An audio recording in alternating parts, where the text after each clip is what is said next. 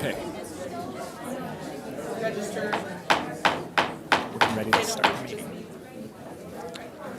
Okay, before I call the meeting to order tonight, I would like to welcome you all here Just 1 minute. We're starting. and acknowledge that this is our first meeting back since the election. And I would like to extend congratulations to my colleague Bruce Ehlers, who is now mayor-elect. We will be having a swearing-in ceremony on December 10th. There will be a group of outgoing council members and mayor that will be at the start of the meeting, and then new council members and new mayor will be sworn in at the second part of the meeting. So I look forward to seeing you all here, and I wish certainly Councilmember Mayor-elect Ehlers the best of luck. And I will promise you, though, that there are still a few more meetings, and I am not inclined to act like a lame duck. So there will be no quacking from the dais, and so we'll keep the city's business moving forward. So with that, I would like to call to order this regular meeting of the Encinitas City Council for Wednesday, November 13th, 2024 at 6 p.m. And if the clerk would please call the roll. Yes, Mayor. Councilmember Lyons? Here. Councilmember Ehlers? Here. Councilmember Hensy? Here. Deputy Mayor Blackwell? Here. Mayor Krantz? Here. Record will show all members of the council are present tonight. Okay, very good. And if you're able to, please rise and join me in the Pledge of Allegiance. Ready to begin. I pledge allegiance to the flag of the United States of America and to the republic for which it stands, one nation, under God, indivisible, with liberty and justice for all.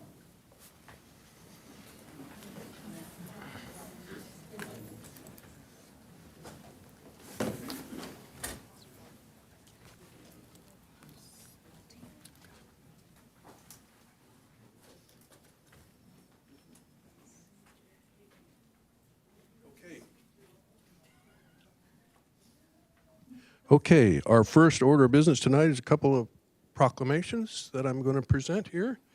Our first is in recognition of Native American Heritage Month, and Chairman Steve Cope of the San Pasqual Band of Mission Indians is here to receive that proclamation. Justin, are you coming up as well? Just Steve.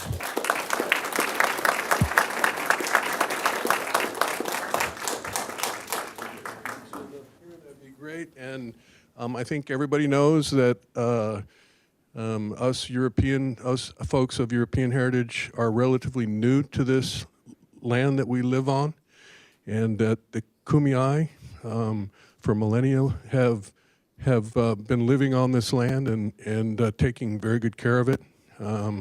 We are on lands that is theirs, and I think it's important to acknowledge that here in San Diego we have the most tribal nations than any county in the country. And so it's important to keep that in mind as we travel about doing our business, that we're on land that has long been occupied by people who are indigenous to this region. And in fact, the San Pasqual Band is one of them. And so I am going to issue this proclamation in honor of National Native American Heritage Month. And I will say that whereas National Native American Heritage Month is celebrated each year in November, it is a time to celebrate the traditions, languages, and stories of Native American, Alaska Native communities and ensure their rich histories and contributions continue to thrive with each passing generation. This November and every month, we celebrate the culture and heritage of these remarkable Americans who deeply enrich the quality and character of our nation. We celebrate the remarkable diversity of American Indian and Alaska Native cultures and peoples. And whereas this year's theme at the Department of the Interior is honoring our nations, building strength through resilience, which highlights how Native American resilience has fueled progress and enriched communities across the country. Native Americans have long been innovators, particularly in agriculture, medicine, and environmental stewardship. Whereas the City of Encinitas recognizes the importance of acknowledging and honoring the rich history, culture, and contributions of California Native Americans, especially the Kumeyaay Ipai tribes that are the first people of these lands that we now call Encinitas. And whereas the city aims to promote diversity, inclusivity, and respect for all individuals in our community, and California Native American Day provides an opportunity to celebrate the heritage, traditions, and resilience of California Native Americans. And whereas California Native American communities have made significant contributions to the growth, development, and progress of our state and community through their rich traditions, art, language, medicine, environmental stewardship, and more. And whereas recognizing this important day fosters great understanding and appreciation of the historical and contemporary issues faced by California Native American communities, and provides an opportunity for all persons to learn about the diverse California Native American culture that has shaped our region and our state. Now, therefore, I, Tony Crest, Mayor of the City of Encinitas, along with all City Council members, do hereby proclaim November 2024 as National Native American Heritage Month.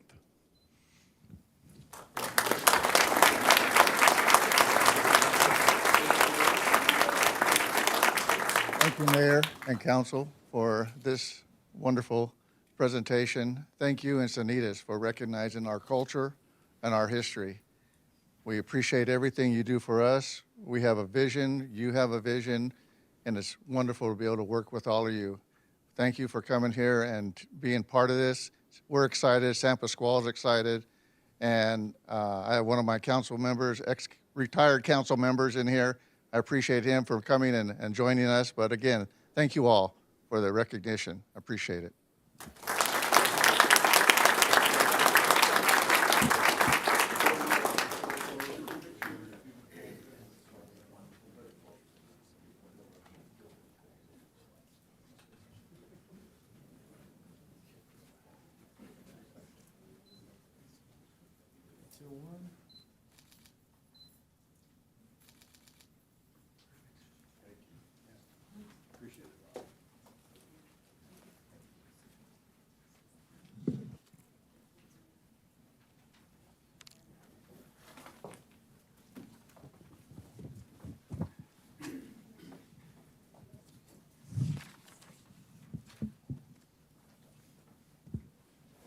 Okay, next, I would like to recognize Denise Stillinger. Thank you. Good to see you. Denise is the Philanthropist of the Year for Miracosta Community College District.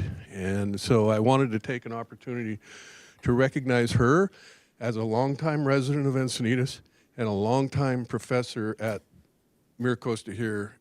And the basis of the knowledge that I have that she's a tremendous teacher is that my daughter took her for a class and really raved about how much she learned and what she brings to teaching and imparting her wisdom to young people in our community. So I appreciate that. This is as Philanthropist of the Year through the faculty and staff at Miracosta College. They have the opportunity to make contributions to the foundation at Miracosta, and she was the member of the faculty who made the greatest contributions. So, and Miracosta is now celebrating their 90th birthday, and their role in educating people in this community has a long history. So, whereas Denise Stillinger has dedicated over 3 decades of service as a cherished associate faculty member in the Biological Sciences Department at Miracosta College,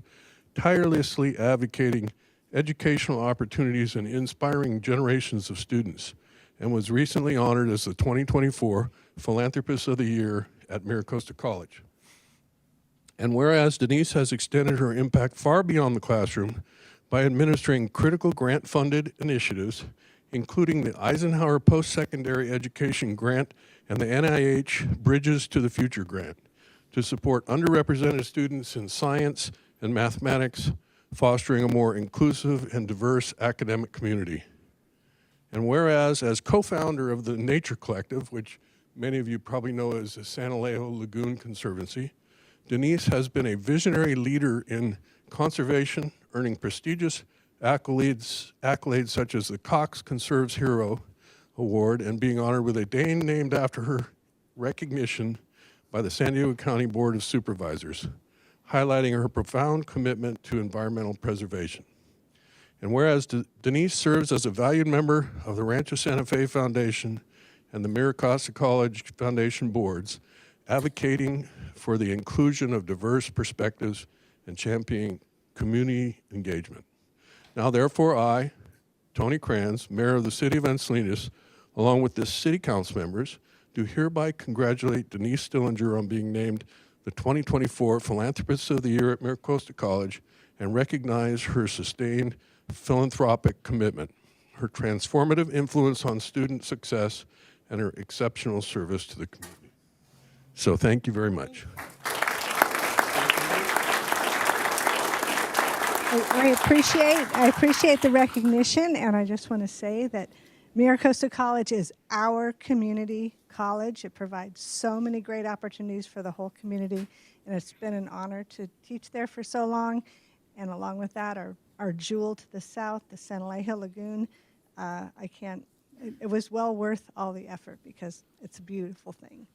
Thank you. Thank you. Do you want to join me for a photo?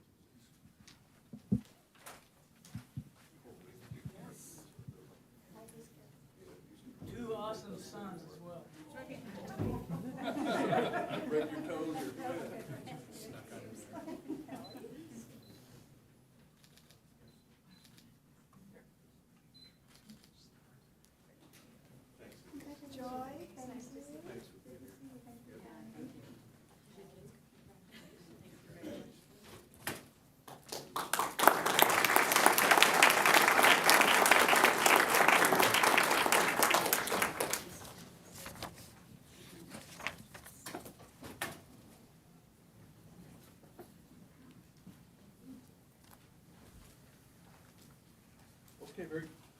thank you. With that, we will move on to item 5, oral communications, please. And just a reminder, oral communications is anything that is not listed on the agenda. We have approximately 18 speakers, and I'll call you up 3 at a time. First 3.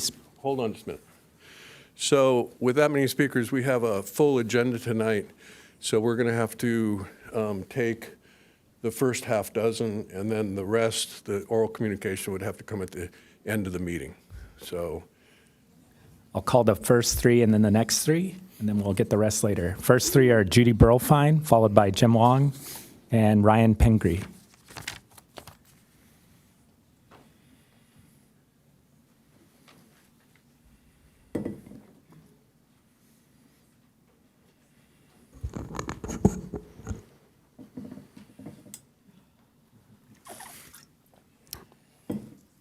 Okay, I would like to share a few thoughts on the Santa Fe project.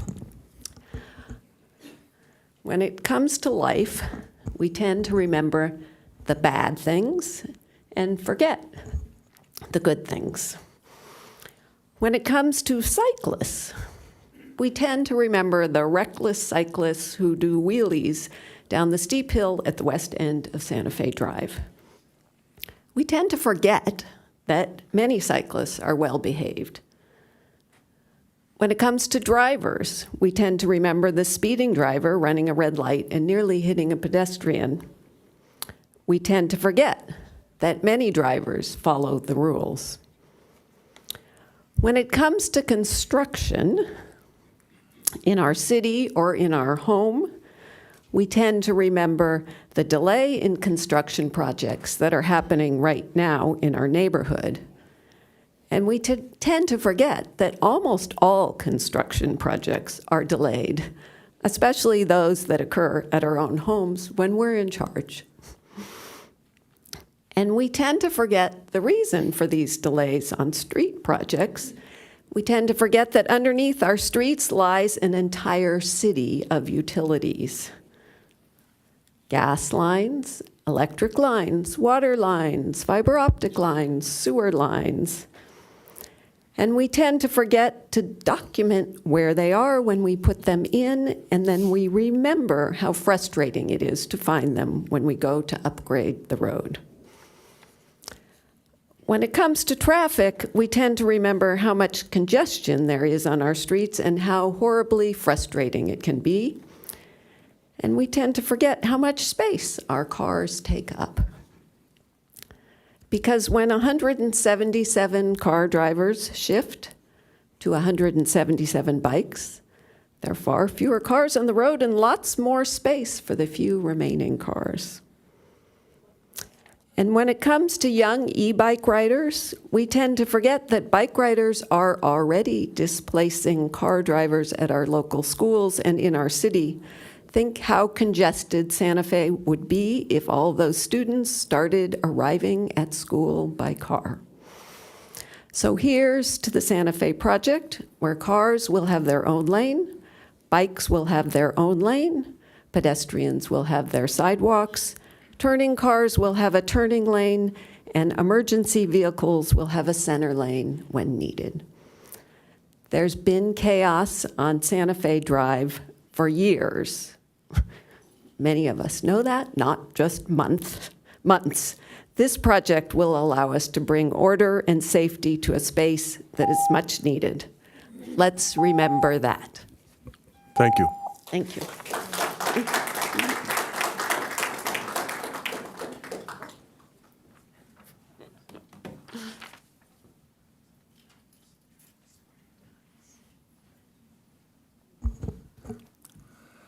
Mayor Kranz, for the last decade plus, you've served the city that you love and that we love. And during your tenure, we've seen some really remarkable improvements, such as the Cardiff Rail Trail, the train undercrossings, the community park, Olympus Park, and of course, Pacific View, which may not have happened without you. So thank you very much for your efforts. And Councilmember Hinsey, I still clearly remember when you, at this very podium, with your bike helmet, after Roberta's accident, you came and asked the council to please add some infrastructure to help the safety of bikes and pedestrians. And I remember meeting you, having to run into you on Swallows Beach with your then fiance, and we're talking about how there are open seats on the council. So you stepped up, not just for a partial term, but also for election for a full term, which you won by the largest margin. And during that time, we've seen so many great improvements in the bike and pedestrian infrastructure. So thank you very much for that. Of course, your work's not quite done because there's one little item on today's agenda I hope we can get through, but you've done great work so far. And Deputy Mayor Blackwell, you haven't been on council as long as the other two, but you've done some remarkable work too with affordable housing. And without your assistance, I'm not sure the other two would have been able to be as successful as they have been. So I want to just say thank you to all three of you for all your hard work and your efforts. Thank you.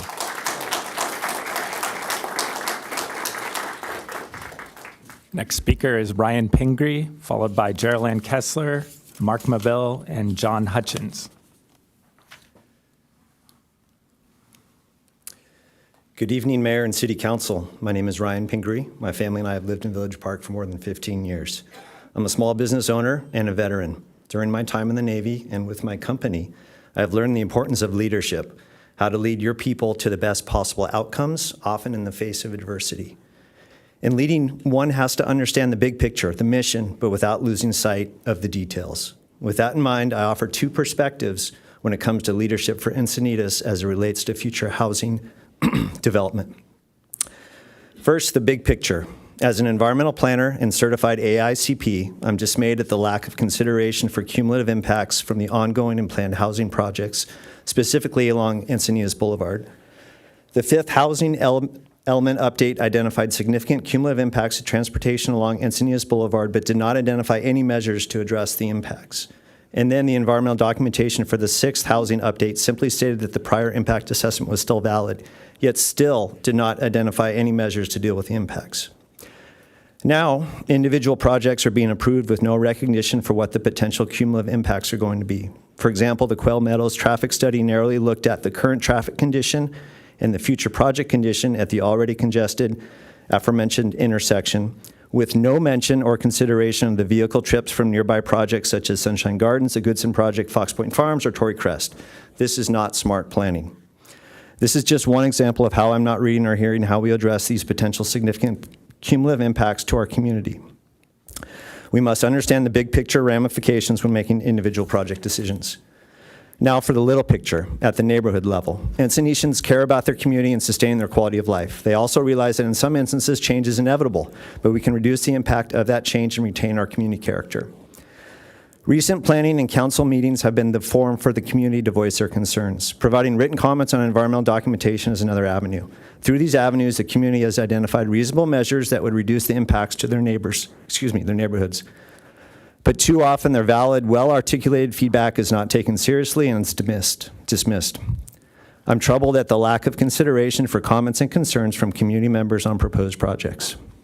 Where is the respect for our existing community and our neighbors? Are we so enamored with developers that we have stopped considering our current residents?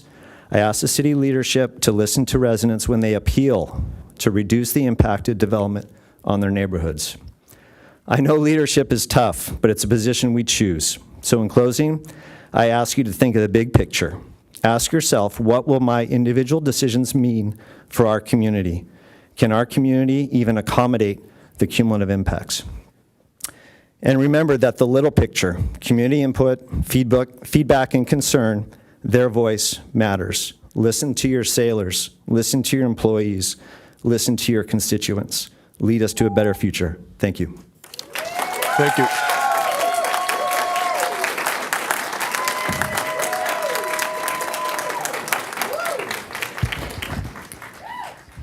I would like to thank the council member for their service.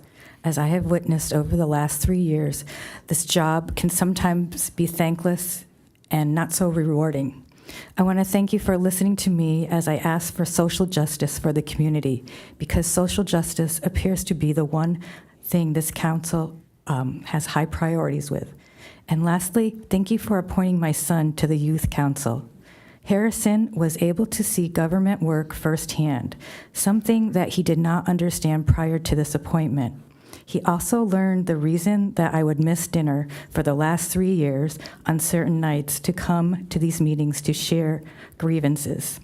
What I have learned in these last 3 years, or 4, coming to these meetings, is that government is very complicated, and most of the time it's about compromise, which can be disheartening. I also want to digress and say that it's my birthday tomorrow, and I'm spending it with you on my birthday eve. Hey, don't worry about me. In preparation for this dreaded night, I spent the weekend in Santa Barbara with my husband, and that's a tree city. Speaking of him, I would like to give a shout out to him for building the Encinitas Library. What a beautiful, iconic piece of property it has turned out to be. Isn't it wonderful that people who sat on the council, along with the friends of the library, the community members, had the foresight and worked diligently and thoughtfully with the community to build such a lovely space that is accessible to all walks of life? I'm sure you will be thinking about your legacy as you move forward, thinking about your hard work you put in behind the scenes to make something work out for the community. I'm sure you'll be relieved not to hear me as you move into the next chapter of your life. But please support our longtime tax-paying residents on your final council meetings and do the right thing for us. Thank you for listening. Thank you.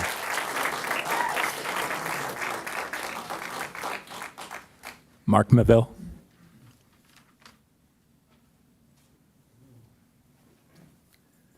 Mark Maville, concerned citizen for the city of Encinitas. I'm hoping that the new change of the guard will have some forthcoming idea of motivate, delegate, and terminate things that don't make sense. And thank you for your service.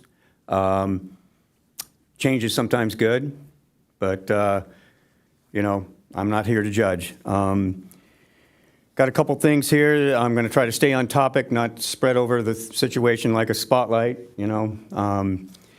But the homeless solutions that I have been trying to suggest would be, of course, the AA meeting that we're trying to put together. We have a venue that has been approved, and we're behind it 100%. AA will be behind it, and if we get 20% of that population to maybe become sober, become active, become productive again, then we've accomplished something. There is no tolerance. The sheriff has done a great job of no tolerance at this point. And if it's suspicious, they're taking care of it. They're doing sweeps. They're doing all kinds of things that are benefiting by tracking, checking for warrants, things of that nature. And if it is not a part of Encinitas that fits, then it's got to go. It's a great community. I don't know if you know, but Encinitas has been deemed the best beach community in the state, and we want to keep it that way. As far as the benches are concerned, that removing them was not the element. That's not the element. That was a give-in. And they have to return, power washing, giving the employees the right, because they have extended past the benches, to have the right to say, you got to move on, you're affecting our business. As far as public safety, cameras in the parks are probably going to be mandatory in the future. The parks are doing a lot better. They've cut down on the watering by at least 50%. It became a situation where there's a slip hazard, sogginess, and things of that nature. And we know water is like gold. You don't just keep watering every day just to water. Curfew violations, things of that nature have to be enforced on these cantinas and all that. Kids that are under, 11 or 12 have to have a curfew, along with the cantinas have to shut down at 5. That would be the recommendation. You don't have to take that and run with it, but it's going to make the city safer at night on Friday and Saturday nights when the activities are really happening, not at 11:30 in the morning during the week. So the graffiti removal has been very effective. They have a department here that takes care of that. Maintenance and the sheriff have been major contributors to the situation as far as making sure this homeless situation is under control. Thank you. And we really appreciate it, and I'm sure all of you can see the difference. That's all I got. Thanks. Final speaker for this batch of oral communications is John Hutchins.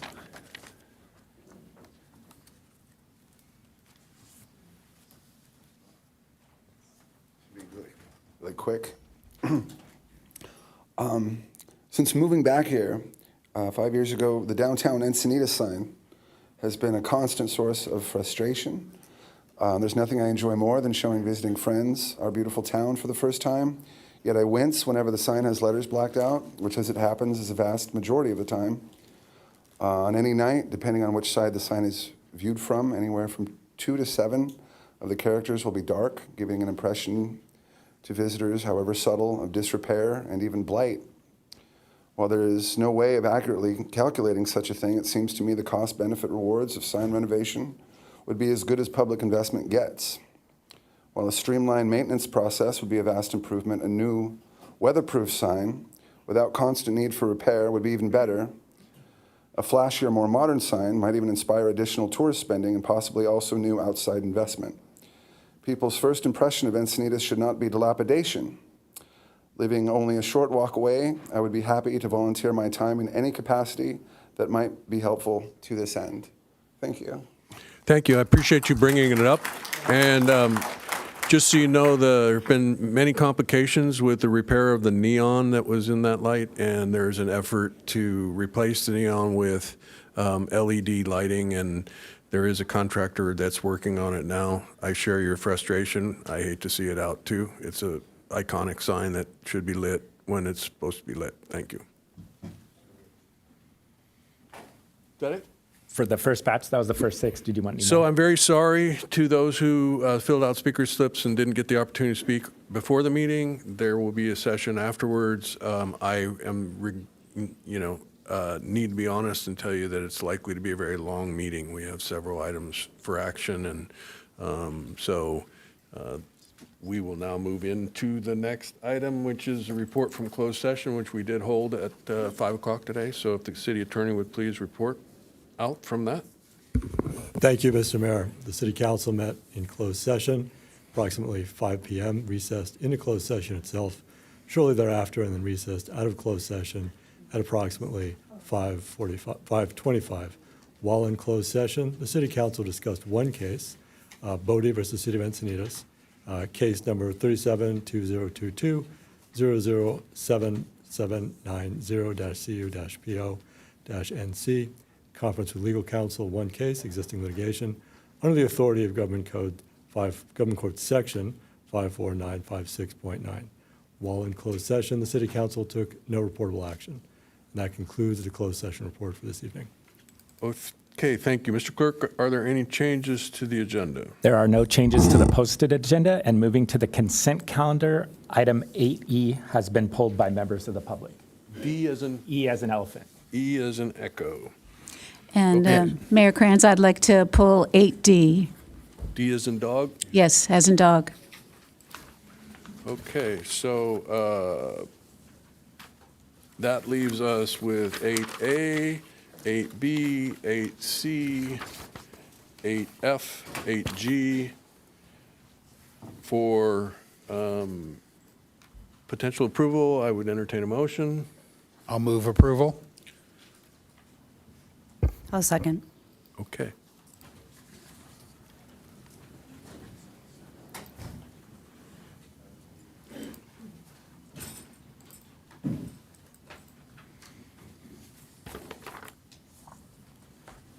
Deputy Mayor Blackwell. Motion carries unanimously.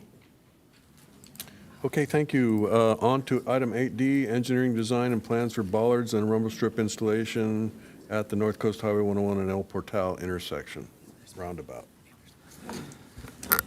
And I would like a staff presentation, please. Thank you, Councilmember. I don't have a presentation prepared for tonight, but I'll be happy to answer any questions. The item is regarding adding a few bollards at the two southwest and northeast corners of the El Portal roundabouts and additional signage and rumble strips in advance of the roundabout in both directions to kind of notify drivers that they're approaching a roundabout in case they're, for any reason, unaware. All right, I think there's probably a graphic in the item. Maybe that could be pulled up. I'd appreciate it if you would attempt to do that. And so what I wanted to present here is I have some concerns about the proposed actions for traffic control at this intersection, and I have some questions about it. And I'd like for our city council to consider not taking action on this tonight, but to allowing there to be, if there is any interest in public comment. Is there any public comment on this one? Okay. Allowing for some dialogue on it here in the public. And then I don't know if the proper mechanism would be to table it and bring it back, but what I would like to consider is that we give it more time and not take action on this.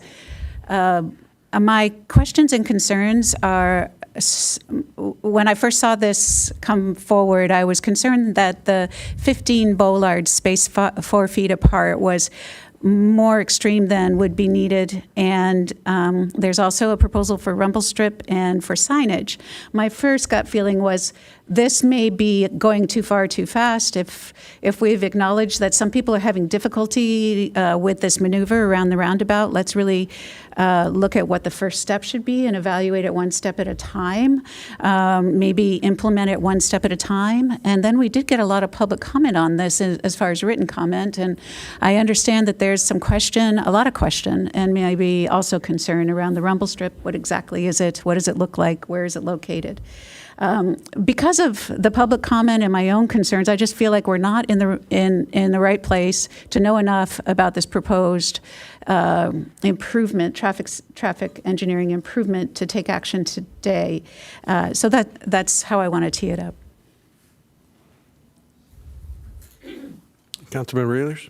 Yeah, and I was going to pull this item also for very similar reasons.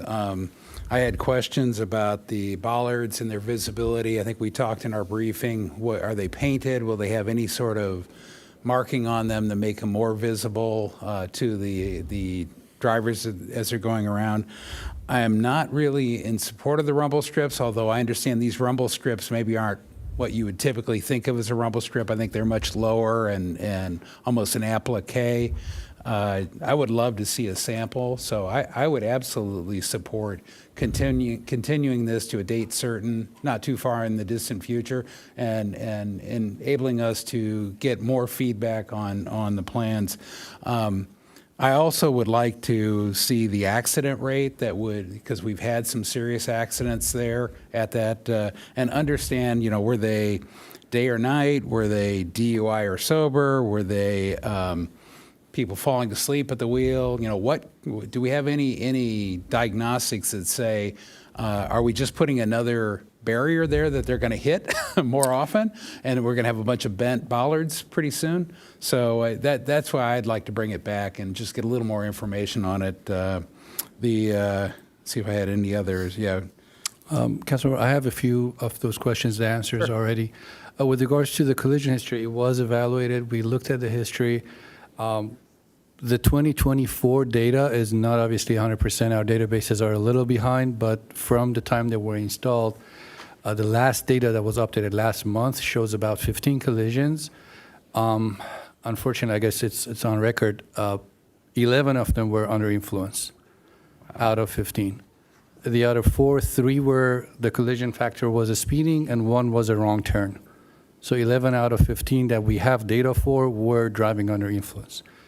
That was, I guess, the main reason that we're kind of going above and beyond. This is not our standard treatment. As you know, none of our other roundabouts will have these bollards. I'm sure you're familiar with the 2-3 most recent drastic collisions that we had at that corner where a car was caught on fire. And due to the fact that there is a business there is a residence above that, we're kind of, I said, we're treating this a little different. At none of our other roundabouts in the city, we've had, in 3 years, like 12 collisions under influence. That's one. With regards to the rumble strips, they are present. The last time I drove in Solana Beach, they're still there, unless they were taken out the past month or two. But driving into Solana Beach, I think there are 2 sets of rumble strips that these specs are from the city of Solana Beach. So just entering, they're on 101. On 101. Yeah, entering city of Solana Beach, the first and the second block, I think, have these rumble strips on 101. They're very, as you mentioned, they're very short. The height is it's 0.3, 0.4 inches. It's not that tall. The other one about visibility, usually we do not require, per code, we do not require reflection on object markers that are off pavement, because technically a vehicle would have to hit the curb before hitting these. So as long as, we don't put reflectors on our curbs. So anything beyond the curb per code doesn't require. If we put reflectors on there, we'll make sure that they're lower than the driver's eyes, so when they're turning around the roundabout, it wouldn't reflect to their eyes and make turning around the roundabout complicated. But it's not on the design, but it certainly can be added some sort of reflection. And I wasn't necessarily asking for reflectors, but maybe a contrasting lighter color so that they could actually, I think in our briefing we discussed that they were a darker color. The 15 collisions you cited, were those car to car, or were they car to curb or car to light pole? In other words, would the bollards have made a difference? If it's car to car, the bollards might not have made any difference because it's people pulling out in front of other people. But if it is going off because I know in the report you talked about cars going off the circle, and that's the one we're trying to reduce, right? Correct. So how many of the 15 were those kind of I don't have the exact number for how many of them ran off the roundabout that way. And that's the kind of information I'm looking for. I'd also like the chance to go look at the type of rumble strip construction that you're saying it's the same type of construction? Okay, The specification we have here, we borrowed from City of Solana. Perfect. So I would, unless there's somebody, sorry. Councilmember Hensy. Thank you. So I do support traffic calming through the stretch because it is an important safe route to school, and I've heard from many of my neighbors that they do think cars are entering the roundabout too quickly. So I do support a speed deterrent here. I had some questions too about the choice of bollards. It's such a beautiful gathering space for the community. I know in the past, Councilmember Lyons has made the recommendation instead of doing something that's more, kind of harsh and using nature instead. I'm wondering if we can't replace that bollard idea with maybe some boulders in these locations. I don't know if per the MUTCD that's allowed, but I think that would accomplish what we're hoping to accomplish and visually look much better. And then as far as the audible speed humps, in the past, I know that you were able to implement speed humps on Highway 101, and then that was okay with the fire department. And I wonder if there's not an opportunity to do that here as well, because I think that those were embraced by the community and achieved the goal that we had of lowering speeds and getting people to be more mindful through the stretches where we have pedestrian activity. Yeah, certainly. I mean, implementing what last time we did the speed tables on Highway 101, it was a direction from the city council. Our fire department worked with us. We can follow the same path and discuss this with our fire department. Obviously, at a potential future meeting, our fire marshal can come with us, and if there are any concerns, express their opinion. I do know that on our classified roads, especially a road as sensitive as 101, they have concerns over emergency response, but how much one extra or two extra speed tables would affect that, I will leave that to our fire marshal to decide. With regards to using boulders instead of bollards, there's really no standard MUTC with regards to using any kind of a rigid, solid. Even these, we are just basically creating a deterrent, something that would hold a vehicle at like 30, 40 miles an hour.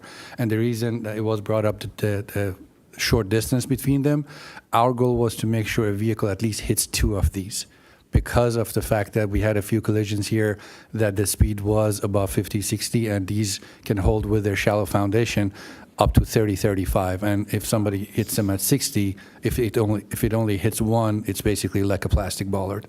That's why we decided to go with a 4-foot spacing on this side, so that at a minimum, a vehicle would hit two of them. But again, that's nowhere to say this is going to be enough. I mean, still a vehicle might hit them or roll over. The train of thought behind it was just to put as much reinforcement in front of a 60, 50, 60 mile an hour vehicle that's losing control. There's no MUTCD standard. So I strongly support the bollards. I have no, the rumble strips I could live without, but the reality is that I use this roundabout and the undercrossing almost daily, and the number of times I see vehicle tracks driving through the vegetation and taking out light poles and trash cans and things is pretty disturbing. And I do believe that it happens most often at the 2 a.m. call. So, I do think it's oftentimes related to impaired drivers. But there are plenty of other drivers that see a roundabout as a challenge to, as a chicane in some sort of race. So it's really a bummer, because the number of young people that are using this facility to get to school and back and to the beach has really just been very refreshing to see. So to me, it was about the notion of immobilizing these drivers. And I think that's the purpose of bollards. So I support this, but I will go another round. I'd rather make a motion to kick it to another meeting, but we got other issues, and this was pulled by council, so maybe what we want to do is just hold it to the end of the meeting. And if you want to discuss it more, we got a lot of stuff we're dealing with here. I'm prepared to make a motion. Okay.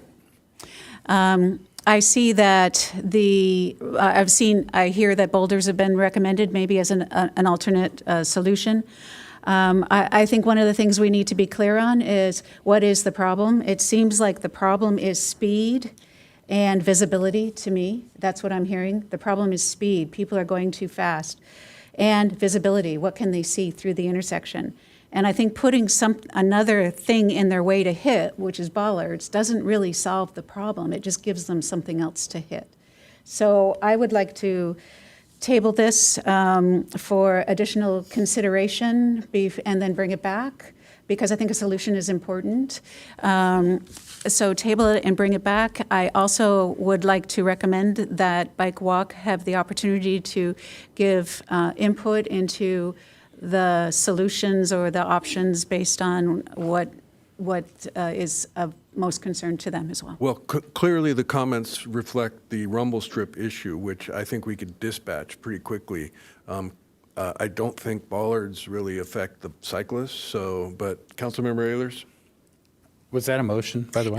If it wasn't clear enough, it was intended to be a motion And- to table this for further consideration. Or did you want to continue it to date certain? There are two choices. In other words, table it would be put it on hold and then staff would renotice it in the future, or we could choose to do it to a date certain in December or something. Oh, yeah. So tabling is bad, because you have to have an agenda item to take it off the tables. Okay. I knew there was a reason why that wasn't good. So the quickest way to move and make a decision sounds like to continue this to a date certain. Date certain, and could we look to the city manager to suggest a date? Well, I Or can city tell you clerk? there's no time in November, so it would be a December meeting, and I don't know which one you want to. So you have two appeals on December 11th, so if you want to move it maybe to December 18th? Or January, maybe? January sounds fantissimo. It's actually fine, because I think giving it a little more time for the thorough engagement and coming back with something that's been vetted is preferable. Okay. Thank you. So Thank you, Abe. January, since we're trying to avoid renoticing. January 15th. Perfect, January 15th. then. So that's my motion. If that's the motion, I'll second that motion. And one of the things I'd like staff to bring back, Abe, one of the things I want to know, are all the accidents car to car, car to curb? Are they predominantly in one direction, northbound or southbound? So do we have to put speed bumps on both sides, or if that's an option, speed tables as an option? So Sure. motion second.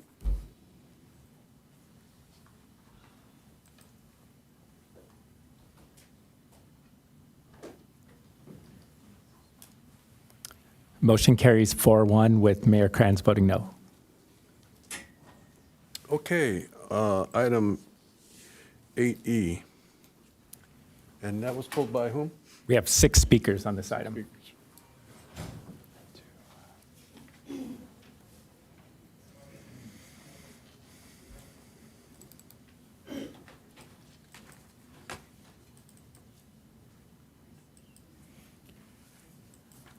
Do you need a presentation? I don't know who the speakers are.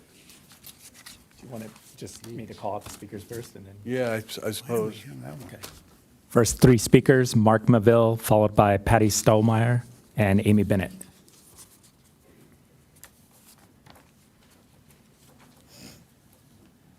Quite a bit. Okay. Once again, Mark Maville, I think everybody knows that part. Approval of this memorandum of this sort, I just, personally, I see it as a waste of time. I don't see where it's really necessary, such as the studies that they did on the parking and things of that nature. I think the council is on things well enough to where they can make those decisions and even just peruse and maybe look at things without having additional studies or celebrations over really, what is it, environmental citizen climate lobby, whatever. It just doesn't seem like it makes any sense to waste time, resources, or whatever it may be. There's other things that are more of a priority than that. And so that's just the short end of it. But I may not be the popular vote on that one, but it's just, that's just an opinion. It's not that my opinion matters, really, but I thought I'd just throw that out there. But I just think that resources can be used in other areas that are a little more poignant as far as the city is concerned. Thanks. Thank you. Thank you, and I appreciate keeping it short, and I will ask that comments be kept to a minute or less.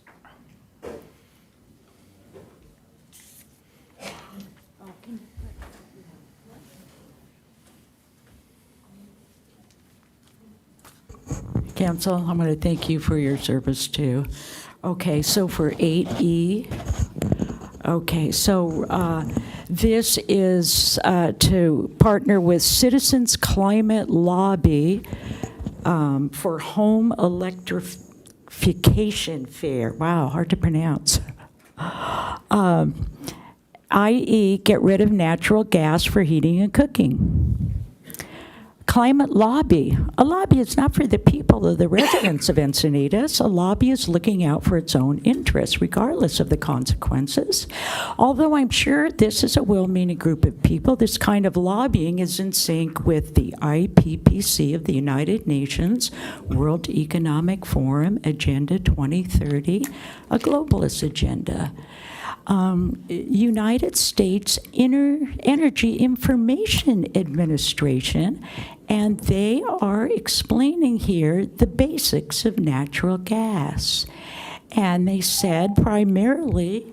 Thank you. I had time donations, and it wasn't 3 minutes yet, right? No, we're keeping it short. Thank you. We're going to 1 minute per comment. 1 minute per comment. Thank you. Next speaker is Amy Bennett, followed by Mark Friedman and Larry Peranich. Hello, my name's Amy Bennett. I live in Encinitas. I've lived here for 35 years or more. And I'm a retired staff person of Citizens Climate Lobby and a very active volunteer. And I want to just ask you to please approve this. The Citizens Climate Lobby means citizen lobbyists. It's actually our, in my mind, a civic good that citizens actually speak their mind. So it's not it's a citizen group, a volunteer group. And I just hope for your approval. Thank you. Next speaker, Mark Friedman, followed by Larry Peranich, and then Helen Planter. My name is Mark Friedman. I am also a part of Citizens Climate Lobby, and I wanted to thank the City of Encinitas for all your leadership in climate action with your climate action plan, recent adoption of the REACH codes that you implemented. We believe this activity, the Electrification Fair, would be clearly in support of that effort.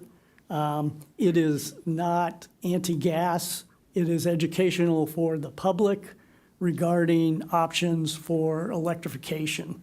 And we have a number of volunteers at Citizens Climate Lobby who are doing preliminary work on the project. There does seem to be a lot of interest in the public and among exhibitors. We've got about a dozen volunteers who are prepared to work on this. So greatly appreciate your support in this. Thank you.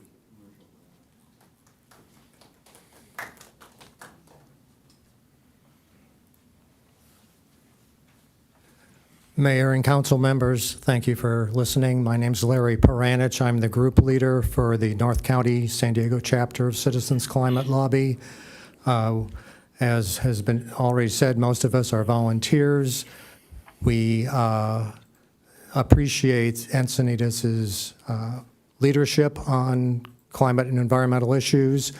And I want to stress that the proposed electrification fair is strictly information for the public. This is in no way forcing anybody to give up their gas appliances if they don't want to. This is just getting the information out. So if people want to take advantage of some of the tax incentives, bring additional business to local businesses that might be helping with that electrification, that's what we're trying to do. So thank you for your consideration, and I hope you'll support this item. Thank you. Last speaker, Helen Planter. She said she was not speaking. Okay. That concludes public speakers then. Okay, Councilmember Lyons. Yes, thank you. I think this is a worthy item to meet the needs of our climate action plan. It is public education, and I know I've heard from my constituents that they would like to have more knowledge and information on electrification and what the options are, especially when it comes to the tax benefits, tax credit benefits. I think this can be of value to our citizens, so I'd like to move approval. Second. second.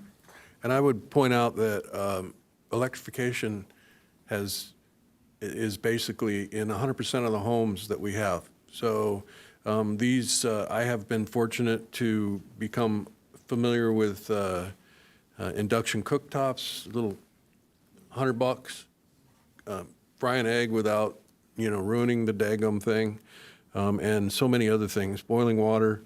My wife has become expert with the Instapot.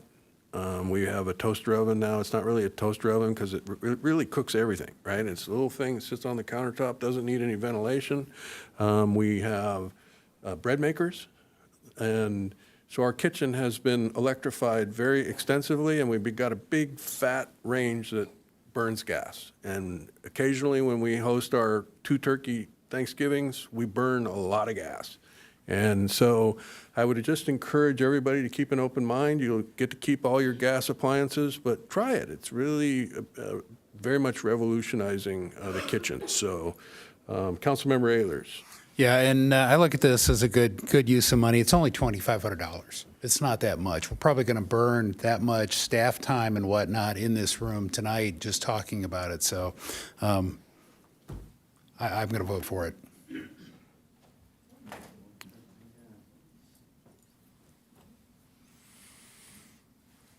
Motion carries unanimously and takes us to item 10A. Item 10A is a public hearing to consider a timely filed appeal. And it is, let's see. Mayor Kranz, due to public our policy here at the city, I am required to recuse myself from item 10A due to the fact that I own property and live within 200 feet of this parcel. Okay, thank you. We'll let you know when we're done with this item. And it is a public hearing. It's on the Tory Crest project. And I'm going to go through the procedures for this appeal hearing. There will be a staff report given. And then I will ask council to disclose any other information that they have received that is not included in the staff report. There will be a round of preliminary questions by city council members. And then I will open the public hearing, and the appellant will go first with a presentation that's 10 minutes long. Bernard Minster will make a presentation and include any other representatives of his appeal. Then that will be followed by the applicant, 10 minutes. Brian Staver, he too will make a presentation and offer the opportunity for any representatives of his project to also speak. Then we will hear public speakers. Following the public speakers, there will be a rebuttal by the applicant first for 5 minutes, and then there will be a rebuttal by the appellant for 5 minutes. And then we may or may not close the public hearing depending on whether there are questions that we may need to have clarification on, but it routinely is closed. But following that, there will be council discussion and possible action. So, well, action, there will be some action or another.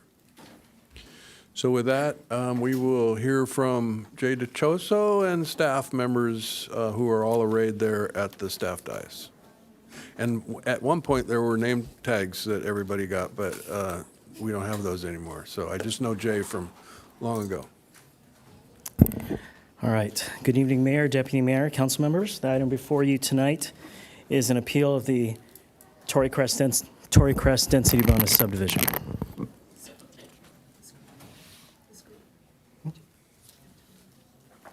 Wait, what? Oh, sorry.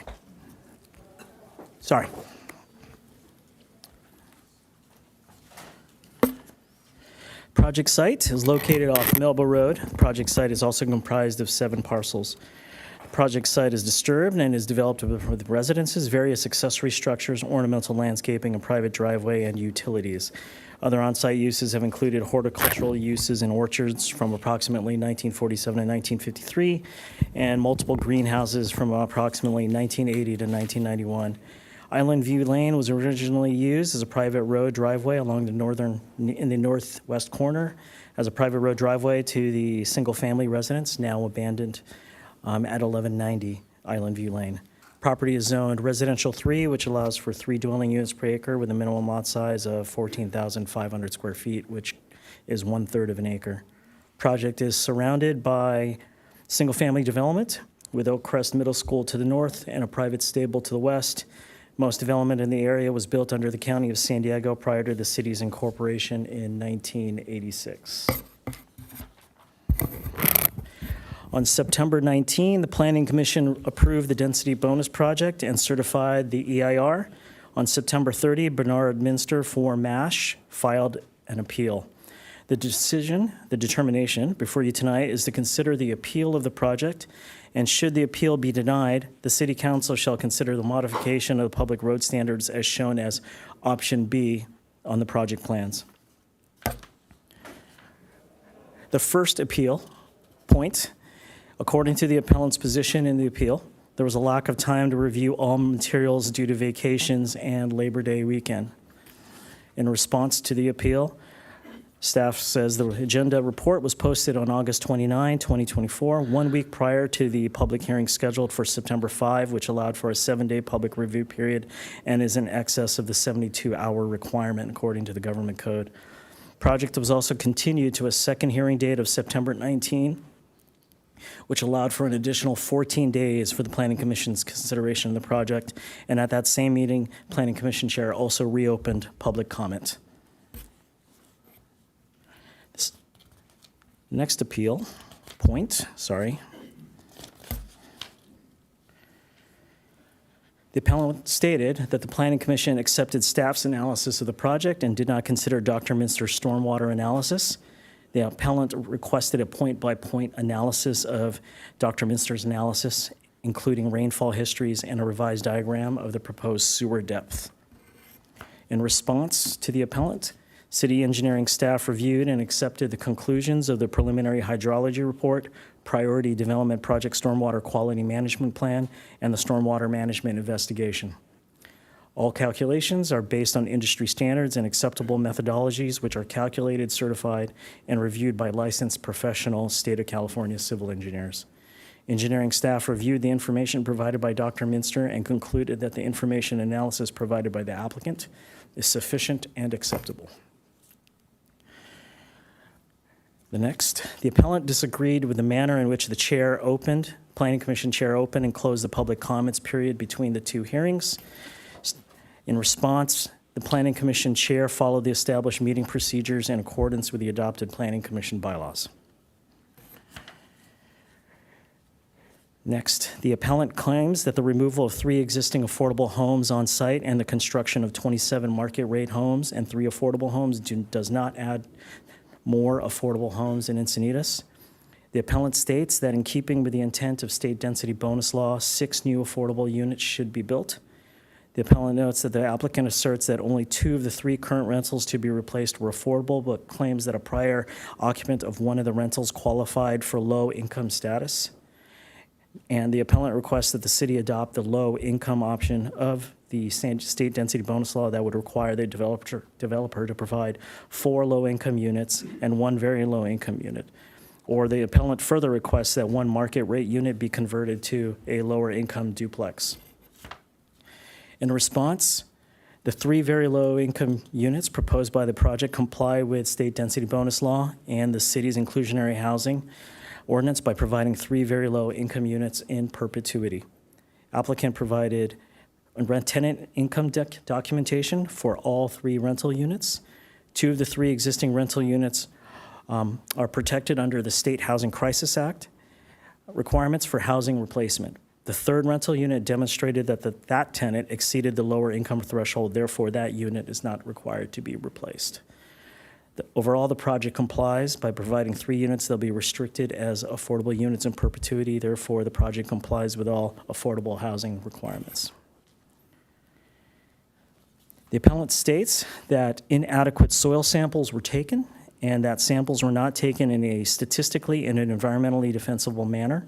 Locations were not documented and without GPS, and that there's insufficient evidence that contamination in the northern area is at levels below environmental screening levels. The appellant requests that implementation of a revised soil contamination survey, a specific plan for removal or entombment of said soils with details on monitoring sites and instruments during execution. In response, Geocon Incorporated, the consultant, provided a response to this argument, which is included as attachment CC9 in your agenda packet. Further, 237 soil samples were collected from 123 distinct site locations across the project. According to the Department of Toxic Substances Control's guidance for agricultural site assessments, a property of this size, approximately 6.5 acres, would typically require only 14 samples. This project, however, underwent extensive evaluation by 2 other environmental firms, which independently arrived at the same consistent conclusions. Therefore, based on these comprehensive findings, third-party oversight, and the County of San Diego Department of Environmental Quality Health approval of the remediation plan, there is no basis for a revised survey. In addition, the Phase 1 and Phase 2 environmental site assessments that were completed for the report in 2021 and a soil remediation plan that was completed in the same year included mitigation measures as shown in this slide and further detailed in the staff report. As the governing body for projects with contaminated soils, the county approved these reports and plan with an approval letter dated February 15, 2022. The grading operation is also required to receive a closure letter from the county prior to building permit issuance. The appellant states that there is a contradiction because studies determined no additional sampling was needed because no contamination was found, yet soil was deemed too contaminated to use for beach replenishment. The appellant noted that Geocon stated, quote, concerns and reservations about the export of soil material. In response, staff quotes, there are different standards to determine whether contaminated soils can be buried versus its use as sand in an aquatic environment. The standards for aquatic use are stricter under the Federal Environmental Protection Agency and were not met for this purpose. The contaminated soils do, however, meet the county standards for burial or export as explained in the county's approval letter dated February 15, 2022. The appellant claims that only 1 tree out of 123 mature on-site trees will be incorporated into the design of the development, which contradicts the mature tree ordinance, which states, quote, future development shall maintain significant mature trees to the extent possible and incorporate them into the design of development projects. The appellant further claims that the Tory Crest tree replacement plan ratio of 1:1 is inadequate and does not align with the Encinitas general plan of maintaining significant mature trees. The appellant further states that larger mature tree replacement aligns with the city's environmental goals and objectives, and that larger trees start to immediately sequester carbon and offset the heat island being created by the housing density and removal of open space. The appellant requests that box trees of sufficient sizes be required as adequate replacements for mature trees. In response, the city currently has no mature tree ordinance in effect. And because of this, the city of Encinitas does not have a definition of mature trees. The tree survey report defined a mature tree based upon industry practices cited in the report. The city arborist concurred with the tree survey, and the project complies with the 1:1 tree replacement ratio identified in this city's climate action plan. The appellant asserts that Tory Pacific had set its own standards and measurements for tree protection zones. Jay? Yes. You're a slide behind. Thank you.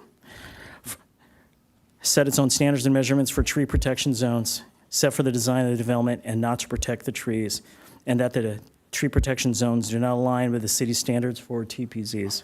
The appellant requests that TPZs are of sufficient diameter and properly protected. In response, the tree survey was reviewed and prepared by a certified arborist and includes TPZ requirements for each tree. The city arborist concurred with the tree survey.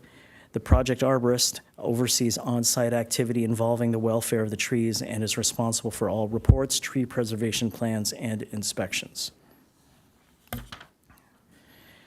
The appellant states that setbacks for the project are insufficient and will not accommodate trash cans, hedges, and residents, and notes that vehicles that extend across pedestrian walkways or across the apron are a safety hazard. The appellant requests that every unit have at least one 7-foot side yard as a safety and access issue. In response, the project proposes side yard setbacks with a minimum of 5 feet as a requested waiver with state density bonus law. There is no specific safety standard that requires a 5-foot side yard setback, which is equivalent to the side yard setback established in the Muni Code for several residential zones. The parking spaces proposed are consistent with the dimensions required by the municipal code. The appellant states that the underground utilities within Island View Lane, within the Island View Lane portion of the property does not make the project infeasible, and notes that it might be preferable for the applicant to dedicate his portion of Island View Lane to the city or to the Island View Lane residents. The appellant requests that the project approval is deferred until Island View Lane issues are settled to the satisfaction of the parties and the city council. In response, the city shall grant an incentive concession requested by the applicant under state density bonus law unless the city makes a written finding that based upon substantial evidence, the incentive concession does not result in identifiable and actual cost reductions to provide affordable housing. The applicant provided SDG&E documentation to demonstrate that the incentive concession to eliminate the undergrounding requirement results in identifiable and actual cost reductions for the project. The appellant believes that the Blue Consulting Group biological report misrepresents not only the number and variety of wildlife and bird species on the Tory Crest property, but also the number of native plant species. Further, the appellant claims that Blue minimizes the destruction and displacement of wildlife and bird species and does not address where the species will go when all the open space is removed and the mature trees are cut down. The appellant requests that MASH's finest professional assessment of wildlife, raptors, other bird species, and plant species be accepted.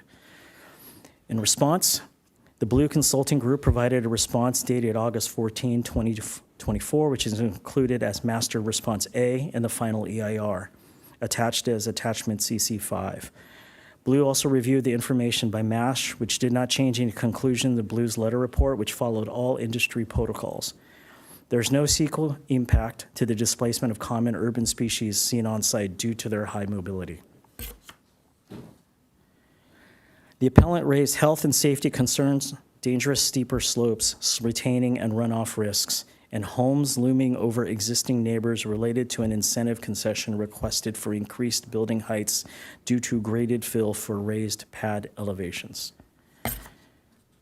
The proposed grading, including areas of cut and fill, are proposed to address drainage needs, create usable residential pads, and install all underground utilities and stormwater basins for the subdivision. The incentive concession request for building height reduces grading and utility expenses and solves cross-lot drainage concerns. All of these result in identifiable and actual cost reductions for the project. The city employs and contracts certified construction and stormwater job site inspectors that ensure acceptable grading operations occur and the appropriate temporary stormwater best management practices are deployed. The appellant requests limitation on construction trucks on Wotan Drive and prohibition on Island View Lane, as well as limitation on construction hours. In response, the Planning Commission added a condition of approval to prohibit construction traffic on Island View Lane unless approved in writing in advance by the city engineer. Various municipal code sections regulate construction equipment hours, grading operations hours, and truck routes as identified on this slide. So this concludes a portion of all the appeal points. Should the appeal be denied, the council is now requested to consider authorization of option B. The City of Encinitas Public Road Standards establishes road improvements standards for roads to be dedicated to the public and accepted by the city as a result of the land development process. Option A is the full construction of road standards along the property frontage as identified in the public road standards. With construction of option A, 4 mature trees would be removed.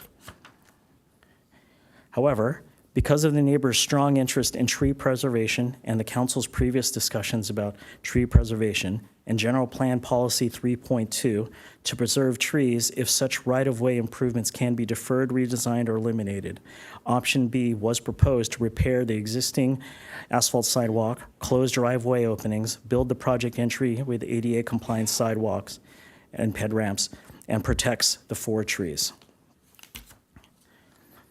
The public road standards does recognize that ultimate street improvements may not always be achievable and offers a path to modify the standards. The modification of the public road standards requires Planning Commission recommendation and City Council approval. The Planning Commission recommended the City Council to approve Option B in lieu of Option A. The project was also conditioned by the Planning Commission such that should the City Council deny the recommendation for Option B, Option A shall be constructed.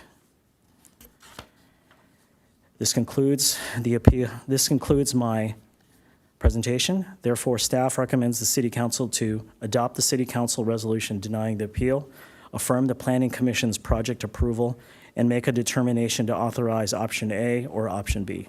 This concludes my staff report. Thank you. Okay, thank you. As previously mentioned, I would like to ask the council now to disclose any other information you have received that is not included in the staff report. Yeah, I received a text from the appellant this morning at 10:48, and he asked 2 questions. He wanted to confirm that I'd received the large package. I think it was 35 megabytes or so. I did. And he also asked me about continuing the item, which I would not discuss with him. I said tonight is the place and time to discuss that. So that's the extent of the text message. Okay, this project's been a long time coming, so I have met with Mr. Bernard several years ago. We discussed some of his concerns with the project at that time. And then recently I ran into Brian Staver at Moonlight Beach Park, and we discussed the timing of this meeting, but no specifics of the project. And I have nothing to disclose. And I too had discussions about the saving of mature trees long time ago, a couple years maybe, it seems like. So, but there have been no additional conversations recently, and so that's all I have. Do we have any preliminary questions, Councilmember Ehlers? Preliminary questions. The first question is on the EIR. Was it required, or the applicant, I think in one of their reports said that they qualified for a mitigated negative debt. And so my first question is was an EIR a required element here?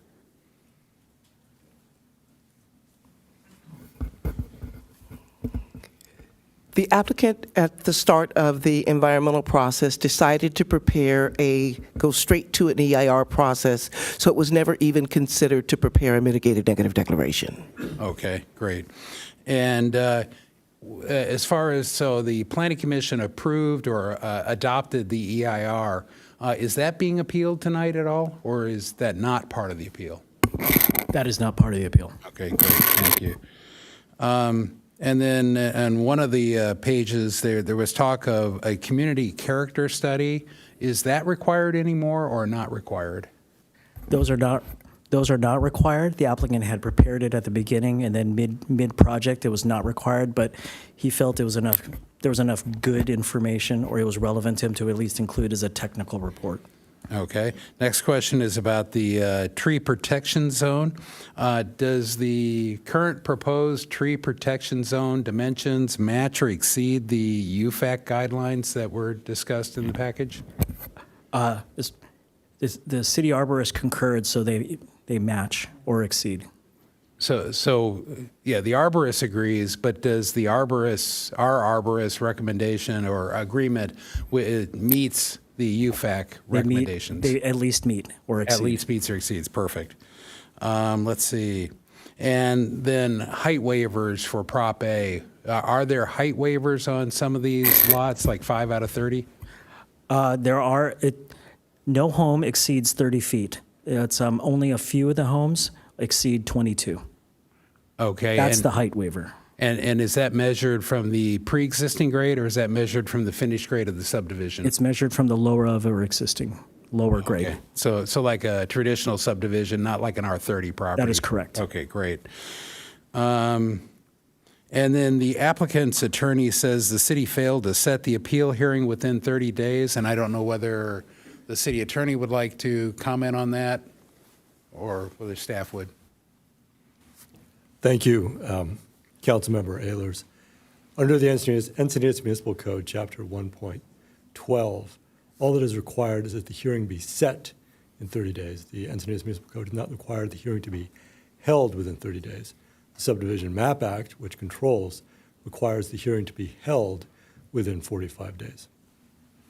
Okay, and then a similar question about the limit of 5 hearings. And I think, where are we? How many hearings do we believe we have had? How many discretionary hearings? I would defer to staff on that. This is number 3.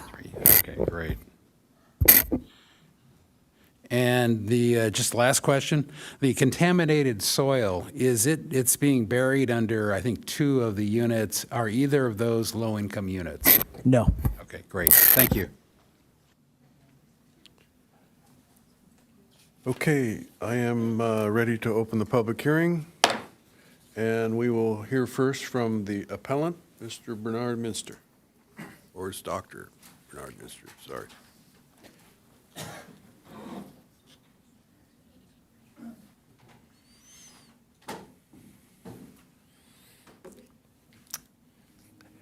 Good evening, Mayor Krantz and council members. My name is Bernard Minster, but today I speak on behalf of MASH. Many of you know about MASH, but just in case, it's the Melba Association Alliance for a Safe and Healthy Environment. This is a very informal group of neighbors. We're not incorporated or anything like this. But we have a mission statement, and you'll see that one word is missing in there, is opposing the project. We do not oppose the project. We just want to make it better so it does not impact our neighborhood nearly as much. And we want to achieve that by making it a better project together with the applicant and with the city, identify insufficiencies and mitigate them, and address shortcomings as conditions of acceptance if we identify them. The Planning Commission did not give us the time to make that case, we thought. This is the main reason why we want to appeal.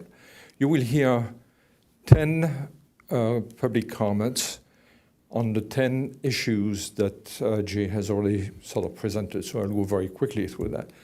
One of them is affordable housing. The project does not increase affordable housing stock in the city by any, 0.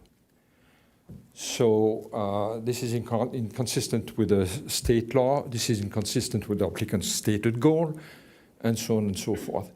There is a solution in the documentation that was suggested by the city and was approved by HCD that would provide 4 low-income units and 1 very low-income unit, that is 5 total. That would be a gain of 2 houses, affordable houses for the city.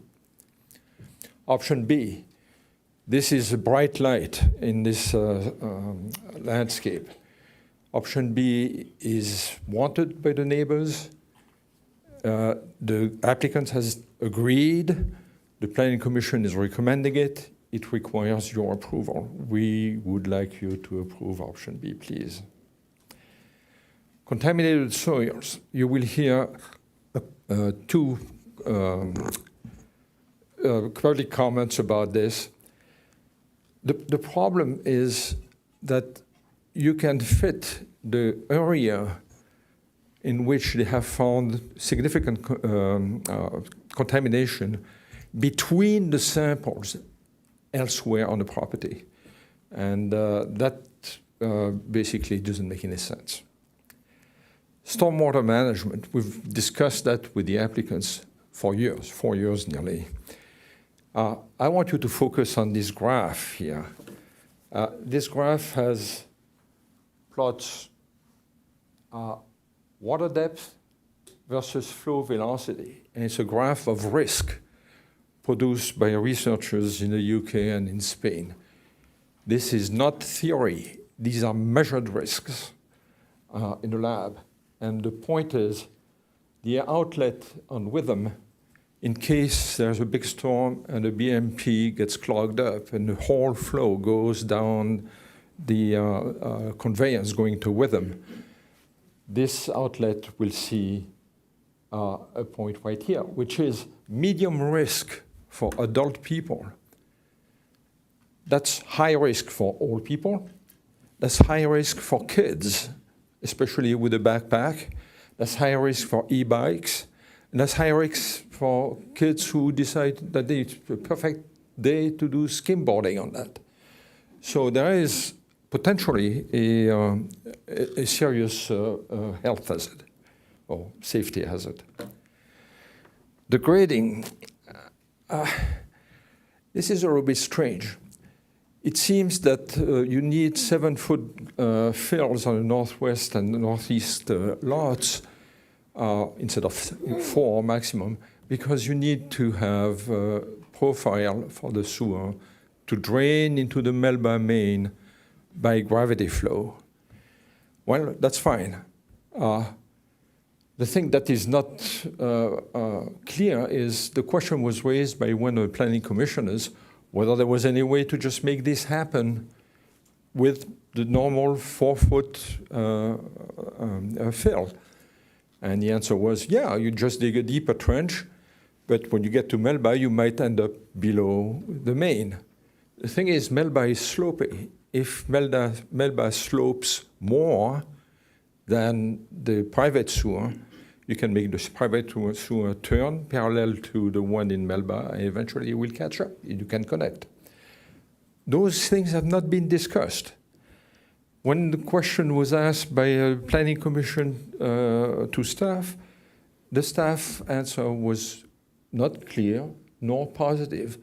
They say, oh, they must have looked at this. Well, that's not satisfactory for the neighbors. Tree replacement plan, what Jay described very accurately what our difficulties are, and you'll hear more about this. But replacing a mature tree with a stick, well, it may be okay if you look at horizons of 15 or 20 years. But most of us won't be here in 15 or 20 years. And in the meantime, those large trees sequester CO2. They mitigate the heat island that will be generated by just removing them in the first place. This needs to be better thought about. Biological resources, the report, the Blue Report, is just spectacular in terms of how unprofessional it is to the reader. The survey was done in the afternoon on one day out of breeding season for birds or anything like this, and they report having seen 1 finch and 1 fence lizard. We wrote to the city and said, no, we see all kinds of other things. We actually financed 2 reports, which I added in the evidentiary documentation. And we cannot believe that this is really less than significant. Island View Lane. Island View Lane has also been a problem discussed for the last 4 years. It costs $400,000, $500,000 in the staff report to bury the utilities down the strip, 15 feet wide, 700 feet long, down Island View Lane that's owned by the applicant. that strip cannot be built. It's going to be used for something. If not, if it is only used to just reach with a 500-foot limit some other neighborhood so that the comparison is more favorable, well, I mean, what's to prevent somebody from making something which is 3,500 feet long and 1 foot wide, and just apply the 500-foot zoning calculation? We haven't been part of the private discussions between the appellant and Island View Lane and their lawyers. The applicant will not sign the agreement that had been drafted unless Island View Lane severs its relationship to Marsh and signs something saying that they will approve the project. Well, our view is, no, these are our friends. They've been working with us for 4 years. We're going to be staying with them. And this should not be approved until a suitable agreement is reached between Island View neighbors, the applicant, and the city to the satisfaction of all parties. There were a number of details. There are a number of parking spots which are 18 feet by 8.5 feet. No, that's just fine if you know how to park your car by moving it sideways. That's not very reasonable. And then the community character. We decided to provide a quantitative comparison of the project with varied neighborhoods to the east, south, and west. And we explain our methodology in great detail. It is not a statistical exercise. It is not arbitrary. It is not speculation. And the derisive approach is, you can turn it off. I'm done. Anyway, thank you very much for listening to me. Thank you.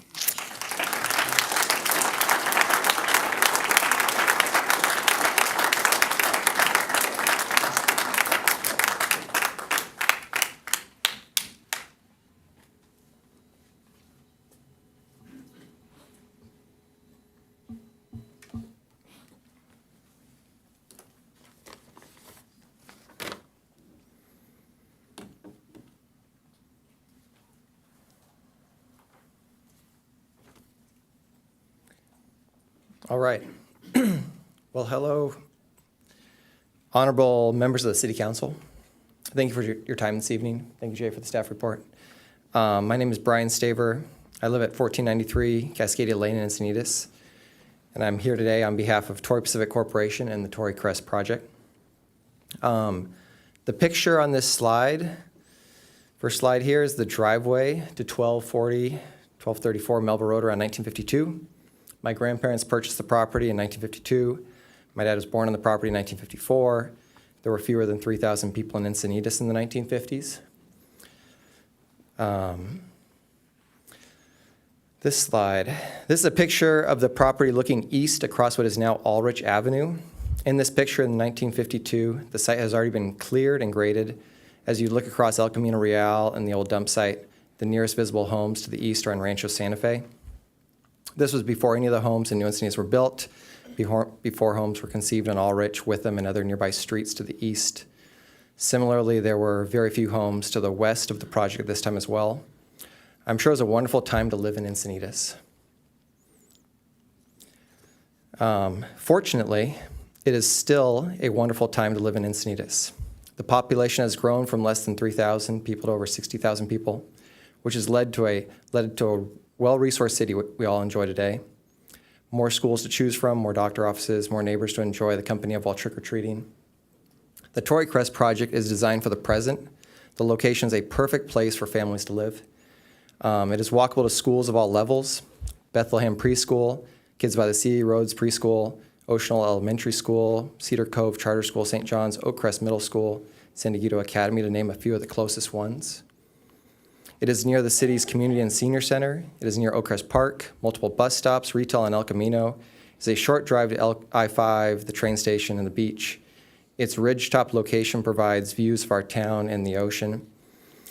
And despite all of this being so close, the site is also quiet and peaceful. The alternative to single-family detached homes in Encinitas is typically single-family detached homes that sprawl into areas that are farther away from the ocean, train tracks, employment, and childhood homes. This project site is an environmentally responsible place to place 30 homes. The architecture is wonderful. Just go to the next slide here. A few things we've done in particular. We've had some wonderful design professionals help us design this project. During that process, we have also been responsive to neighbor feedback. We reworked the site so that none of the lots needed a waiver for rear yard or front yard setbacks. R3 standards were used for the rear yard setbacks to keep separation from the existing homes that share a property line with the project. Repeatedly, we have revised the project based on what MASH had identified as their top request at the time. First, doing an EIR, subsequently not using dry wells, then maintaining the trees along Melba, and subsequently moving the location of a basin. We have used a height waiver on only 5 of the lots, and in all cases kept the height below 30 feet. There's only 230 feet of public road frontage. On the west side, the project largely recreates the current feel by creating separation from the street with the combination of the basin on the southwest corner and a single-story home on Lot 1. The home on Lot 30, which is most visible from Wotan, is a floor plan with a front door that faces Melba. The front door is on the south side of the home. The lot is below existing grade to stay within the requirements of Prop A. Here's another view. Again, the entire public frontage is thoughtfully designed, 230 feet. We have worked with neighbors to preserve the Tory pines and coast live oak along the frontage of this project.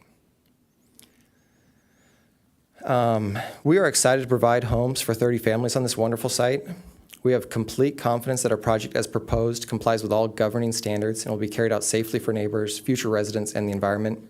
11 consultants are here with me tonight. We are happy to answer any questions the council has. The consultants have reviewed the concerns raised by the neighbors and confirmed their belief that the project should be approved as designed and approved by the Planning Commission. The appeal should be denied. Stephanie Smith, the project's legal counsel, is going to provide some additional feedback on the appeal. Thank you again for your time spent reviewing this project. Is appreciated. Please let us know if you have any questions or concerns.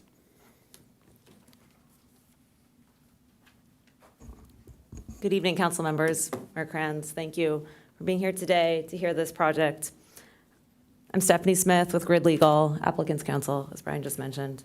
As we're all acutely aware and have experienced, there are a number of state laws that have been curtailing local control over the size, processing, and approval of housing development projects.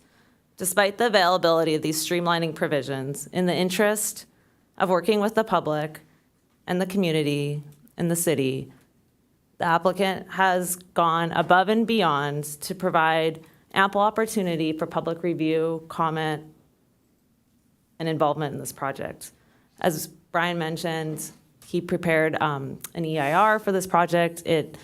There are no significant impacts, and M&D could have been done. That provides additional opportunity for comment, review, responses to those comments. Each public comment received has been responded to adequately.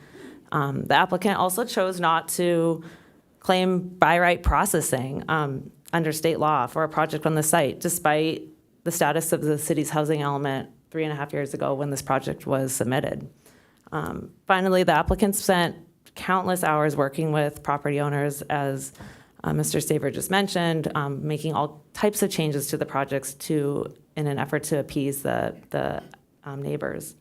During this process, it became clear that the project is consistent with the Subdivision Map Act, the Encinitas Municipal Code, state law, and the LCP.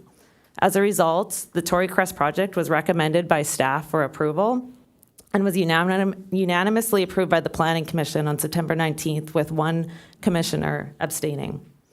Now it's time to get this project moving. This project, as I mentioned, has been processing for 3.5 years. It's gone before the Planning Commission numerous times.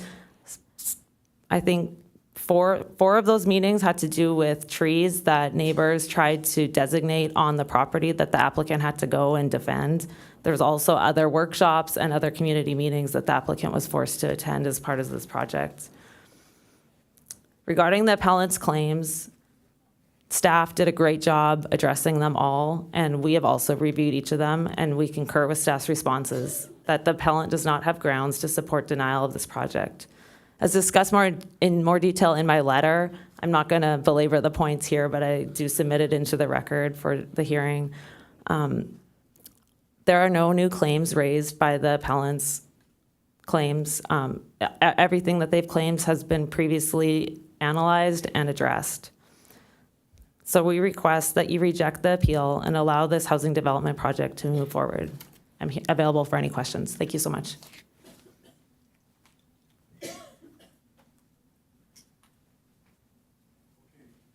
All right, thank you. So how many public speakers do we have? Approximately 11. 11. What is the desire? Should we go into the public comments now or take a quick break? Public comments, okay. Let's hear from the public, and feel free, if somebody speaks the same comments as you want to be abbreviated, provide abbreviated comments, feel free to do that. And I'll call you three at a time. The first three speakers, Richard Wargo, followed by Serena Silberman, and then Jennifer Hewitson with a time donation from Jessica Stuber.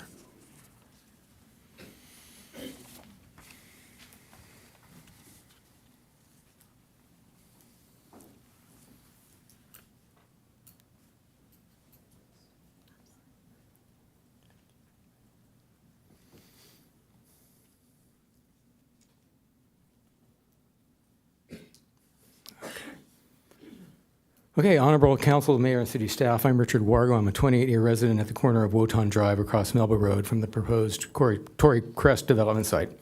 As a condition of approval for this project, I urge you to authorize modification of public road standards for improvements to Melba Road, shown as option B on page 13 of the project plans, as also supported by the Planning Commission on September 19th. And there's option B right here in front of you.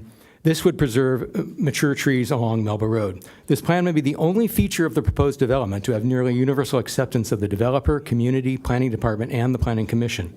Working together, the developer, the planning department, and the community created this plan, which is in accordance with Goal 3 of the City of Encinitas General Plan Resource Management Element, the GPRME, which states, the city will make every effort possible to preserve significant mature trees and strives to fulfill the intent of Policy 3.2 of the GPRME, which stipulates, mature trees shall not be removed or disturbed to provide public right-of-way improvements if such improvements can be deferred, redesigned, or eliminated. During the April 24th City Council meeting, the Mayor and Council established clear direction to staff on Policy 3.2, confirming that they are to prioritize mature trees when considering improvements regarding sidewalks, road width, and bike lanes. Option B's design responds to these goals by preserving 3 mature Tory pine trees and 1 coast live oak along Melba Road. Currently on private property, the trees will ultimately become city property through the dedication of right-of-way shown here on the plans in red, which is a condition of this development. Option B utilizes the existing curb and sidewalk footprint, avoiding excavation for new sidewalk, curb, gutter, and associated road widening, preventing damage to the trees and the root systems throughout the development. As prescribed in the plans, Option B will also improve the existing sidewalk service and provide ADA compliance while preserving these significant trees. Okay, how do we? Oh, back, forward. Okay. This plan also honors the Urban Forest Advisory Committee's goals to preserve mature trees on city property, which was realized on September 7th, 2023, when the Planning Commission approved the city's first Heritage Grove while stating a desire to add these trees to the grove when it became possible. This inaugural Heritage Grove consists of 5 city trees, including 3 trees just to the west and east of the subject trees, all in a row fronting Melba Road. It would be a loss of city assets if these trees, destined to become Heritage Grove trees, were to be removed or left unprotected. Therefore, I ask that you honor the efforts and goals of the developer, community, planning department, planning commission, and the Urban Forest Advisory Committee, and intent of the GPRME Goal 3 Policy 3.2, and authorize modification of public road standards to enable the implementation of Option B Melba Road improvements. Thank you.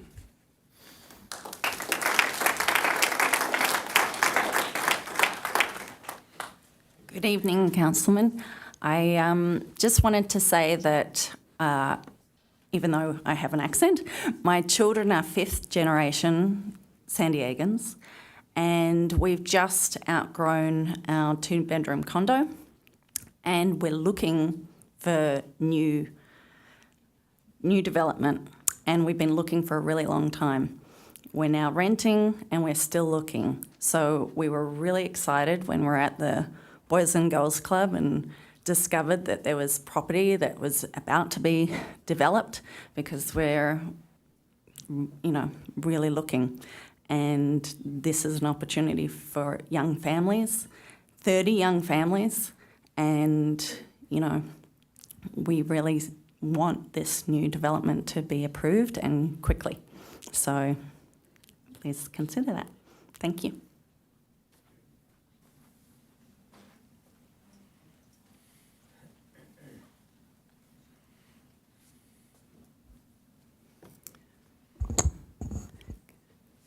Good evening, Mayor and City Council.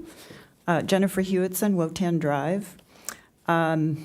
The intent of density bonus law is to increase affordable housing. Tory Pacific is not doing so. This project applies AB 2345 for a 50% increase in unit numbers on 6.46 acres. The R3 base density is 20 units. Tory Pacific proposes 3 very low-income units, thus meeting the minimum 15% very low income required to increase the density from 20 to 30 units. However, this leaves the replacement and inclusionary requirements out of the equation. Our local inclusionary requirements of 10% would mean 2 low-income units without a density bonus. This site has 6 existing homes, 3 of which had low-income tenants at the time of the application, per tenant move-out date of August 31, 2020. Under replacement requirements, low-income units removed must be replaced. Based on a 5-year history, that would be 3. The applicant confirms only 2 units as low-income based on a more recent tenant. Using the replacement or the inclusionary unit numbers means, at a minimum, 3 plus 2 equals 5 low-income units. That's a gain of 3 low-income homes for the city. However, attorneys have interpreted state density bonus math to imply that 2 plus 3 equals 3. Really? Using this math, the 2 replacements and the 2 inclusionary units required are both satisfied by the new bonus units. This removes any beneficial increase of low-income stock for the city. But you have discretion on this project, and your decisions here can improve the low-income count for Encinitas.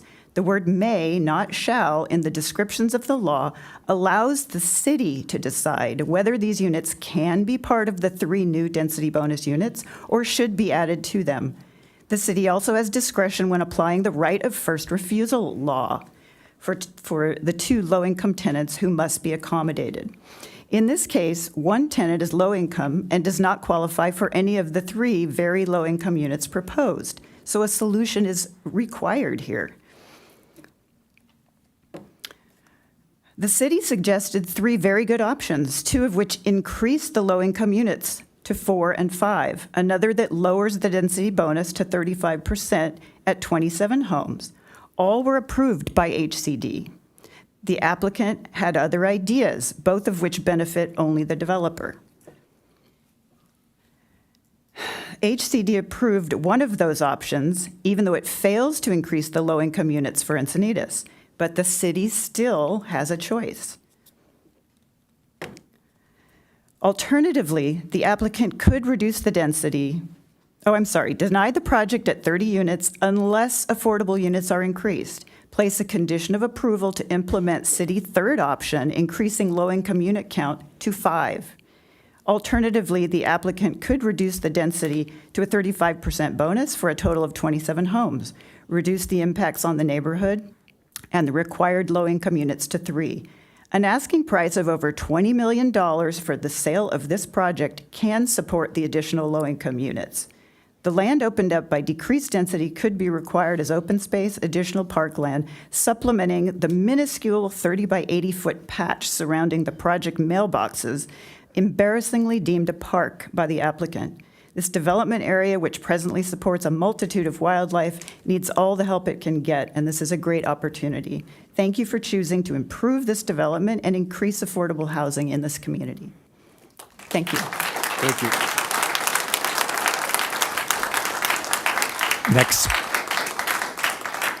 Next speakers are John Harden with a time donation from Janet Butner, Chris David, and Dolores Welty with the time donation from Kevin Williams.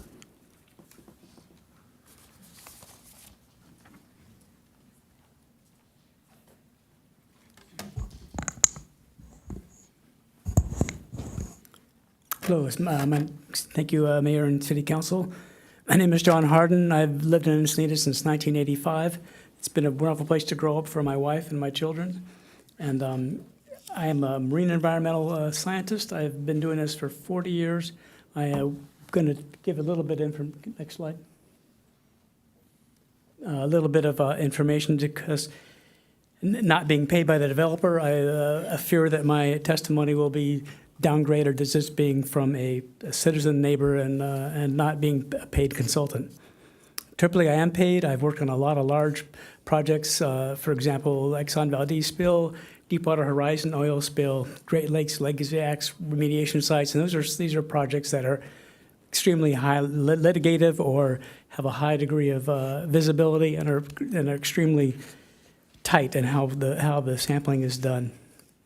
I also have a lot of small project experience, San Leo sewage outfall monitoring, the Encina and South Bay San Diego gas and electric power plants. I've worked for EPA, U.S. Army Corps of Engineers, Navy, oil and gas, ports, harbors. And this was the wrong presentation. Oh, maybe it's not. Yeah, there's a, that'll work.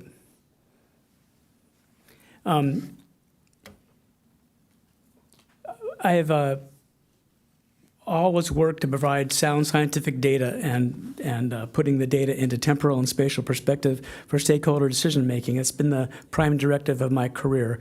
I haven't been on a regulatory agency, and I haven't been on a government or a developer, but I've tried to be honest about the science and give the people information to make decisions, because you can't make good decisions if you don't have the information.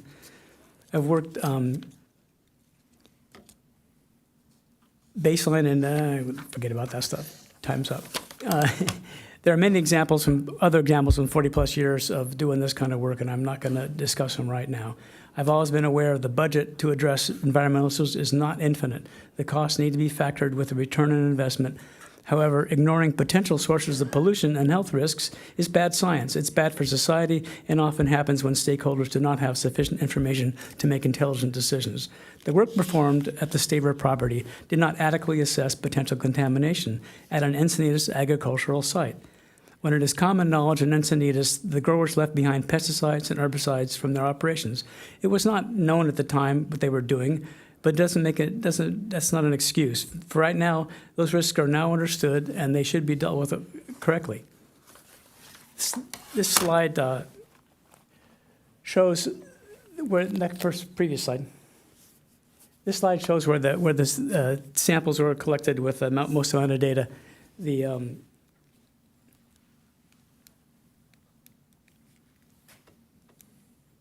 My pointer's not very strong. The samples with the red dots, they show that samples that are with the red dots, they show samples that cannot be disposed of on site. They have to be taken off site to a certified landfill.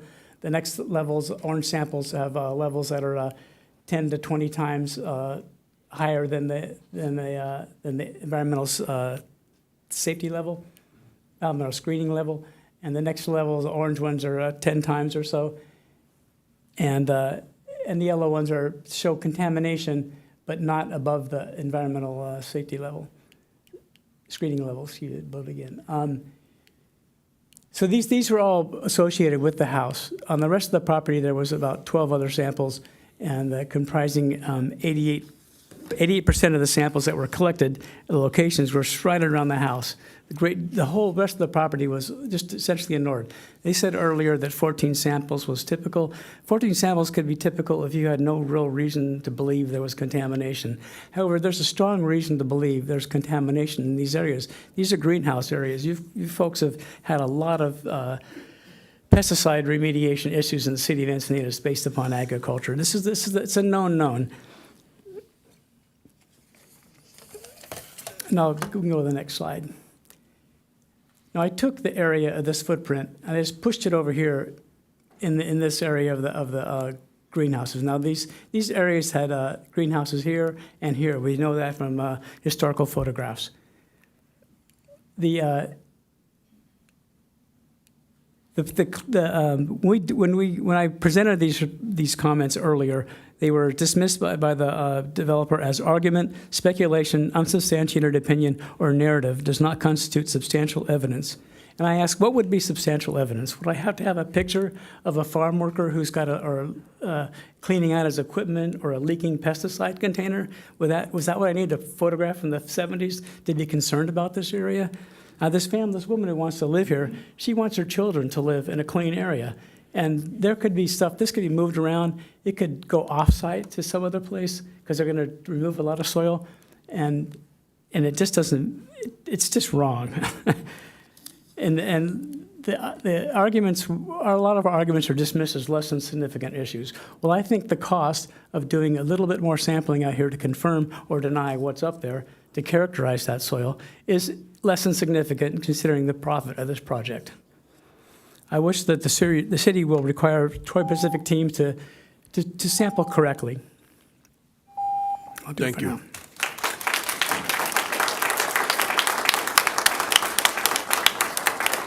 Chris David.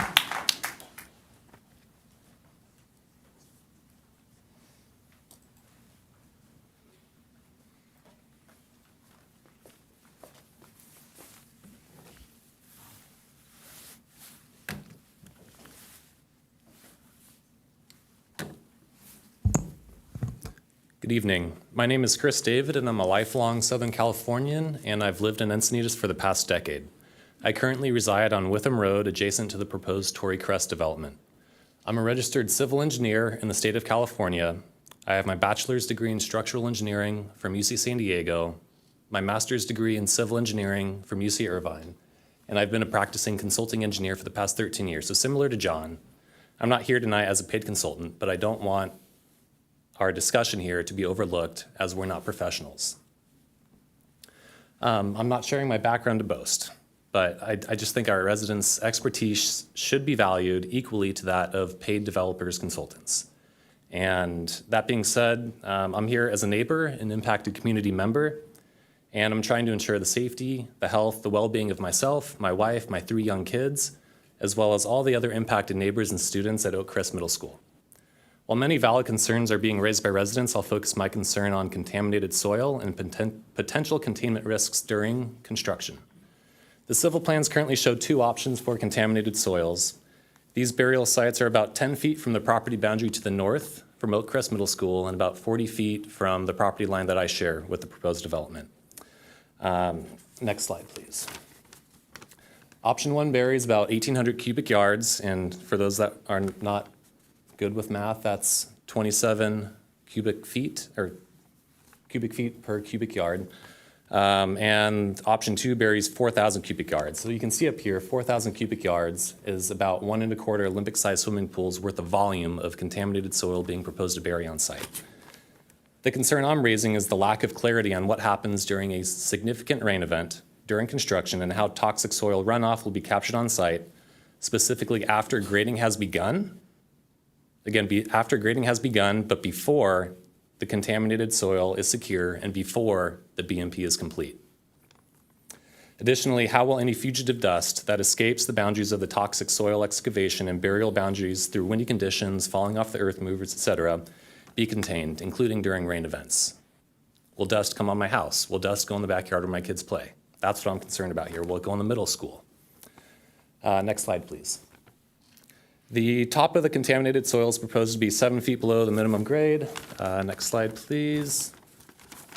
And that's roughly 30 inches below existing grade. Next slide, please. Here's a visual background of my backyard, and the contaminated burial site will be roughly 40 feet back from the proposed raised fill, the raised pad, and the fence line at the top of the hill, again, where my kids and the neighborhood kids play. So what I'm asking is an option 3, where a developer trucks off 100% of contaminated soil and a plan to address drainage from an eventual storm after earthwork is started and before contaminated soil is secure. Thank you. Thank you.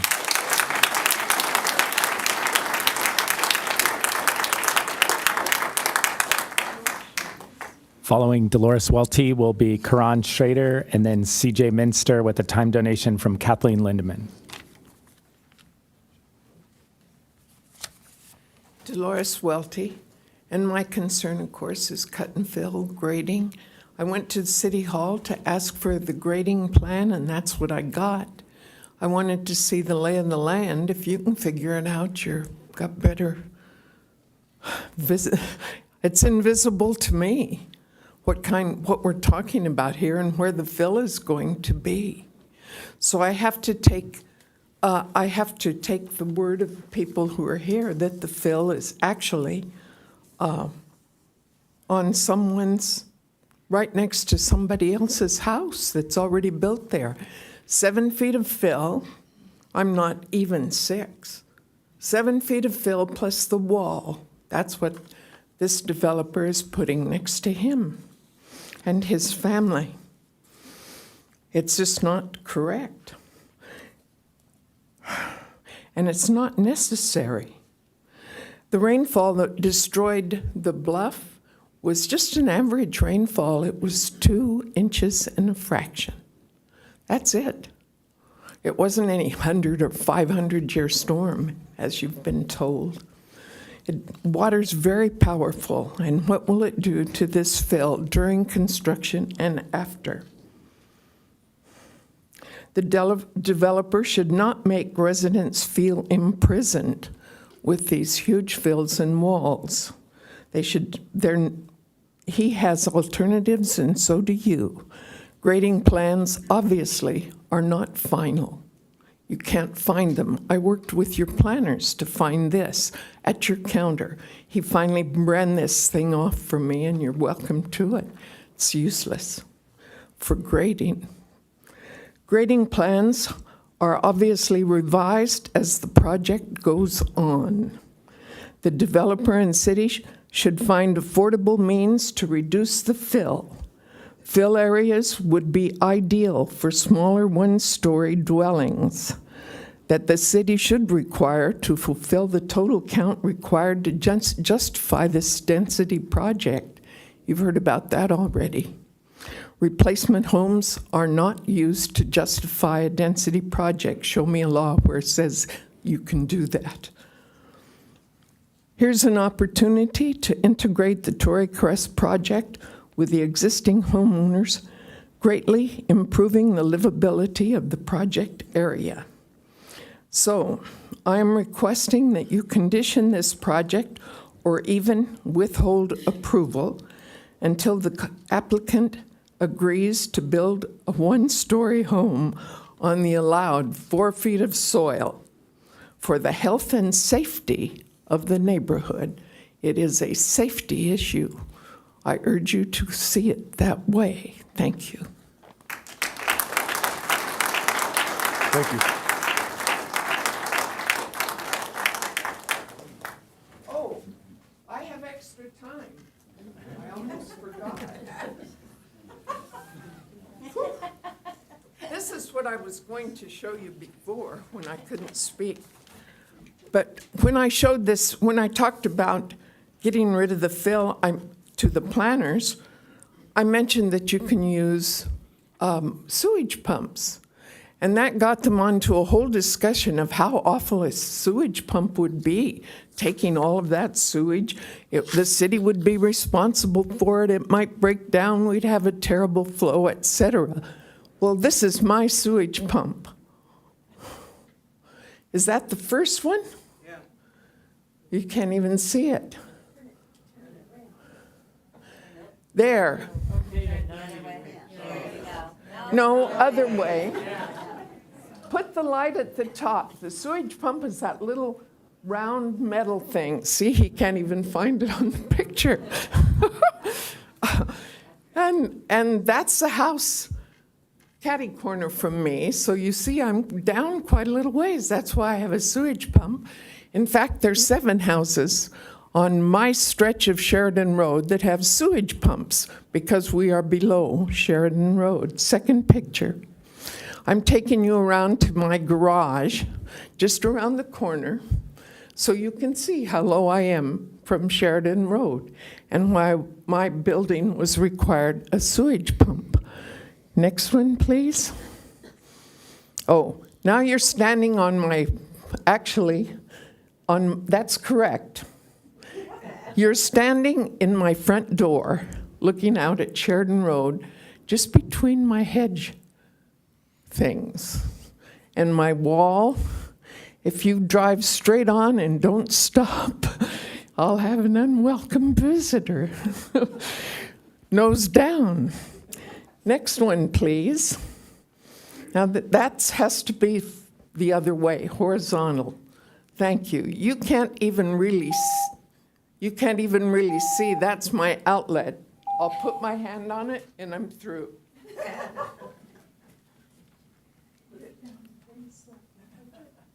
The outlet's right here. Okay, thank you, Dolores. It's tiny.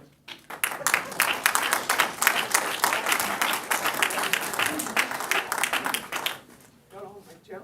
Thanks. Oh. Appreciate it.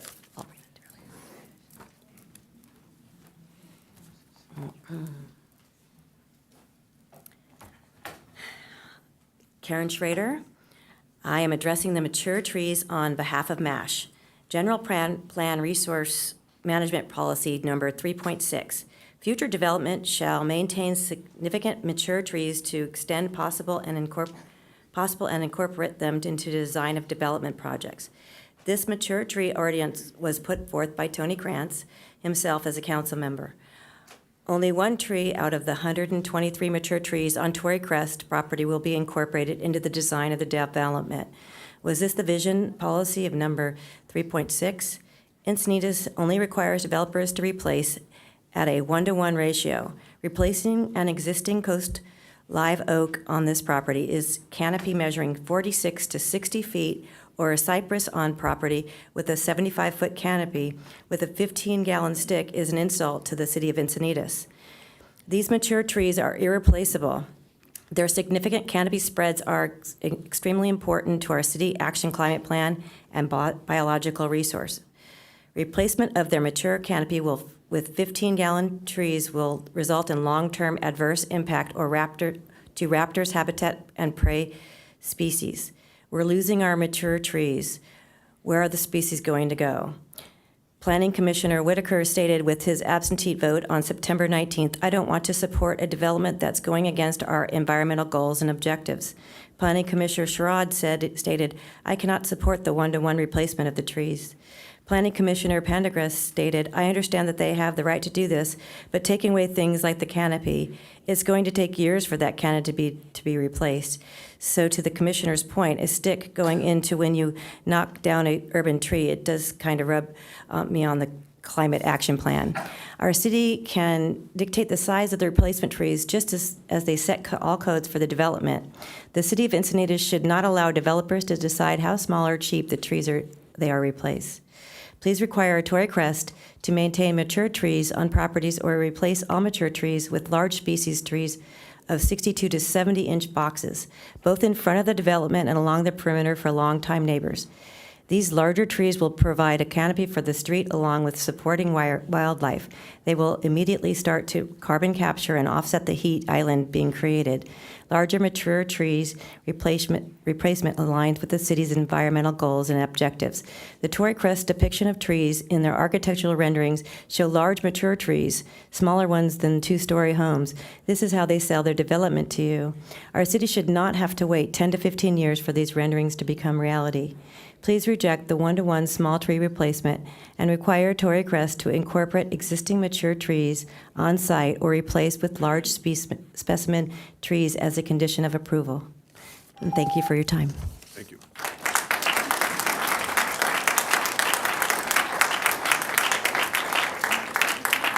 Following CJ Minster is Beth Hagan with a time donation from Tyler Brandenburg, and then Gerald Ann Kessler with time donations from Len Curley and Jim Austin.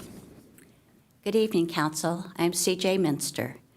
In FEIR Table ES1, every item of resident concern is deemed less than significant. The input of residents and residents' experts has been either ignored or glossed over. In Section 3.2, Biological Resources, conclusions draw heavily on a flawed biological report by Blue Consulting Group, whose survey timing and duration was inappropriate for assessing the on-site presence of most mammals and avian species. Blue identified a total of 2 wildlife species, a western fence lizard and a house finch. In contrast, MASH experts and several neighbors have observed and submitted photos of bobcats, coyotes, possums, rabbits, raccoons, great horned owls, red-shouldered hawks, red-tailed hawks, Cooper's hawks, American crows, hooded orioles, California scrub jays, hummingbirds, western bluebirds, woodpeckers, black phoebes, spotted towhees, among others. In FEIR Master Response A, none of these species was deemed sensitive or endangered, which raises the question, who has played a major role in species becoming endangered in the first place? Humans continuing to remove open space habitat without caring where species will move next is unconscionable and short-sighted.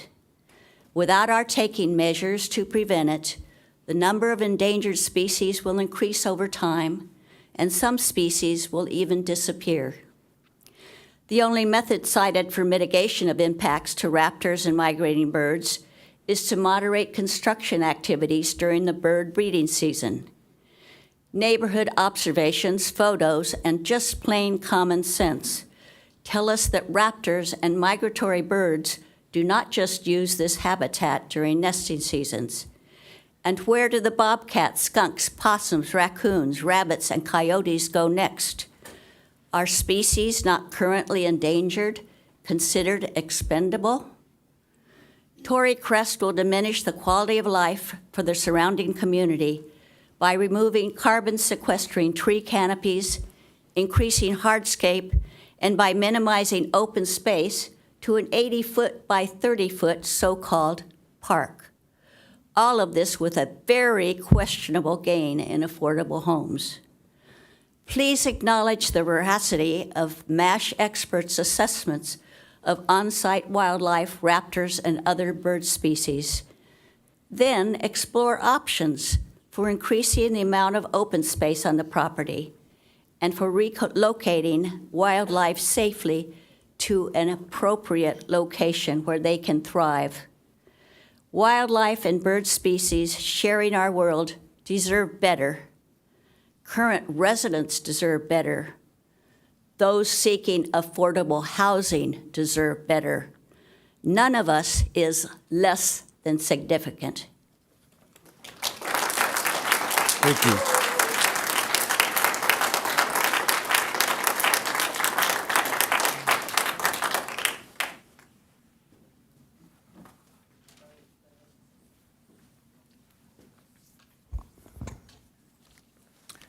Good evening, council members.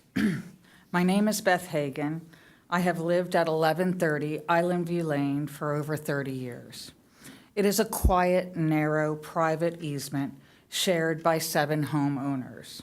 Located at the top of the easement is 1190 Island View Lane, which is owned by the Tory Pacific Corporation. Sorry, I'm very... This property consists of 2.5 acres at the top of Island View Lane, along with a 15-foot wide section that runs down the south side of Island View Lane easement all the way down to Bollard. The south side of Island View Lane consists of a 7.5-foot wide strip of dirt that is lined with 3 telephone poles and bougainvillea plants. The other 7.5-foot strip adjoins the 18 to 13-foot wide pavement asphalt road that is owned by 6 property owners on the north side of Island View Lane. Basically, we share Island View Lane with Tory Pacific. These 6 homeowners all use and share responsibility of taking care of their section of the road. I am very grateful that the Planning Commission for placing the restriction of the use of construction vehicles on Island View Lane as a condition of approval. However, my concern is what type vehicles will the city engineers allow Tory Pacific Crest to use on Island View Lane, and who will be responsible for any damage that is caused to the easement? The asphalt width is 18 feet at Bollard, at the entrance, but goes down to 13 feet at the top. There is no turnaround. Garbage trucks have to go up backwards, back up. Big vehicles have to back up on Island View Lane. Any parking on it would cause a huge jam. No one could get through. Island View Lane is not built for construction vehicles and should not be used for any construction vehicles, especially when it is not necessary to use so. He pointed out this beautiful driveway on 1240 Melba Road that goes right to 1190 Island View Lane. There is no reason he needs to use this road. For 26 years, the residents of Island View Lane have had a road maintenance agreement with the previous owners of 1190, the Casada family. We lived in a safe, quiet place to raise children that he wants to make a development for. Yet, he has refused to talk to us. I have met with him on many occasions. He has unwilling to negotiate any agreement unless I have stopped my ties with MASH and sign his agreement to be on to this development.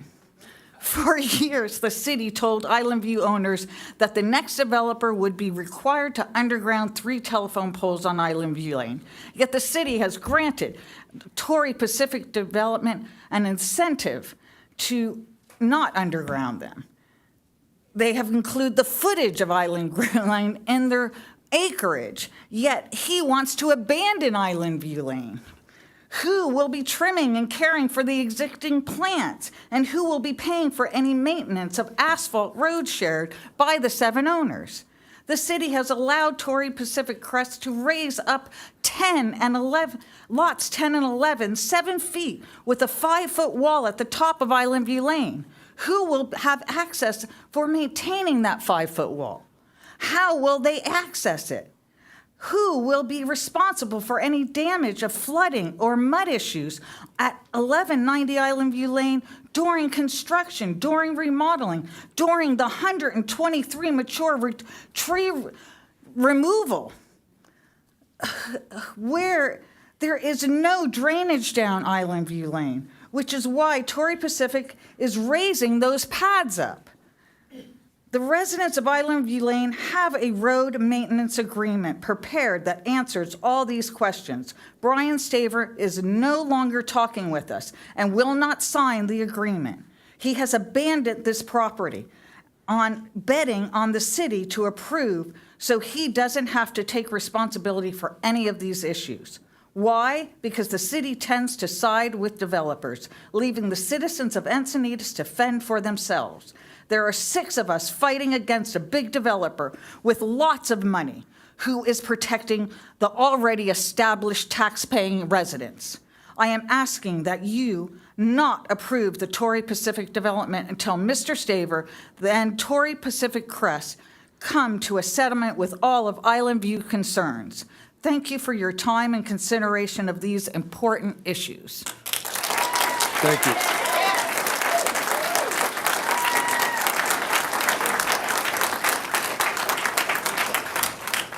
Following Gerald Ann Kessler is Richard Kessler, and final speaker is Mark Mabille.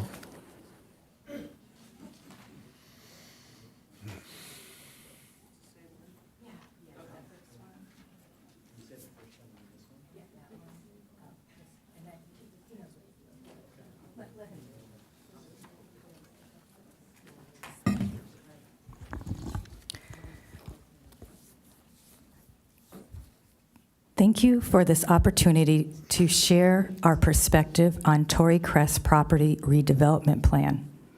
As you consider whether to approve the plan, we urge you to reflect on the property's rich, dynamic history. Can you go to the next slide?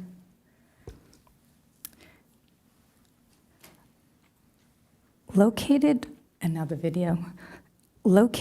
at 1220 Melba Road, the Tory Crest property is a beautiful tree-lined site that has been cherished part of our community for many years. Our review of the ownership's timeline revealed that several prominent historical figures in Encinitas has resided on the property.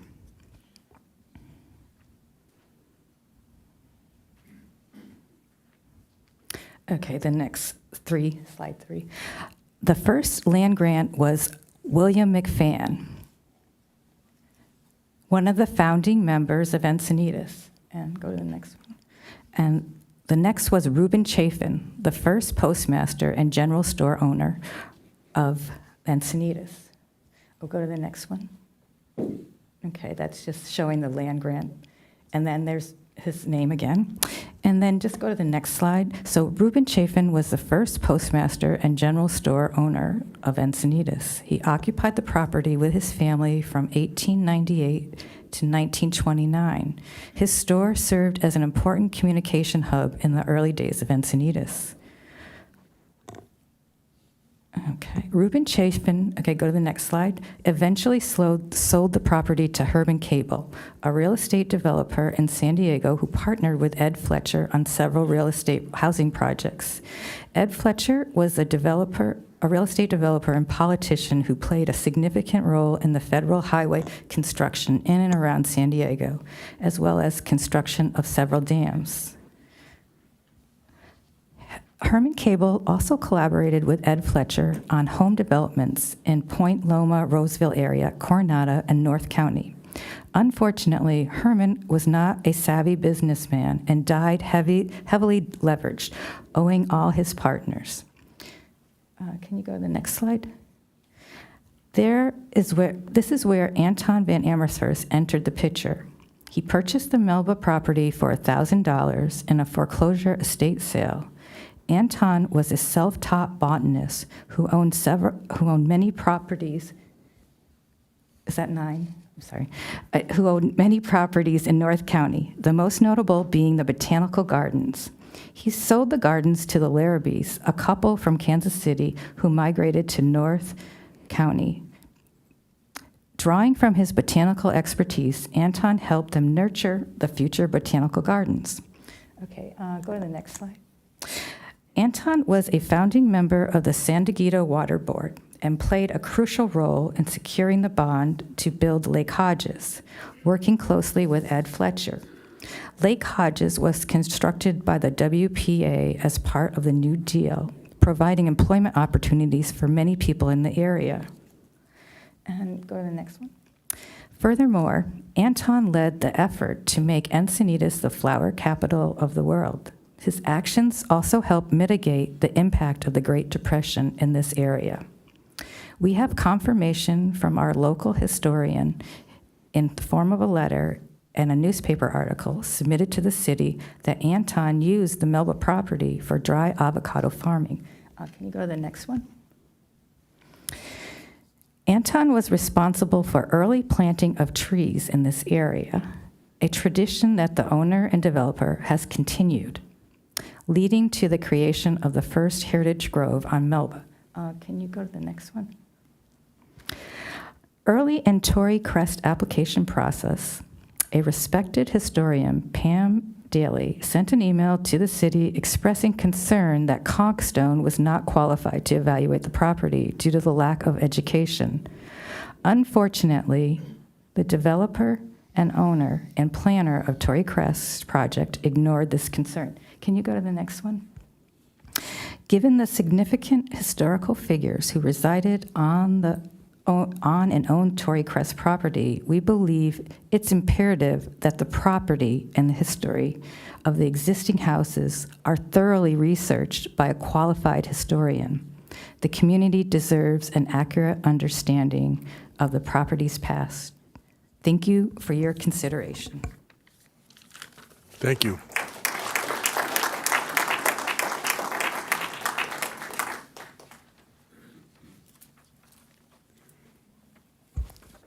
Hello, I'm Richard Kessler. Good evening. I'm a civil engineer by education and have worked in construction for 35 years and have lived in Encinitas for the past 30. I wrote a list of 5 questions to the planning department following the September 5th planning meeting, and I think these additional items also need consideration. I noticed something odd between the site plan and the elevation drawings presented by the planning department in their staff presentations. The elevations seemed viewed were out of scale. If a correctly scaled version of the street elevation was reviewed, you would see that the 2-story houses separated by only 10 feet is too close and exceeds any acceptable architectural city planning for a neighborhood and will give these 30 homes a much different feel and is completely out of place for this neighborhood. This can be done better, and the people who live in this neighborhood deserve better. The plan shows, number 2, the plan shows that due to the narrow street width, parking will be available on only one side. This amounts to 16 parking spots for 30 houses. Does 16 spots seem remotely adequate for 30 homes? It is my opinion that the plan is dramatically short of vehicle parking and will prompt the residents and their guests to park in surrounding neighborhoods or where the on-street parking will cause excessive traffic disturbance. 3, this project was granted an increase in the number of building units for the inclusion of low-income housing. I have sat through 2 planning meetings for public comment regarding this project and cannot understand for the life of me why this committee even considers further benefit to the developer for additional incentives and waivers. This project is certainly going to be hugely profitable to the final development group, and each of the waivers are at the expense of common architectural decency. In my opinion, any dollar savings resulting from any waivers accepted should be coming back to the neighborhood and not to the developer. I have concern that side yard setbacks, a lot width waiver, should be reconsidered. This reason for side yard setbacks are for a certain amount of privacy between dwellings and house amenities such as storage and landscaping. The 10-foot clearance between buildings allows less than 5 feet of paved walkway on the side of each house. This is ridiculously tight and not nearly enough space to even store the standard household accumulated items such as home trash bins. A common complaint in our area is the amount of storage clutter that finally ends up dumped in the front of our houses. It's clear to me, this is number 5 and final, it's clear to me that this project does not provide any enhancements to our neighborhood, and when completed will be an eyesore and will be noticeably taking away from the character of Melba Road. Thank you.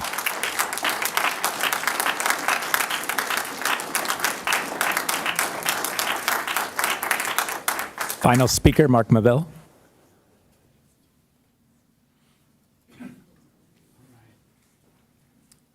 Mark Maville once again in the final time here. Unfortunately, I was a victim of the 03 Cedar fires. I know a little bit about soil and demo and things that have to be removed, soil contamination. If you don't do 100% export, you're going to have problems in the future. And for this group to sit here and try to tout their little plan here that is profitable to them, but not to the people that live in that area, it's kind of just not really kosher. But in that fire, I mean, you have nothing, not even a toothbrush. And 440 houses in Scripps went down that day. Stonefield was our builder from Newport, did a great job taking on quite a few of those rebuilds. It took 2.5 years to get that house back. You know, it was a great house. Don't take that away from it. But 2.5 years, a wife, a daughter, 3 dogs, and a hotel for that period of time. You want to talk about suffering and having to just go on and on.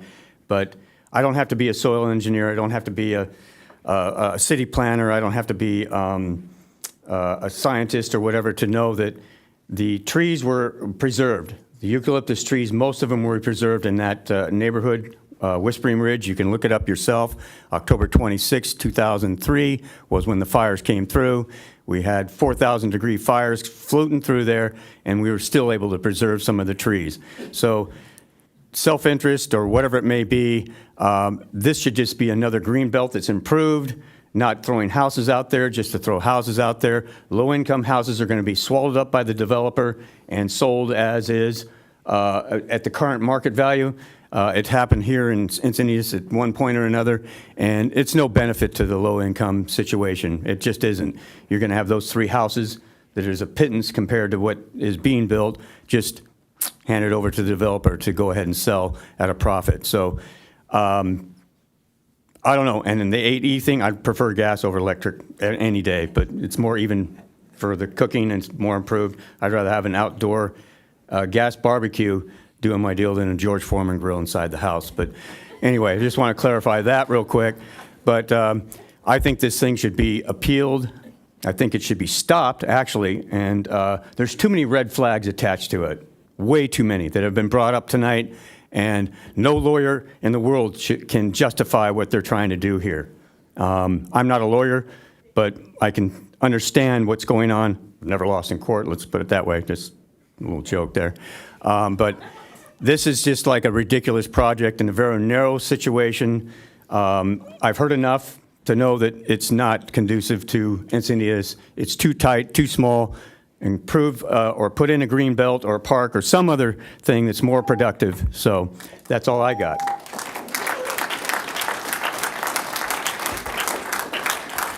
That concludes public speakers. The following speakers registered opposition but chose not to speak: Gary Stuber, Harriet Sedlin, Karen Henderson, and Tom Henderson.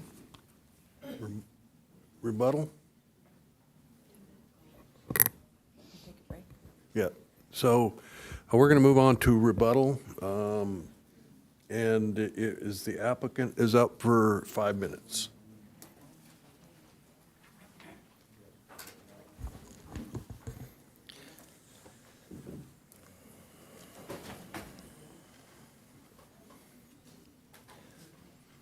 Okay, so I believe the vast majority of these comments have already been addressed thoroughly in the record.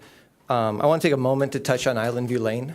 There's a state law, 845. I guess Tarek would be able to help us with this one. But basically, anyone on a private easement is obligated to pay their fair share of any use of that easement. There's stipulations about how that repayment is done. We've paid our share of any work we've done over the last 4 years on that site. Happily, we paid a little debt the prior owner owed to the group. And we're happy to, they approached me to say, hey, we want to talk about this project. We're not using it for our roads, so it would be expected to have more use on it. But the crutch was they wanted us to sell the land to the group of homeowners there, and we just wanted to. We do not want that property. So that's where we had a hiccup. We were talking. So anyway, so it's the maintenance of it will be the responsibility of the HOA, and that should be pretty straightforward going forward. In terms of the rest of these comments that we've already addressed thoroughly in the record, I'm going to have Stephanie just to address a few of them. But I do think there's just a lot of documentation on all of this that's been raised tonight. Stephanie Smith, as Brian mentioned, it's all addressed in the record. I will speak briefly on the affordable housing. It came up several times tonight, and right now, none of the units are deed restricted. So when this project moves forward, we're going to have 3 deed restricted single-family homes with yards, driveways, garages. It's really unique, you guys. I'm sure you've seen many projects come forward, many projects throughout other communities. They're essentially apartment projects with little units, micro units coming forward. This is single-family homes, 4 very low-income homes. And there's 3. The city can't require, Tarkin can speak on this as well, but the city can't require more than state law allows. And so while it would be nice to have more units potentially, the city's hands are tied. Regarding soil sampling, we have our experts here. The city's reviewed it. If you have questions, please ask them. And another thing that came up a lot was we haven't been listening to the public. And during the EIR process, there was extensive comments, and each one of those comments was responded to. The EIR was updated in certain spots to address comments, and so they haven't fallen on deaf ears. We've taken a lot of time to look at those, address them, discuss with experts, do we need to make changes? And always the answer has been, there's no significant impacts. The project adequately addresses all issues.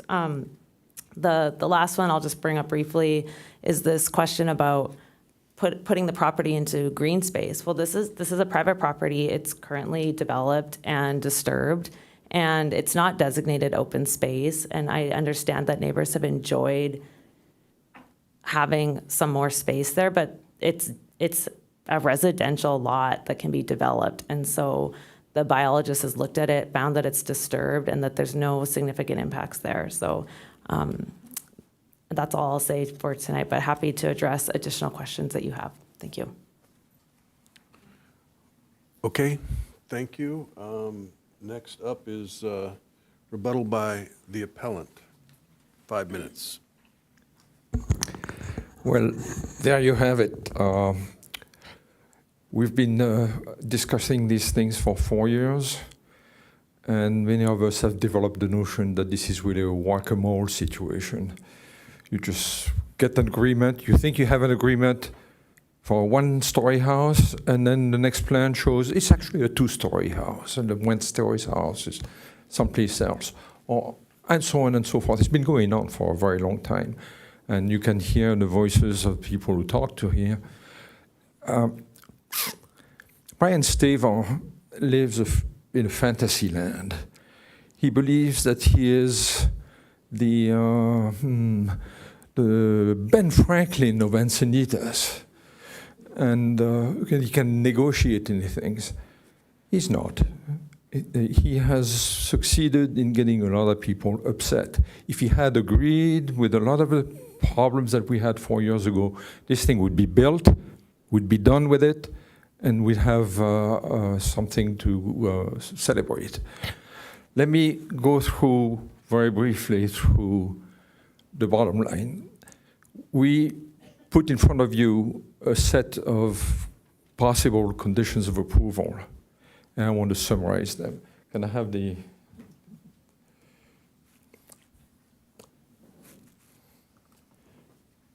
No, not this one. No. This is not... That's all right, that's all right. I can work with that. All right. The first condition of approval that we suggest is to use the HDC approved 4 low-income units plus 1 very low-income units who satisfy the density bonus, satisfy the right of first refusal condition, and would provide the inclusionary housing ordinance.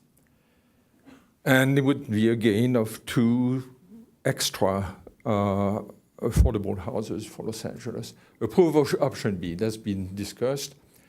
Require an updated soil contamination survey to mitigate what I call, as a geostatistician, the nugget effect. If you don't see it, you underestimate the average, and if you hit on it, you overestimate the average. So that needs to be mitigated. The modeling flow and design flow at the BMP B exit on Witham remains a problem for me. There's a possibility that the city will be liable for an accident. If adults cannot stand in the flow that fast on a thickness of 3 inches safely, would other people, like kids, bikes, old people, be safe?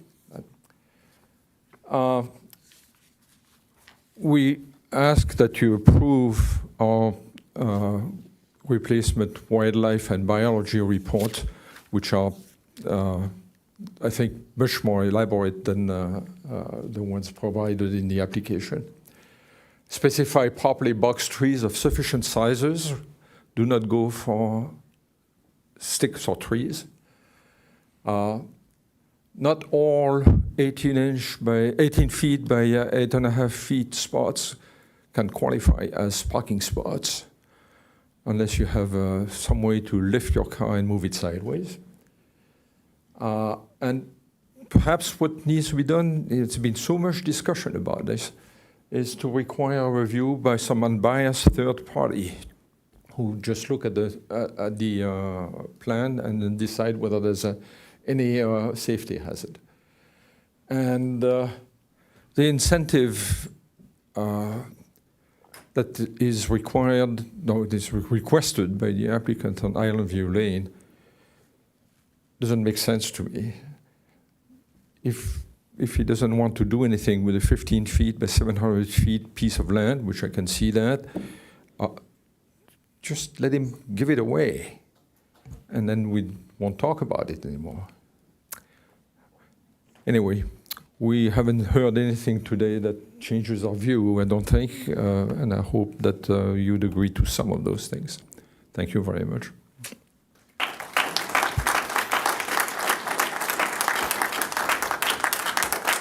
Thank you. Okay, so the next part of this public hearing is council discussion and action. We are going to take a 15-minute break prior to that discussion. I'm going to keep the public hearing open in the event we have questions of the applicant and the appellant and any experts they may have with them.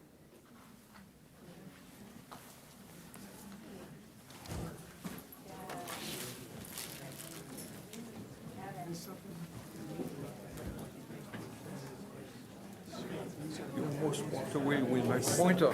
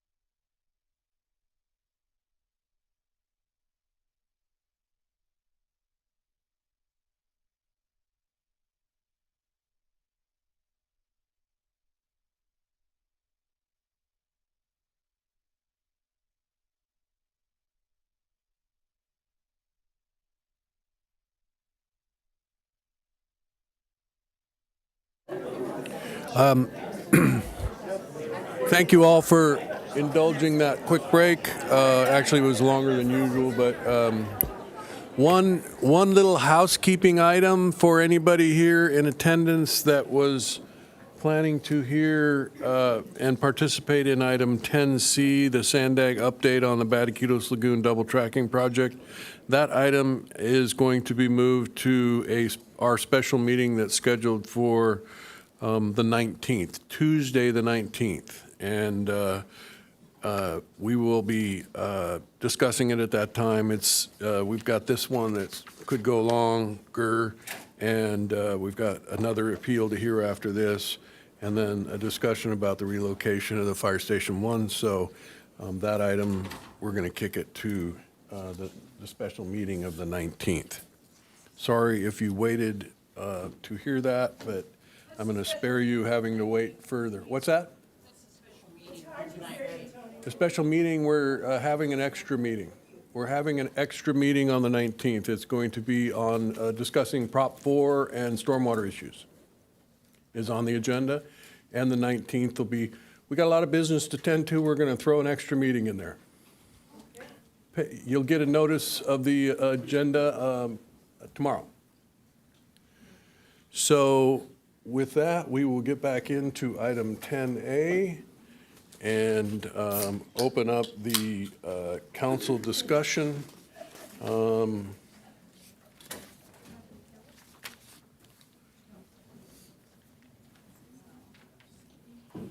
I have no request to speak, so I will ask some questions related to the soil sampling and the soil studies.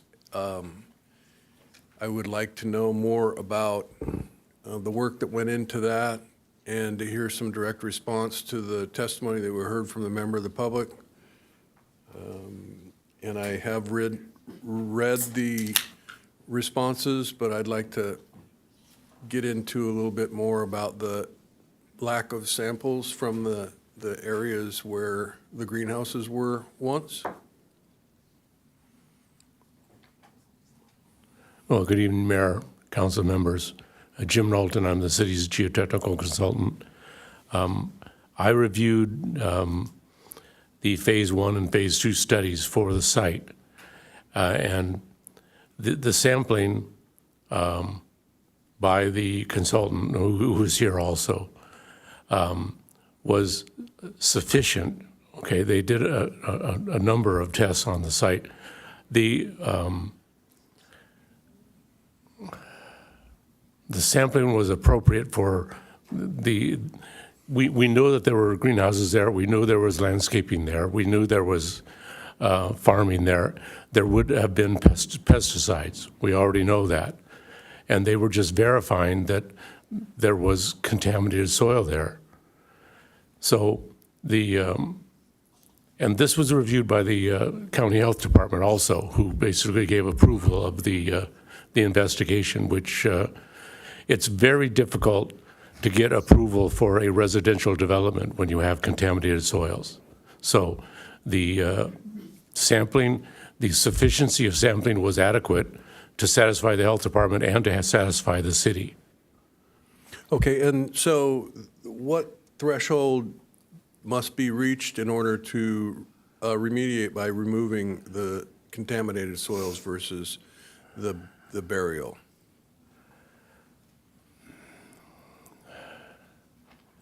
They identified some highly contaminated soils. Those soils reaching a certain level of action level based on state levels of contamination would require removal of the soil. Basically take the soil out and take it to a designated disposal site. Now, if the contaminated soil is below action levels, but still contaminated, it would require burial so that it would not be affecting any people, basically. You know, a risk assessment would be done by the company, by the consultant, and if that burial shows that the risk assessment that the contaminated soil will not affect any health and safety of any of the residents, any of the homes, any of the people inhabiting there, that would be sufficient. The burial would be sufficient. We have done that in several projects here in Encinitas. Well, I'm familiar with that, and I think that the questions that I have relate to, the level of contamination and the materials that have contaminated, and whether this is sufficient to require the off-site instead of the burial. I think I'm aware that there is going to be some removals off-site. Go ahead, Troy. Council, Mayor, I'm Troy Reese with Geocon. I performed the study for the project. So Jim is correct. There is approximately 200 yards that are going to be removed from the property that exceed the level that is unacceptable from the Department of Environmental Health. The remaining 800 yards will be buried on site. And the areas that were indicated as having not been tested, how is it that that is assessed for the level of contamination? So you probably have in your packets a memo that I prepared walking you through what led up to the sampling and the testing that we performed on site. Initially, there was a phase 1 that was done, and sampling was done in the northern portion of the property by another company. They sampled the greenhouse areas. They found levels that exceeded the residential screening levels nearest the house. That was in 2019. In 2021, we were asked to do another phase 1, phase 2. We resampled the same areas, including the greenhouse areas, which were targeted. It's something that we'd obviously do. And we also found the levels were highest around the residents. Nowhere else on the property, including the whole Tory Crest property, did the levels exceed residential screen levels. It was only near the house. And the reason for that, talking with Brian, is that the resident who lived there was a flower grower. And the highest concentrations that need to go off-site were in her flower beds. So she had access to pesticides, which were illegal at the time, applied to her flower beds because she wanted to keep her flowers nice and pest-free. As we moved away from the house, the data supported that the concentrations of pesticides got lower and lower. The greenhouses were installed in 1980 through 1989, which at the time the EPA was outlawing all the pesticides. So it was just that coincidence that the pesticides in the greenhouse areas weren't as concentrated as in the house. So I can't speak to the owner, but she obviously had these pesticides. So our data supported removal of the pesticides around the house at 1120. And the rest of the property did not have concentrations exceeding that screen level. Okay, thank you. I have a question about the wildlife plan and the wildlife study. If the wildlife study had indicated the wildlife that was mentioned by C.J. Minster, how would that have affected this project? The wildlife that was identified by C.J. Minster and the photos that were submitted by residents in the area indicated that those species that were found were not deemed to be sensitive or endangered, and that deeming of that is done by the California Department of Fish and Wildlife. So it would not have changed the outcome of the biology study. Okay, thank you. And I'm a little confused about the Island View Lane issue and the negotiations that are going on there. I don't know if there's more that can be.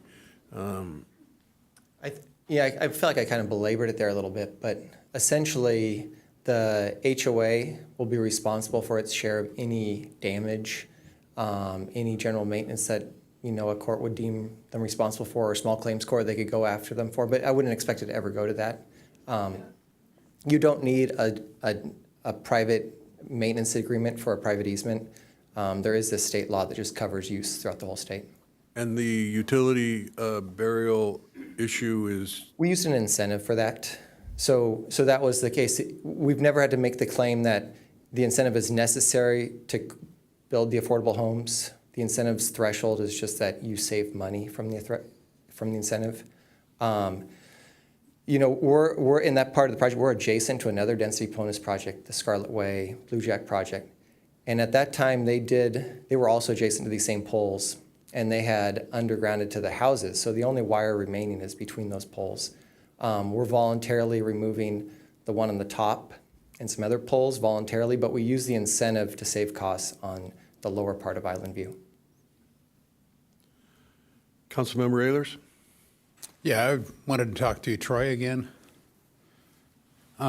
Jay, could you bring up the map of the sampling, or I should say the aerial view of the sampling? I think it was in one of the presentations, or I can give you, it's in attachment 11 on page 88, if you want to go that route.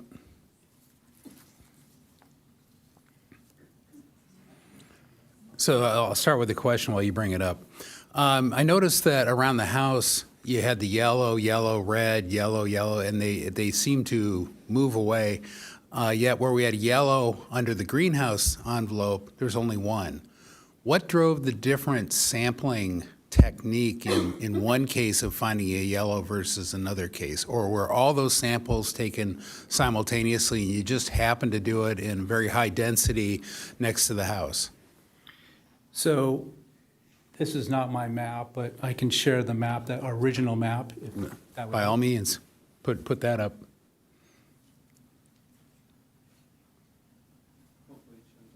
Yeah, might have to zoom in some.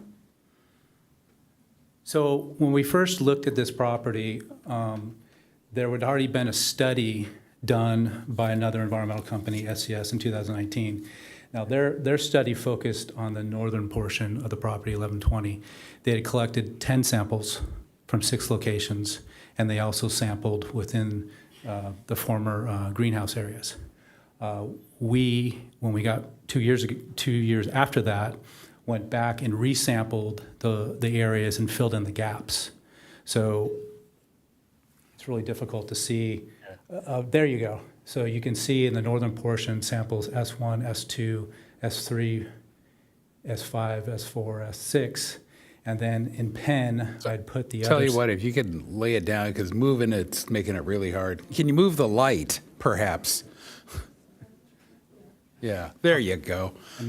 And then we need to see the northern portion, which is the T. There you go. So you can see the 6 locations in the northern portion. There you go. Technology, isn't it great? So this is our plan, and it shows the 6 samples in the northern area within the former greenhouse areas. What is not shown is the other samples collected by the other firm. So we kind of filled in the gap between those.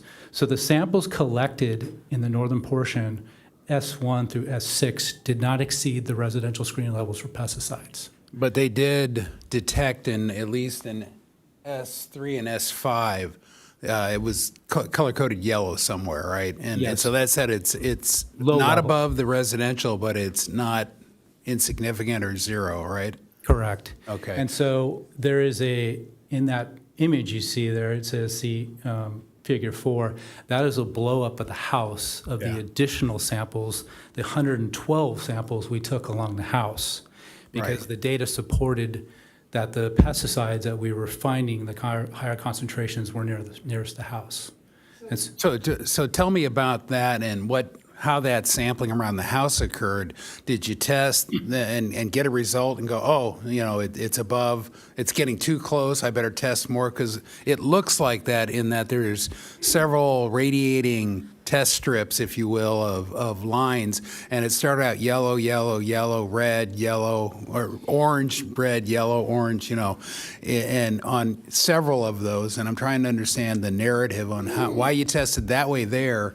Yet when you get a yellow, which again is not above residential, but is not zero either, and presumably a similar type of yellow occurred first on the house testing. So tell me why one was tested one way and one only got one sample. Very good question. So what we do is we target it and we do step-out sampling. Unfortunately, you can't visually discern what that concentration of those pesticides are until you run lab testing, which takes 2 weeks. And so what we do is we do step-out testing. And the image that was shown by the gentleman created by John Harden, it showed all those samples. And what it is we do step-outs. So we sample, we keep running the sampling until we get to a point where those screening levels are no longer above the residential screening levels. It just so happened we kept going and going and going. The further we got away from the house, the concentrations diminished to the point where they were below the screening levels. So was that done each one 2 weeks later, or were they all tested in one strip We and did- then I went thi- off and got the results back? There was probably 2 or 3 rounds of that. Okay. And so once we identified the horizontal limits of that, we met with the Department of Environmental Health and provided a report for them saying, we've identified the horizontal limits of the pesticide-impacted soils. They wanted to identify the vertical extent. Because typically these pesticides are not soluble. They don't disappear. They stay in the soil. They don't migrate through the soil column. And so typically they're in the upper 1 to 2 feet. And so we usually handle that during mitigation. When we pick that up and we bury it, we take confirmation samples to make sure we got all that material out. Yep. And so the DEH, because this is residential property, wanted to know the vertical extent. So we went back in and collected additional 115 samples to define that vertical limit of that. And so on our soil mitigation plan, which was reviewed by Jim Knowlton, GeoPacifica, and also reviewed by the Department of Environmental Health and approved, it shows the limits of where we plan to remove the pesticide-impacted soil on the property. So 200 yards, which I mentioned earlier, within the flower beds, is going to be removed and disposed out of a landfill. Mhm. The other remaining 800 yards is going to be buried on site. Okay, and then you didn't address why you didn't do step-out testing at the greenhouse that had the yellow. Because it was not above residential screening levels. So you're saying that in the case of the house, you must have in one of your first hits hit something that was above. Plus, the previous study that was done by SCS recommended that additional sampling be performed around the residence. Based on? Their results. Oh, okay. Their results indicated the same thing that our results did, that the greenhouse areas were not above residential screening levels, but the samples they collected around the residence were above screening levels, and they recommended that further testing be performed. And do you have any reason to believe that the highest concentration in the greenhouse envelope, not in the house envelope, but the greenhouse envelope, you hit it magically out of the 4 tests? Well, there was actually 12 tests. So we did 6, and the other company did 6. Okay. So there's 12 in that northern piece. In the same location, though? Correct. Same 6 locations? And knowing the history of the site, with the greenhouses being between 1980 and 1989, somewhere around there, is that pesticides, in my experience, they're applied uniformly across the site. It's not, we're going to put a little bit here, a little bit there. It's uniformly. And so we've done a lot of testing. I've done a lot of pesticide testing, not just in Encinitas, but other areas. And it's usually uniform. It's either there or it's not. You know, so we're confident that the greenhouses did not have the concentrations that we're seeing around this residence. Okay, thank you. Mm-hmm. Deputy Mayor Blackwell. Yes, thank you. Jay, I'd like to walk back through the affordable housing argument by the appellant. And, you know, I see how it's very counterintuitive. You've got some existing naturally occurring affordable housing today, and if that's removed, and if there's 3 units, and if that's removed, there's only going to be 3 other units. So how does that really make sense under density bonus, et cetera? So I think what I'd like to understand, and what I understand the appellant is asking for, is 3 new plus 2 replacement, and meaning 5 total. And you had given some explanation earlier. Maybe you could go back to those slides and walk through that. Well, I can tell you the short answer is that the law allows that affordable. So housing replacement law is one section, and then the state density bonus law is another section. And there's another code section, state law, that says that that one unit can be double counted. That is why there's 3 for 3, not an additional cumulative. The applicant did not propose any more than the 3 to achieve the density bonus. And today, those are not deed-restricted units. They will be deed restricted They as will it goes be. through the building Right. permit process. Right, but that's important to know. So the difference is the 3 newly built units will be deed-restricted in perpetuity. Yes, protected, yes. Okay. Today, they're not protected. Okay. You did have a slide on it, though, I think. Do you mind bringing that up? I'm trying to remember which slide. It was in your presentation, I Was it think. my presentation? Sorry. I know, it's getting late already. Yeah, I've been flipping through a lot of, where is it? Is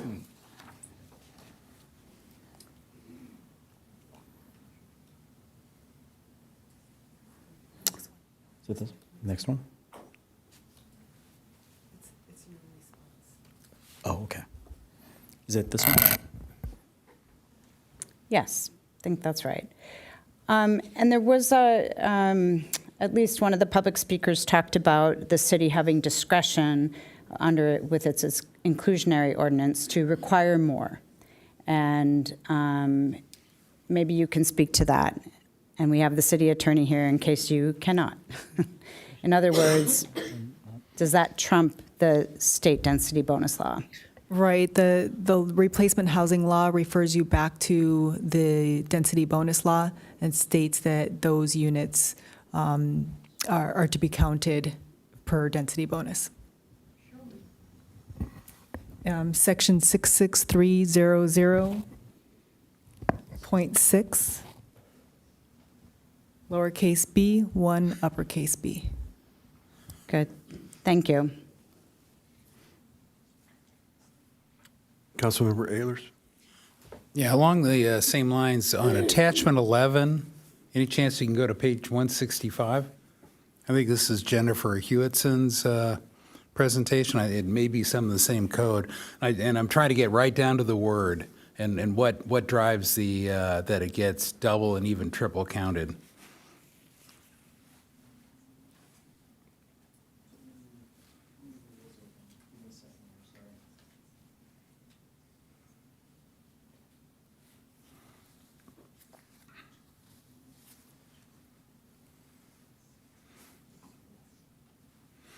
And I think she was quoting from the Guide for Replacement Housing, page 12. If you want to go to that, we could do that too. There, whoop, is that it?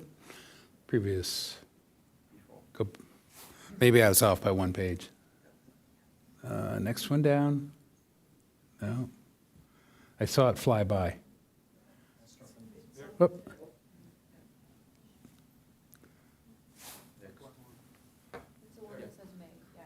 Yeah, Guide, that's it. Yeah.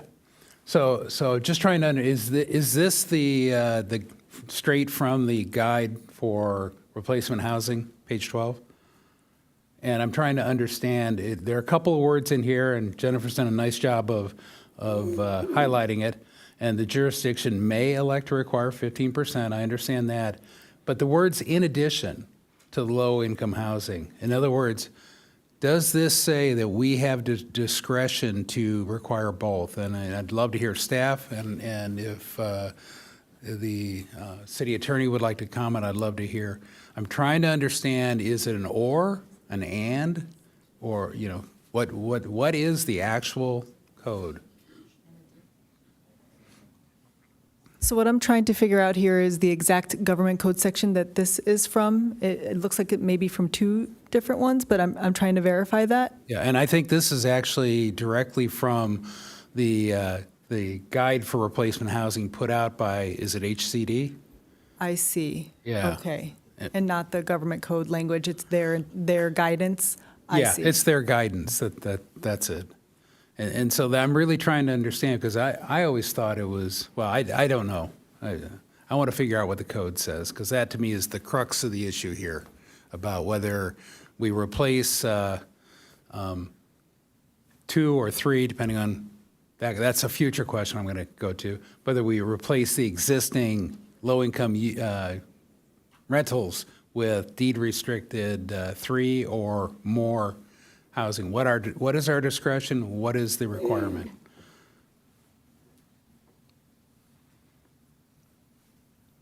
So I'll see if we can pull up the government code section that I was referencing, and we can take a look at that together. Okay. Yep.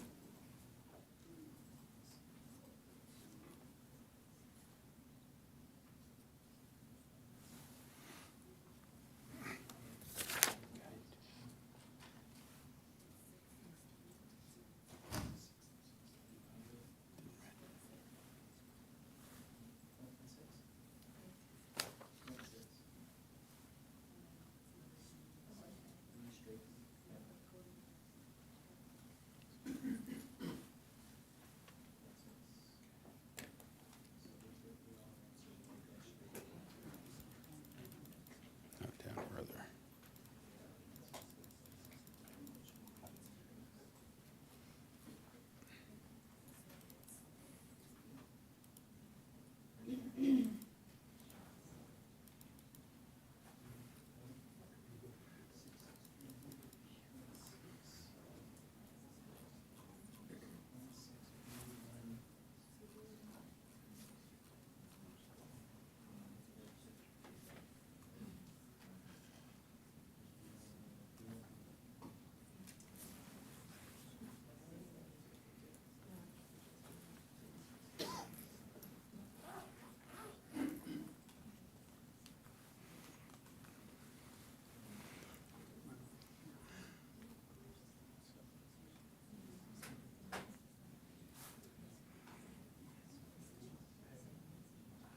Just one more minute.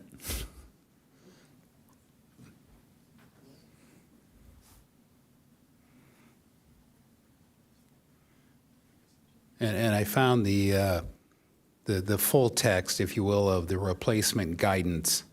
That's a publication of the technical assistance for local planning for housing. This happens to be the Association of Bay Area Governments.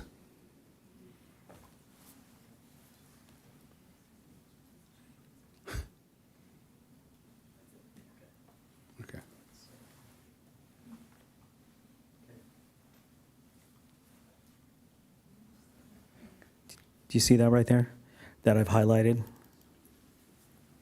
Is that the section we're looking at? So this is Government Code Section 66300.6, lowercase b, 1, capital A. The project will replace all existing protected units and protected units demolished on or after January 1.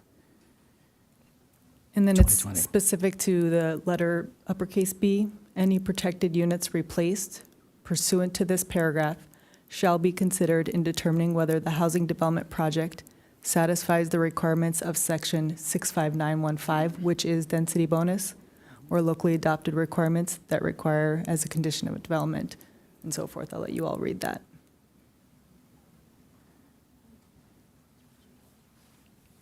Okay.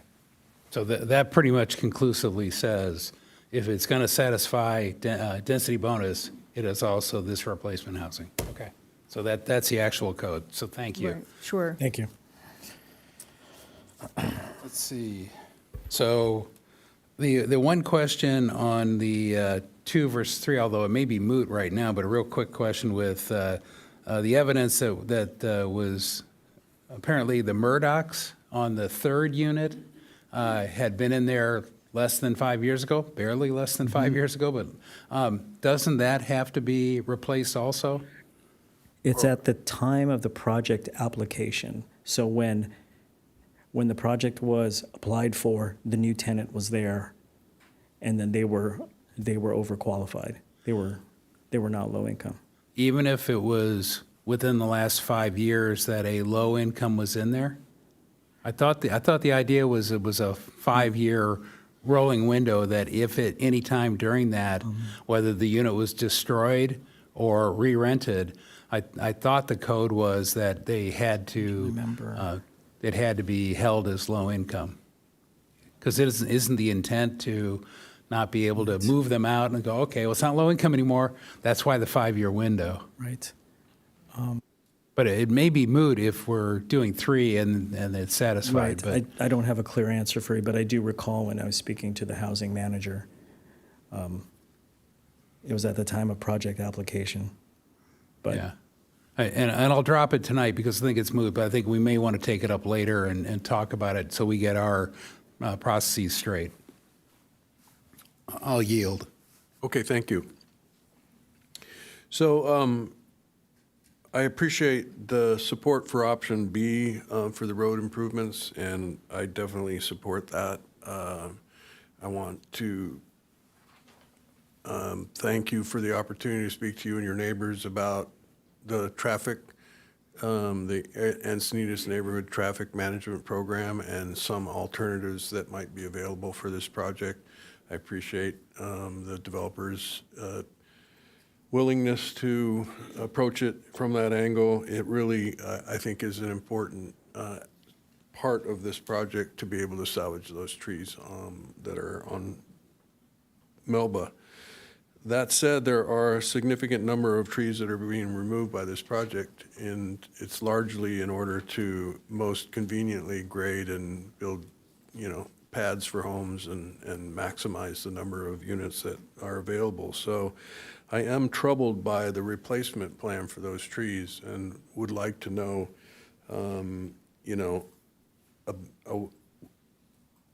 whether there are opportunities to replace trees with larger box trees, and so that these yards can reestablish the little urban forest that currently exists. And so I don't know if you have a minute, you might want to talk about that, or maybe your arborist, your consulting arborist could comment on it. I'm not sure what you'd prefer to do. I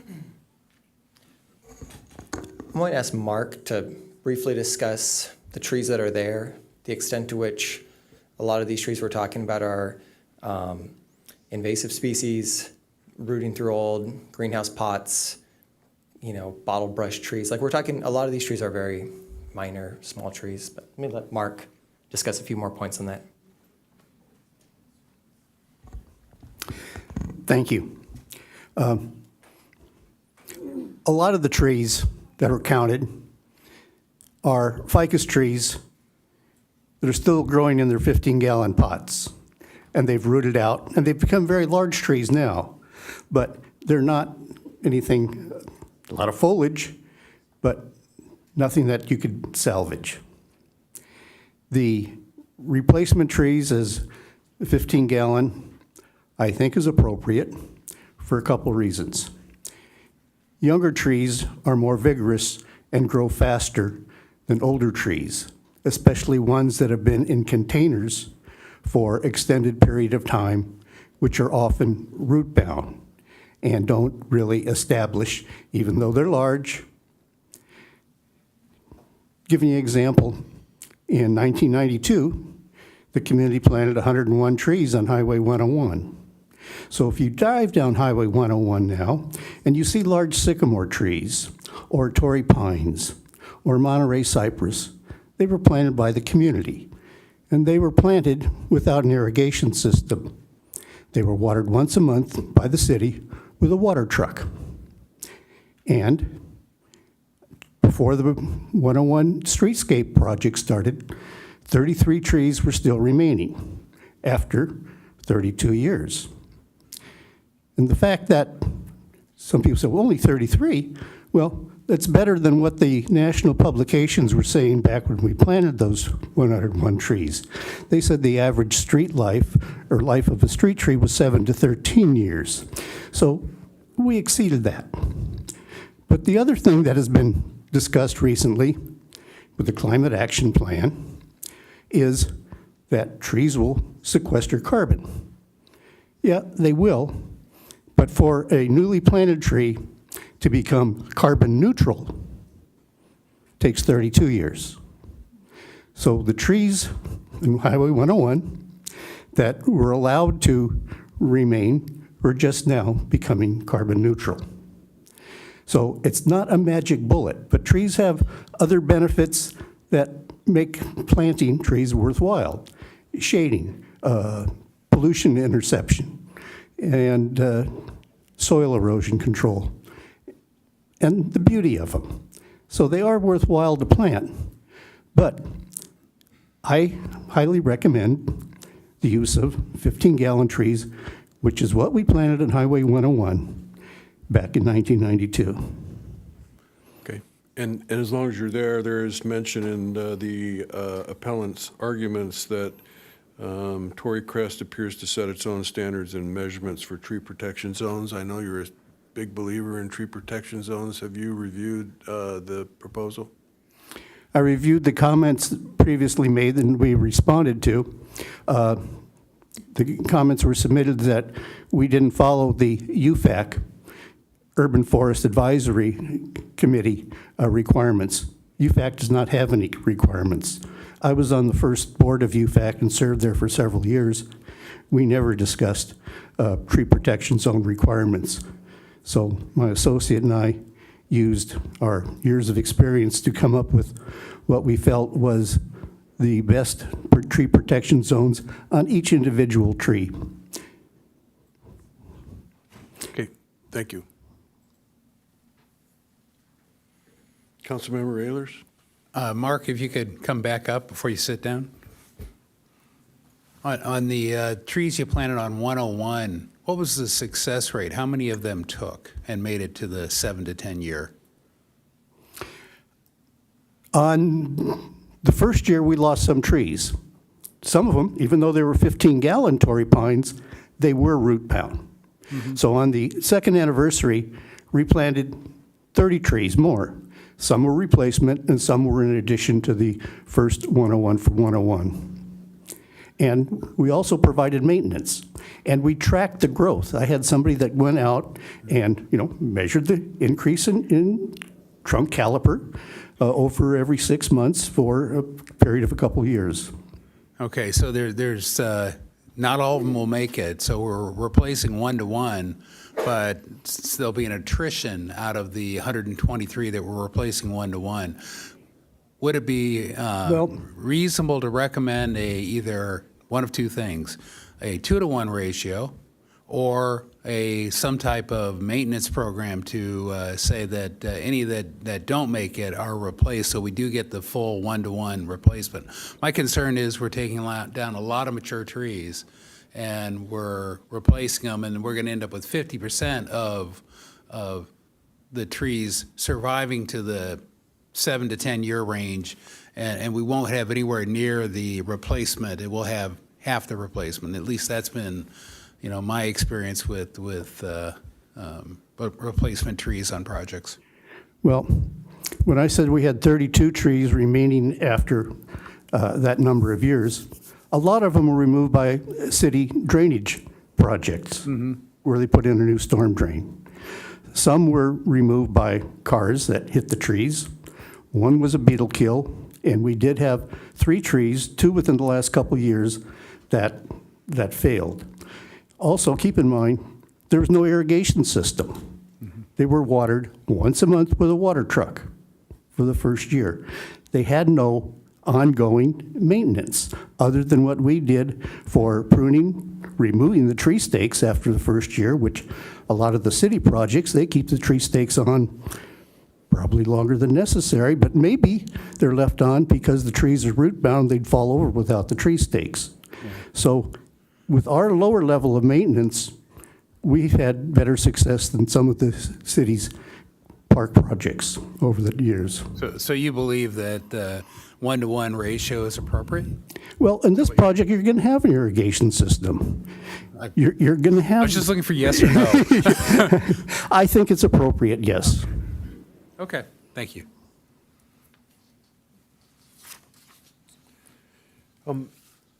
I also have some questions about the stormwater issues that were raised and want to ask specifically in the appellant's presentation, the conditions of approval requested, the complete hydraulic modeling of design flow between BMPB and Whittam in the pressure flow regime, showing mitigation of safety issues raised, and confirmed that the onerous 2016 flooding event will not recur. Is there a reason that is a condition that wouldn't be appropriate for this project?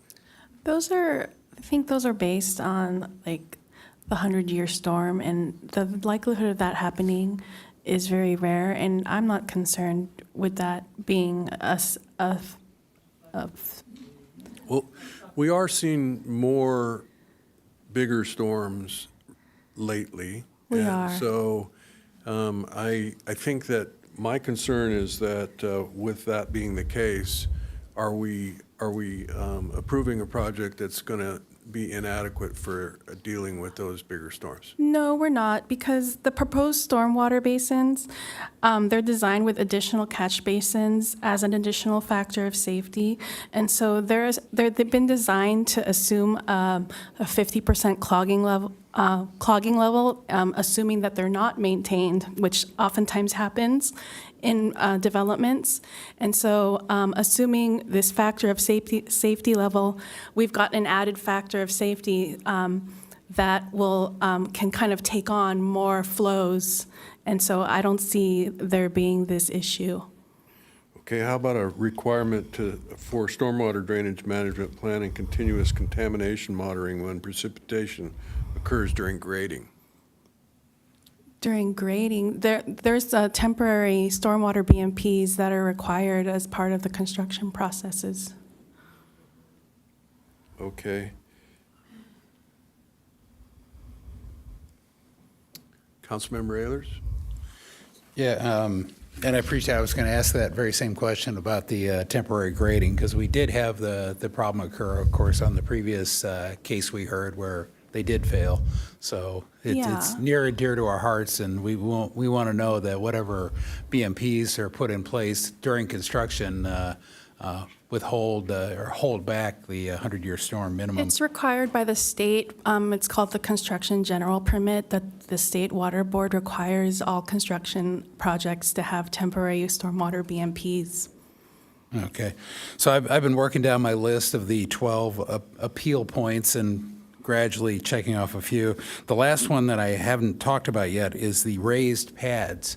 And, I know these are at the back top of the project. And I'll go back to an experience I had on Planning Commission years ago out in Wildflower Estates. Have a very similar situation.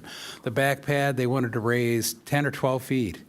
And they said they couldn't get the sewer to flow, they couldn't get the drainage, the stormwater to flow, and we actually had a subcommittee go out there with and look at it. And lo and behold, we got out there and suddenly, oh yeah, we can do that. And so I want to make sure, why is it necessary to raise the pad? Because I think this would fit better in the neighborhood. Probably wouldn't even need the height waiver on the 22 feet. If the pads were at least 3 or 4 feet lower. What is the flow path here? Is it sewer? Is it storm drain, or is it both? What's causing these back pads to be raised 7 feet? The fill for the 4 pads that you're referring to was to build up the pad elevations. It wasn't for utilities, as the appellants were discussing. So why is it necessary to build up the pad height if not for sewer or stormwater flow? So to make it usable to fit the housing on it. Couldn't it be lowered and flattened lower? But then it wouldn't drain to the BMP biofiltration basins. Okay, so it is for storm drain flow. Yes. Yeah, so it's going to the BMP, which means storm drain, as opposed to sewer. So if it was lower, would the sewer flow? I don't know the sewer invert elevation, so I don't know the answer to that question. And are there any other solutions that could work for the BMP? It seems like a pretty significant height. One of the reasons behind Prop A was and the reason we went back to the lower of existing or pre-existing grade is to avoid the artificial building up of houses so that neighbors didn't have, one day you don't have a house, or you have a house that at a certain level, and then next day you've got an extra 7-10 feet. That we were trying to limit that. Or if you do go up with that, then typically you're limited to 1 story because you've taken your first story in dirt. And was that looked at in this case? Did we look at limiting those lots that have the height waiver and say, hey, those should be 1-story houses instead? Because you can still achieve your density. So from a waiver standpoint, it's not a required waiver. Defer to the design engineer for that detailed question, since I wasn't involved in those details. Yeah.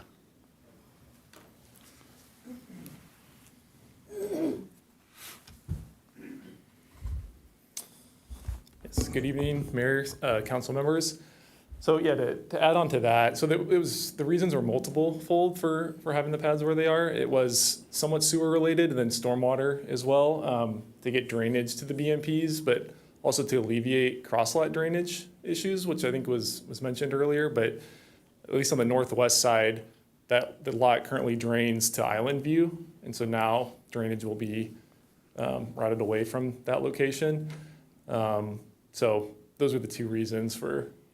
And if you hadn't done that, the cross-lot drainage, you're completely solving the cross-lot drainage, or mostly because you have some slope down there, but you're greatly reducing the cross-lot, basically off-lot drainage into Island View. Correct. Where it exists today. So from a legal requirement, I think your only limit is you can't increase the flow per hour.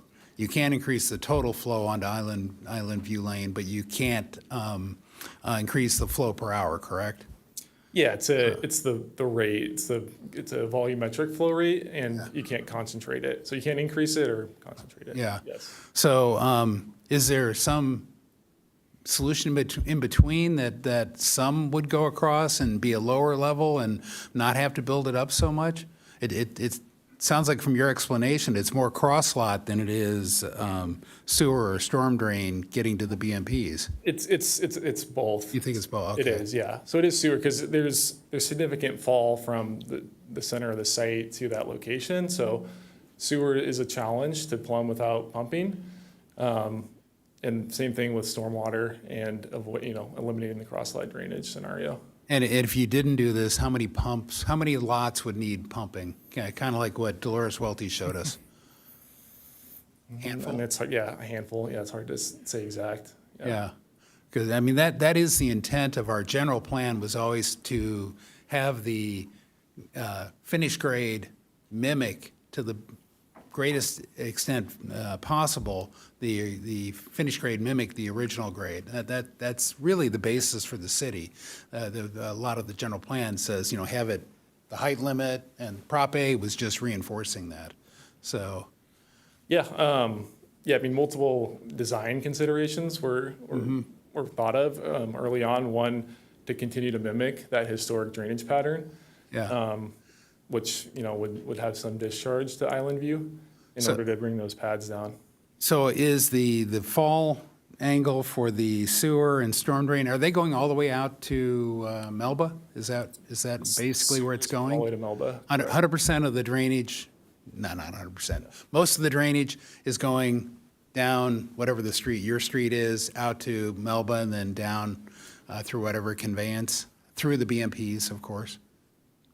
Sewer, yes, is getting out to Melba. The BMPs, we have the other one at the northeast corner. Okay. That gets to Witham. Okay, so the lots on the western side, do they go to that BMP, or do they go down to, do you know? On the western side, get down to the southwest corner, which is along Melba. Oh, okay. And so the fall rate on the sewer, and I always know, engineers want to have a really healthy fall rate. Do you have a healthy fall rate, or do you have the absolute minimum? We're at the minimum. You're at the minimum, okay. Because, as I recall, that example I'm remembering from many years ago out in Wildflower, they were not quite at the minimum. And so, yet they wanted to raise the pad. So is there any way to reduce the height of those pads so it doesn't impact the neighbors so much with building up right next to them? Because at 7 feet, it's pretty, that's 2/3 of a story. Yeah, and I think it's really no more than 6 feet at the property line as far as what the grade difference is. Maybe different levels of fill on the site, but where the pads are the best solution for sewer and stormwater. Okay. So you're saying the fill is only 6 feet there? I'm thinking just more of what the edge condition, the wall on the northwest corner. And is the wall a retaining wall, or is that, it is a retaining wall? It is, so, yeah. Wow. Why the retaining wall? Why not just slope it up and just to maximize backyards or something? Yeah, that was looked at and discussed with the neighbors on Island View as well. I mean, the applicant could speak to that a little bit more as far as that consideration and edge condition. I don't know. Yeah. You have any other questions on No. sewer and stuff? Okay. No. So, yeah. Yeah, I would just emphasize, we really did try to minimize, we're exporting approximately 19,000 cubic yards of soil. We're very sensitive to the Prop A consideration. So for this difference of about four feet there on these couple lots, the biggest thing we were trying to avoid was this cross-lot drainage issue. Okay. That's where the neighbors were concerned. Even on Island View Lane, for example, a 4-foot wide terraced area was a major concern. So we didn't want any cross-lot change. They didn't want any cross-lot change. Okay. And we have this condition. None of the walls are over 6 feet tall. So any sort of fill we're talking about maxes out at 6 feet, less than 6 feet. Okay. Yeah. So let's see. I'm going to kind of summarize because there's what, 12 different and I'm just going to run through them very quickly. But the insufficient time for the PC to review, I think we showed that we met that it's fine. The difference with the hydrological report, I thought the answers tonight with the temporary BMP during grading is what I expect, and the assume the 50% clogging. Of course, you have to assume 50% clogging because in the future you're going to get to that point. But I have to stand. I haven't heard any direct evidence that has refuted the hydrological report that was done by the applicant's hydrological engineer. The opening and closing of the public speakers, I think that didn't affect the outcome here. That's number 3. But we should take care of that and work on that going forward. Number 4, the preservation of the low-income units, which is the one I thought would be the stickler. I think the code I saw there, it's unfortunate. I think this shows how absurd our density bonus law is in this state, that essentially for no additional low-income units, you get to build 50% more. And it gets worse because now there's second density bonus. There are projects coming probably in the future that will have 100% plus bonus. Just absolutely ridiculous. So moving on to the pesticide testing. This is one that I still got a little bit of, I appreciate Troy's explanation on why the testing occurred the way it did. My experience on many similar type projects on planning is that, it is in the order of 10, 15, 20 test sites, not 115.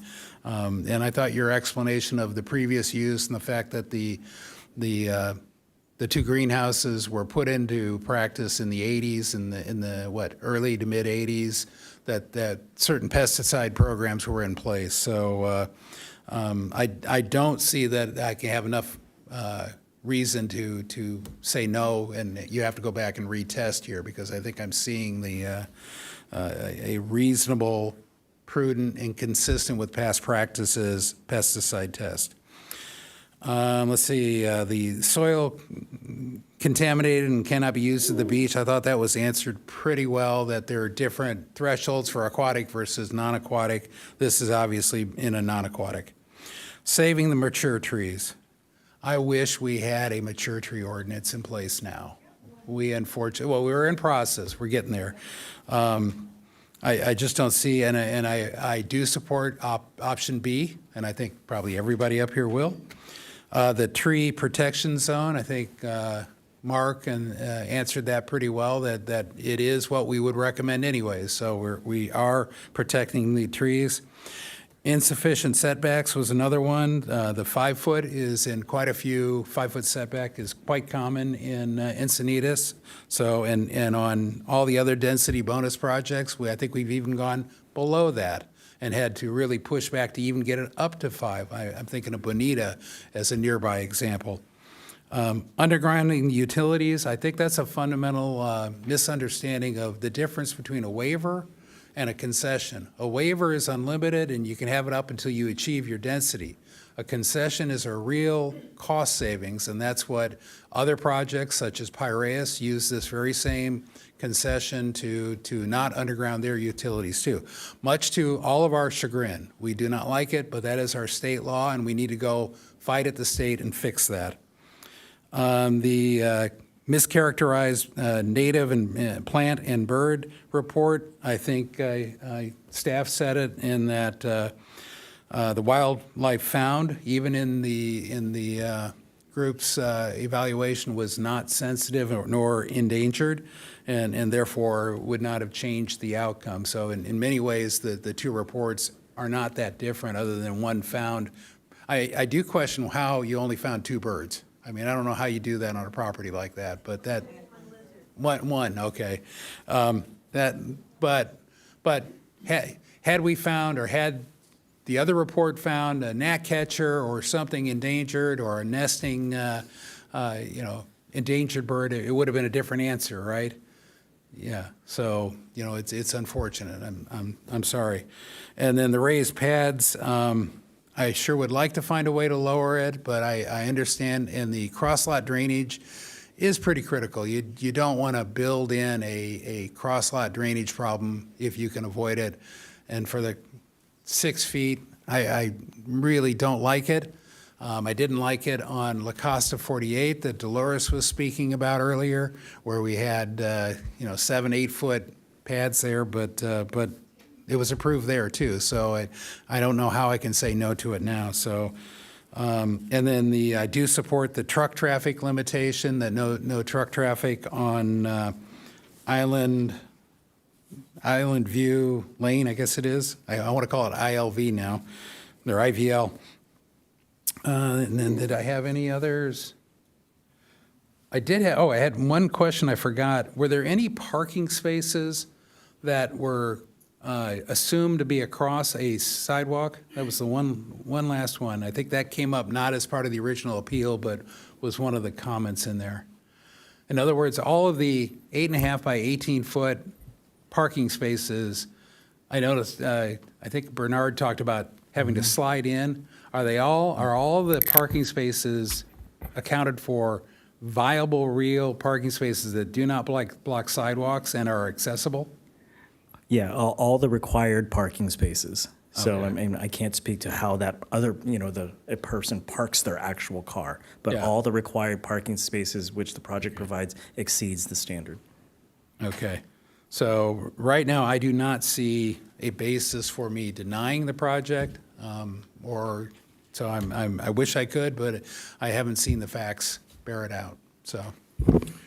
Okay, thank you. Mr. Mayor, point of order, the public hearing is closed, correct?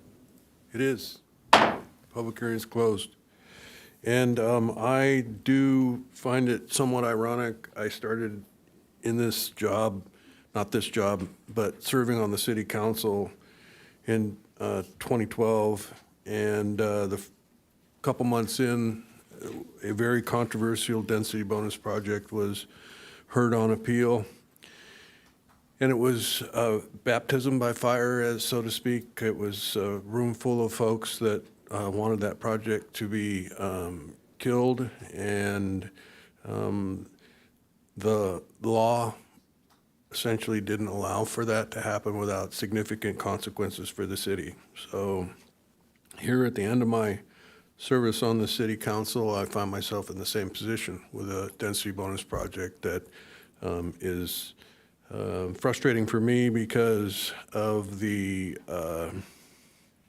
the impacts, the loss of that space that people have grown to love. And but unfortunately, there is nothing in the record that I can identify to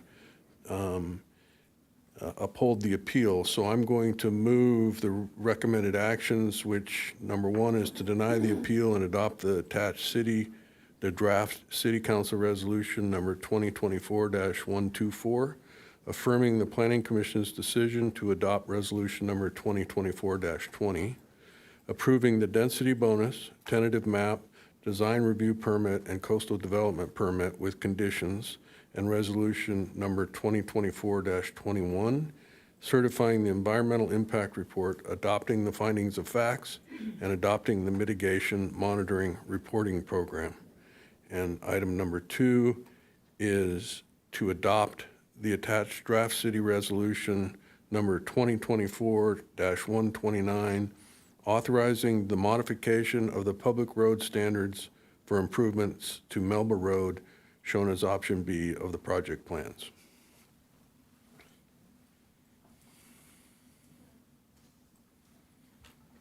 I'll second it. And Mayor, if I may just say a few words, I too have had to go through this experience, trial by fire, and this appeal was one I was particularly not looking forward to. And I had a wonderful visit with Jennifer Hewitson to the site where we saw hawks flying above, and then I remembered as a child I caught frogs on the lawn in front of one of the houses that is set to be removed. So this is probably the worst part of this job, is having to see our community change so drastically, so quickly.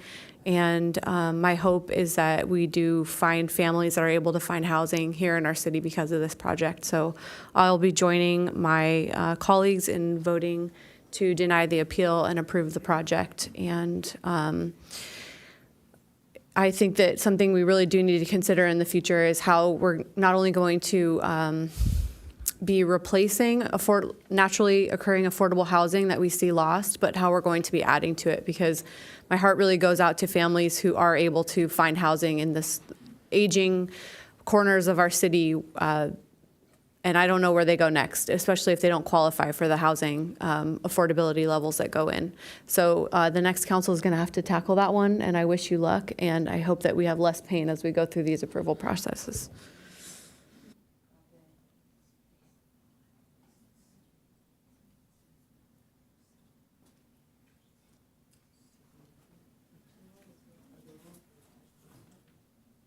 Motion carries unanimously with Councilmember Lyons absent.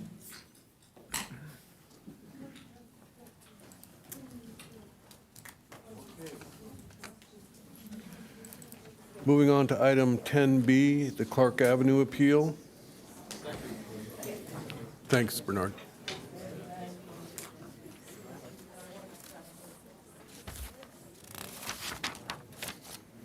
Good evening, Council.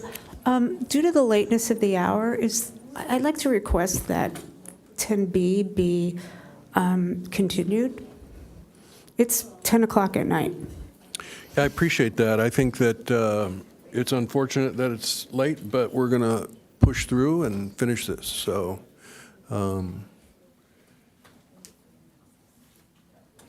we are going to follow similar procedures to the last appeal. We're going to hear a staff report. We're going to ask the council to disclose any other information they have received that is not included in the staff report. We're going to go through preliminary questions. We're going to open the public hearing. We're going to have the appellant go first, which Catherine Graber with the presentation, and then that's a 10-minute presentation. Applicant goes next, 10 minutes, Western National presentation. We'll have public speakers. We'll have rebuttal by the applicant, 5 minutes, and rebuttal by the appellant, 5 minutes. We will close the public hearing, and then we'll have council discussion and action. Staff on the Clark Avenue appeal. We're getting the staff member right now for that item. She's not here right now, but she's coming.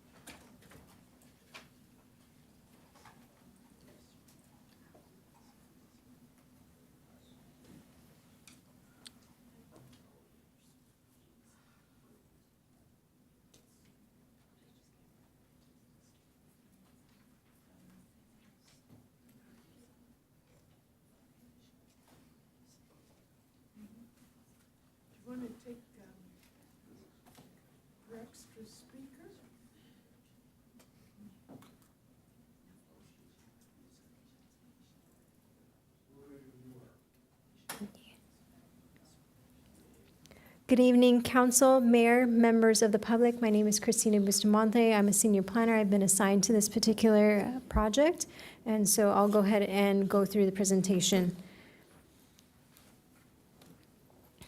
This is an image of the property location in case you were wondering. It is east of the I-5, south of Puebla Street, approximately west of Saxony Road, and north of Union Street.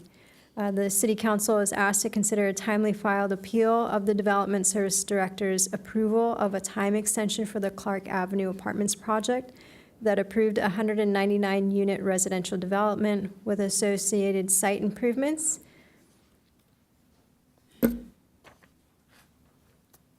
On September 14th, 2022, the Clark Avenue Apartments project was approved. The project included the construction of a 199-unit residential development.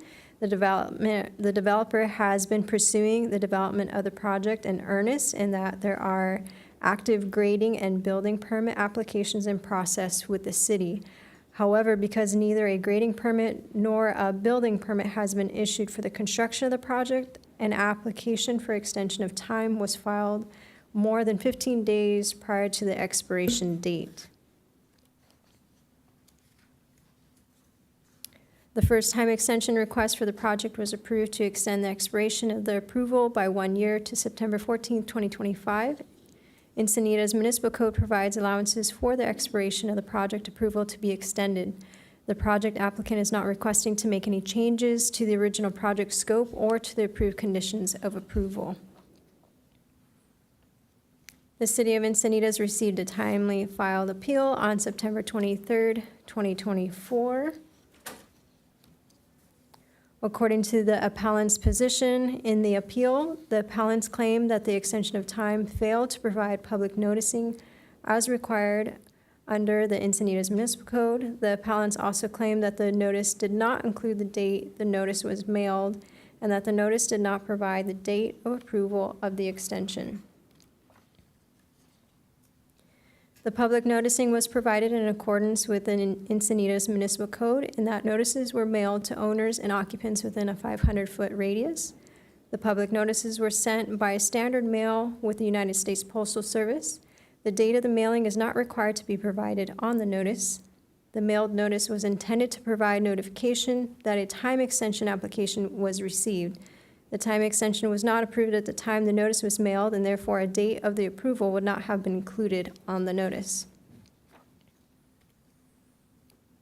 According to the appellant's position in the appeal, the appellants claim that the notice radius was 1,000 feet for the original project, but 500 feet for the time extension. The public notices are required to use a 500-foot radius. The public notice provided met this requirement in compliance with the Encinitas Municipal Code. The city cannot require a notice area beyond what is codified in the Encinitas Municipal Code. According to the appellant's position in the appeal, the appellants claim that the developer failed to develop the property as required by Encinitas Municipal Code. Encinitas Municipal Codes provided allowance for extension of time for discretionary permits. An application for an extension was filed more than 15 days prior to the expiration date in compliance with Encinitas Municipal Code. Additionally, as previously mentioned, the developer has been pursuing the development of the project in earnest in that there are active grading and building permit applications in process with the city. According to the appellant's position in the appeal, the appellants claim that the project air quality study is defective due to recent environmental changes. There has been no evidence or information provided to support the appellant's claim. Since approval of the project, there have been no changes in city policy and no changes in circumstances which would affect the developer's consistency with the Certified Local Coastal Program. According to the appellant's position in the appeal, the appellants claim that ingress and egress to the project remains unsafe, was not properly reviewed by the fire department, and is in violation of traffic and building codes. The appellants also claim that the population in the area due to 10 new units constructed in the neighborhood has increased the violation on Clark Avenue and Union Street. The fire department reviewed and found that the project met applicable fire codes, including access requirements. The extension of time does not include changes to the approved Clark Avenue project. There was no new information presented by the appellant that was not already available during the discretionary review of the project. There are no changes in circumstances which would affect the development. Therefore, no additional analysis regarding impacts of traffic or fire safety is warranted. According to the appellant's position in the appeal, the appellant claimed that the Encinitas Code Section 30.01 OAO, conflict with state or federal rights, requires review of conflict between state and local regulations. Encinitas Municipal Code provides that a person with an interest in real property may apply to the Planning Commission to determine any conflict between zoning regulations and state and federal laws. Interest in real property is a legal rights and entitlement that an individual or entity has. It represents the stake or claim a person has to a property and includes the privileges and responsibilities associated with ownership. The appellants are not persons with interest in the real property that is the subject of the application. Therefore, this section does not afford them the opportunity to make such an application. Further, the section does not apply to the appellant's stated disagreements with the determination that the project is in compliance with the applicable regulations. In conclusion, staff recommends the City Council adopt City Council Resolution number 2024-123, denying the appeal and affirming the Development Services Director's decision and extending the expiration of the approval of the discretionary permits by 1 year to September 14th, 2025. I am available. The applicant is also available here if you have any questions. Thank you. Okay, thank you. So with that, I would like to ask the council to disclose any other information you have received that is not included in the staff report. I have nothing to disclose. Nothing to disclose. Nothing to disclose. Nothing to disclose. And I have nothing to disclose. So my preliminary question is for the city attorney. There's a paragraph in this staff report that says, however, since the appeal was filed, there has been recent legislation, AB 2729, that is applicable to this director's extension and his appeal. And it basically goes through and indicates that effective January 1st, 2025, all applications, all entitlements in this particular situation would be extended regardless of a local ordinance. So does that mean that if we were to find in favor of the appellant and uphold the appeal, that it would be overturned on January 1st? Mr. Mayor, that is essentially correct. AB 2729 has retroactively extended the expiration date of the project by 18 months. So even if the appeal was upheld, this project, effective on January 1st, will be extended for 18 months from its expiration date. So we're hearing this appeal because it was timely filed, and we're carrying through with our process for hearing appeals in spite of this new law. And I appreciate that opportunity to have the public conversation about it, so there's nothing wrong with that. Councilmember Lyons. Yes, thank you, Mayor Kranz. City Attorney, I wonder if you could just clarify, this would then apply to all projects being processed in the entire state? Could you give me some clarification on that? Yes, this is not specific to Encinitas. This is not specific to San Diego County. This is a statewide mandate. Okay, thank you. Okay, seeing no other preliminary questions, I will open the public hearing, and the appellant will go first.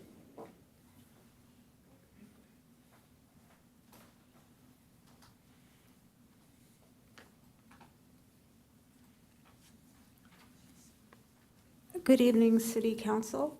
Thank you, Mayor Kranz, for your years of service. Congratulations, Mayor-elect Ellers, on your recent win. My name is Cindy Cremona, and I'm speaking on behalf of the Clark Development Action Group. The initial appellant is quite ill, so I am speaking tonight on his behalf. And it feels like deja vu, because here we are again after 2 years. And speaking to your point, Councilmember Ehlers, excuse me, the state just closes all avenues for cities to have any independent action about what happens to them. And I'm hoping residents vote smarter in the future so we can stop the inevitable road where we seem to be going down.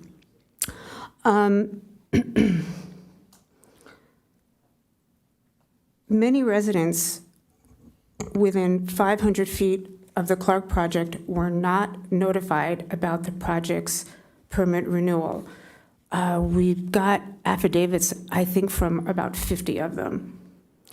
In addition, residents were not given adequate time to respond. Those who were notified received minimal information on the notice itself, including expected date of decision and how to find the decision. We contend that staying consistent with the initial 1,000-foot parameter that the developer gave the residents for the CPP was a reasonable expectation for our community.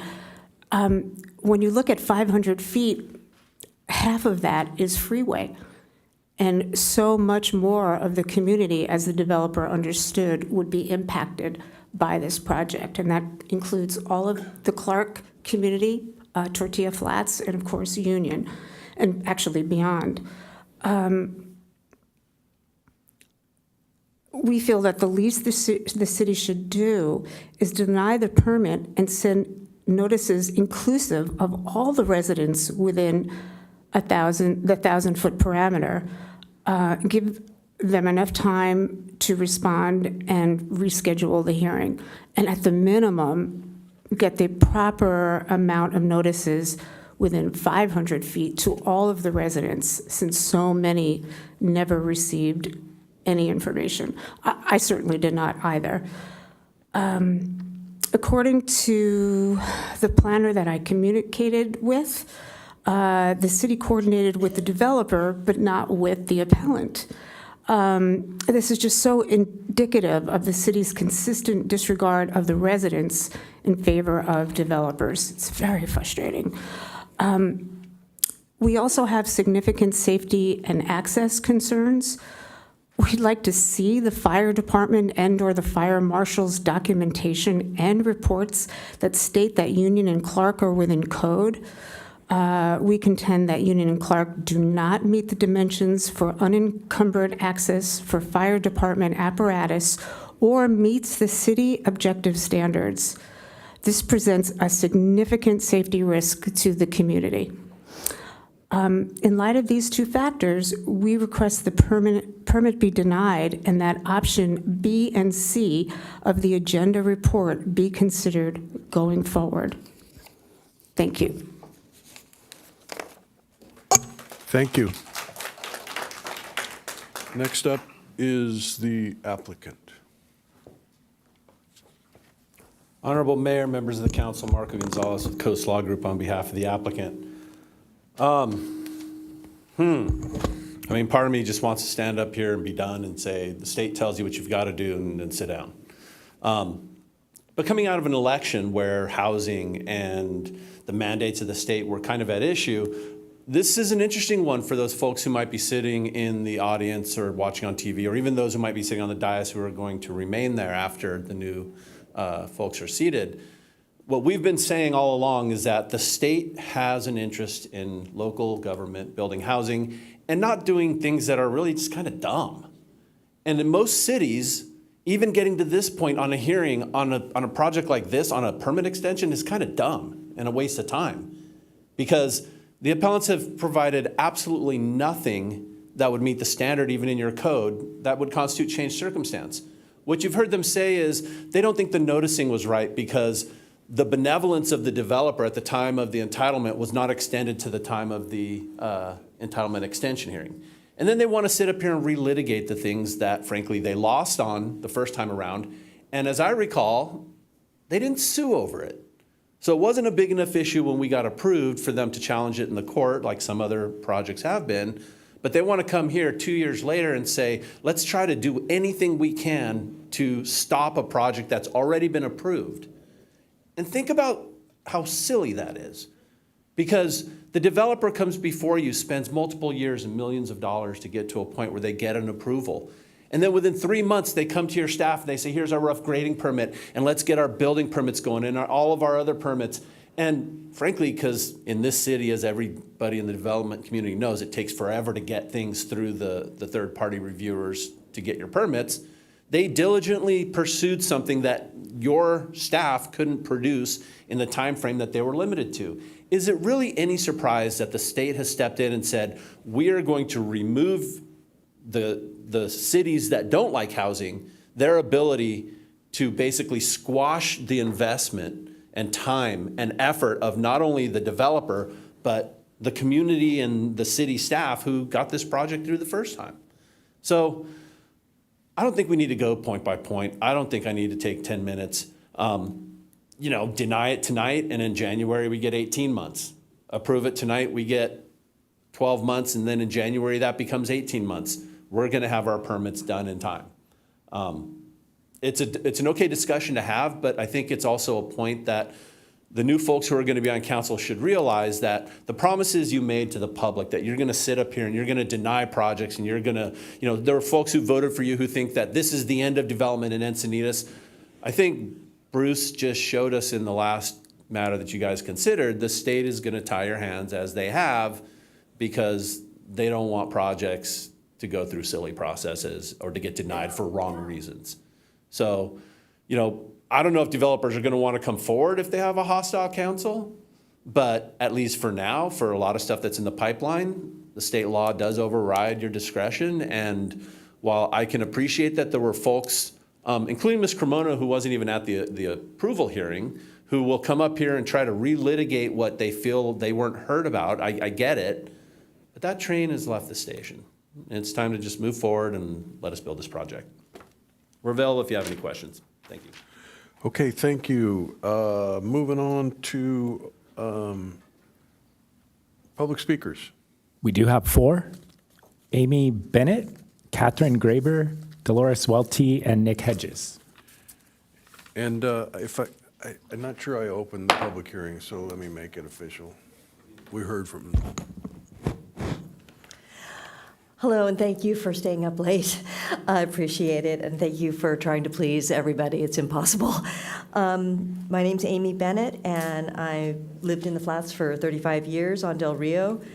And a couple of points that I just want to make, I've probably said them before, is that originally our area only got about a month's notice on this, way back when this was all coming through because another project got denied, and this one just kind of got slid in, and nobody knew it was coming. So we really never had a chance to fully engage the flats with our safety and traffic concerns. We certainly know there's a housing need. That's really clear. And personally, I don't know, legally we can't probably ask you to do anything, but I'm saying we are asking you to try to consider what we've been through. This project is one of the only large element projects that does not have access on a main artery, so this is going through our streets, both on Union and ours, and we didn't have a chance to fight for that. When those first dozen homes went in down at the end of Clark, we had all of these massive trucks going through our streets when that was being built, and it seemed to take forever. We have no sidewalks. We have very narrow streets. We already have increased traffic.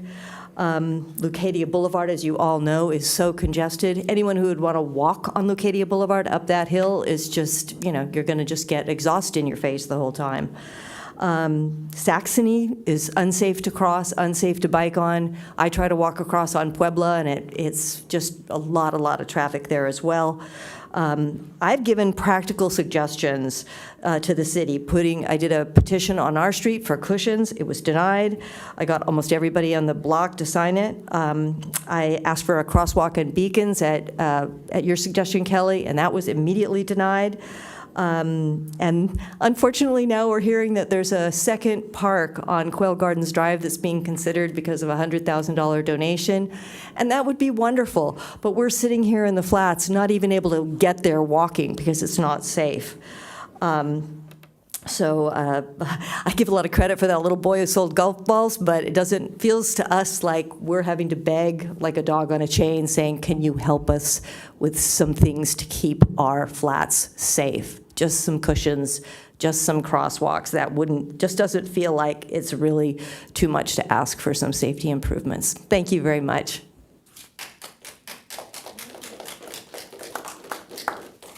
Catherine Graber? No. Dolores Welty, followed by Nick Hedges, Cynthia Shea Palmer, and Sheila Cameron. Good for you guys. That was good. Okay. Well, you know, SB 330 ends with this year. That's why they did this new law, to give all these guys a year and a half to come on forward. I don't think you should give him any kind of time, but of course it's mandated. I got interested in sewers, and sewer collection for the Clark project first goes to the Cottonwood subbasin, and then it connects, and that Fox Point goes there too, and then it connects down to the Encinitas trunk sewer and on down to the pump station at Moonlight Beach. And at Moonlight Beach pump station, it's pumped to the pump station at the end of La Costa Boulevard. Here comes all that sewer, I don't know if it takes the whole city or not, but it certainly starts at Fox Point and all those high points and comes down. And then from La Costa, it's pumped to Carlsbad, to that sewage plant there that you see on I-5. Well, when the Clark development is added to the sewage that is already collected and will be collected, let's see, I don't know if you figured the Sunshine Gardens collection into that, or maybe Quail Meadows sewage into that, but by the time it gets down to the Moonlight Beach substation on a peak wet water flow, PWWF, it's over capacity, and some of it has to be held down there at Moonlight till it slacks off a little bit and you can send it on. You should look at cumulative effects of what you're approving. Not only cumulative effects of traffic, but cumulative effects of sewage flow, for heaven's sake. It's a very interesting subject. I always told my son he should be a plumber. One of the best jobs in the world. Everybody needs a plumber. And I think you guys need some kind of a sewage education here. Thank you.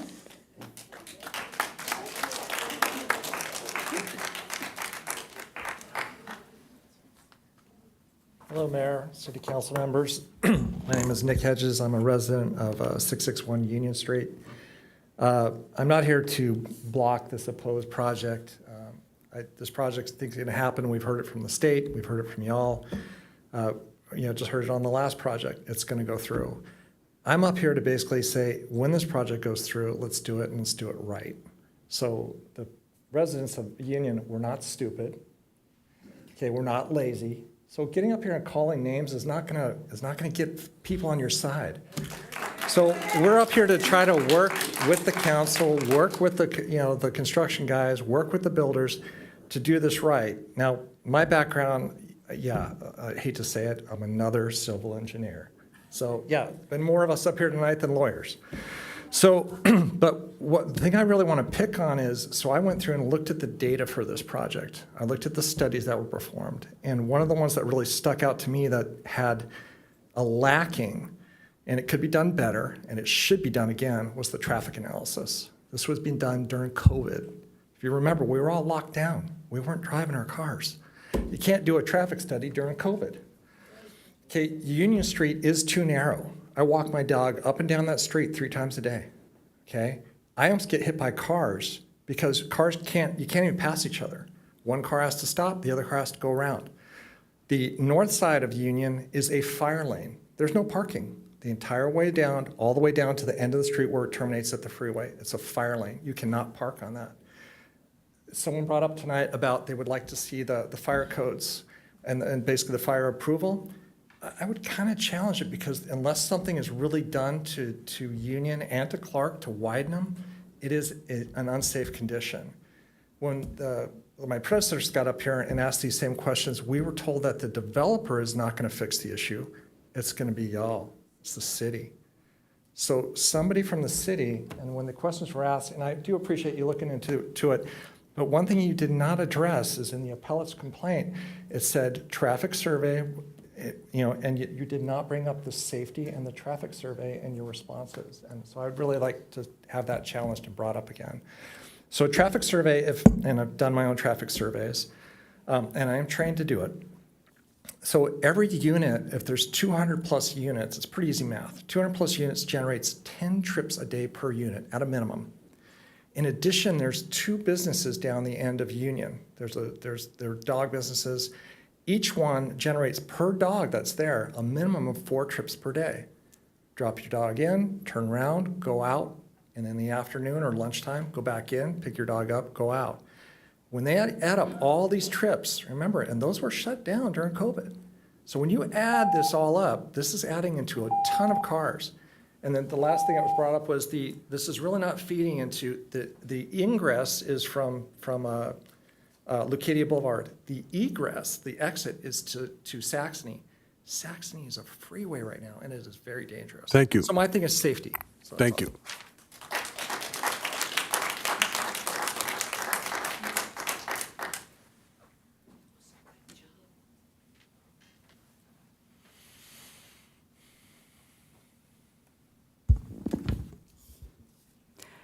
Good evening. Thanks for hearing us out, council members. It is very late.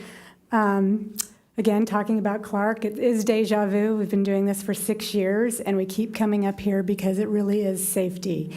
If any of you have walked up and down where we live, I'm on the Tortilla Flat site. It doesn't take a rocket scientist to tell that it's going to be a dangerous situation when we add in 200 more houses at the end of the street. Tony, you referenced it just in the last time we talked about this, that this was the most problematic of the housing element sites. The community is frustrated, and we feel ignored. Many are here tonight, actually. There would have been a lot more here tonight, but we have heard about this AB 2729 and feel like, what is the point of even coming? That's why you don't see as many people here. Our voices just are not heard. On the permit extension notification issues, it's just one of those ways to be heard yet again. People did not get the notices, and an Excel spreadsheet with all the names on it does not mean you actually get the notice. Believe me, people pay attention to any notices that come out on Clark, because when this thing goes through, it is going to affect us dramatically, particularly from a safety perspective. Those of us that did make comments on that notice, which we were asked to do, we were told went into an administrative file. What does an administrative file mean? It basically means a circular file. It gets filed away. So those comments doesn't mean anything. It's just going to go through. Our biggest concern, though, is the safety and access. Those roads, Clark and Union, are only about 21 feet. We are told that the code is 24 feet to 26 feet for something like a 30-foot or over higher building. I don't know where the fire department report is or where the fire marshal says that indeed Clark is safe. We would love to see them. We can't find them anywhere. So whoever wrote their name approving that document or where whatever it is, we would really like to see that because it's so constrained. So we really, the thought of like build it and then we'll deal with safety just is backwards. And I'm not a civil engineer. I am mechanical.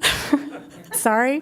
But as an engineer, you want to build the infrastructure and then put the stuff in, especially when safety is concerned. And in this case, for Union and for Clark, safety is a concern. And I want to make one more point. The reason Clark is an egress only is because one of the citizens on Clark went and measured it, showed the staff at a council meeting, and they turned around at the next council meeting and said, guess what? We have to make it egress. So we did the homework on the dimensions. Thank you. Thank you.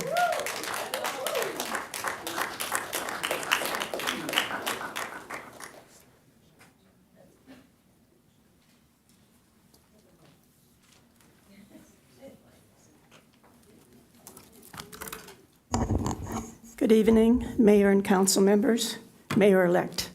Congrats. Okay, my name is Sheila Cameron. I'm standing up here because this is one of the best neighborhoods in this whole city.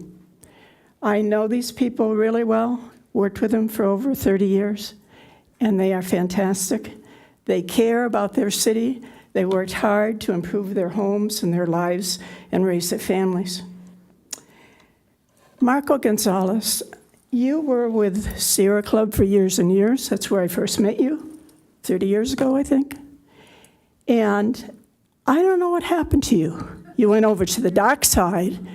You come in here, you insult us, you call us dumb and silly. You SOB, really. Sheila, I could spell it Sheila, out. I'm sorry, I didn't spell it. If you can He's speak an to asshole, the appeal. and Okay, that's- well, you okay. can take that up outside That's this right. hearing, but this public hearing he is said about... it here, and you know damn well he's going to get it back, and he deserves Let's it. talk about the appeal. Hey, Hey, the traffic. let's talk about the The appeal. traffic, fire, particularly fire. Too many houses crowded in right next to the freeway. Very dangerous. I drive into that neighborhood often, and I can never go down the street without my car having to go one way or somebody coming the other way, very politely stepping aside. The streets are not wide enough. This is a small neighborhood. The streets don't need to be widened, but you don't need to put 199 homes in here. It's dangerous. And don't you ever call us dumb or silly.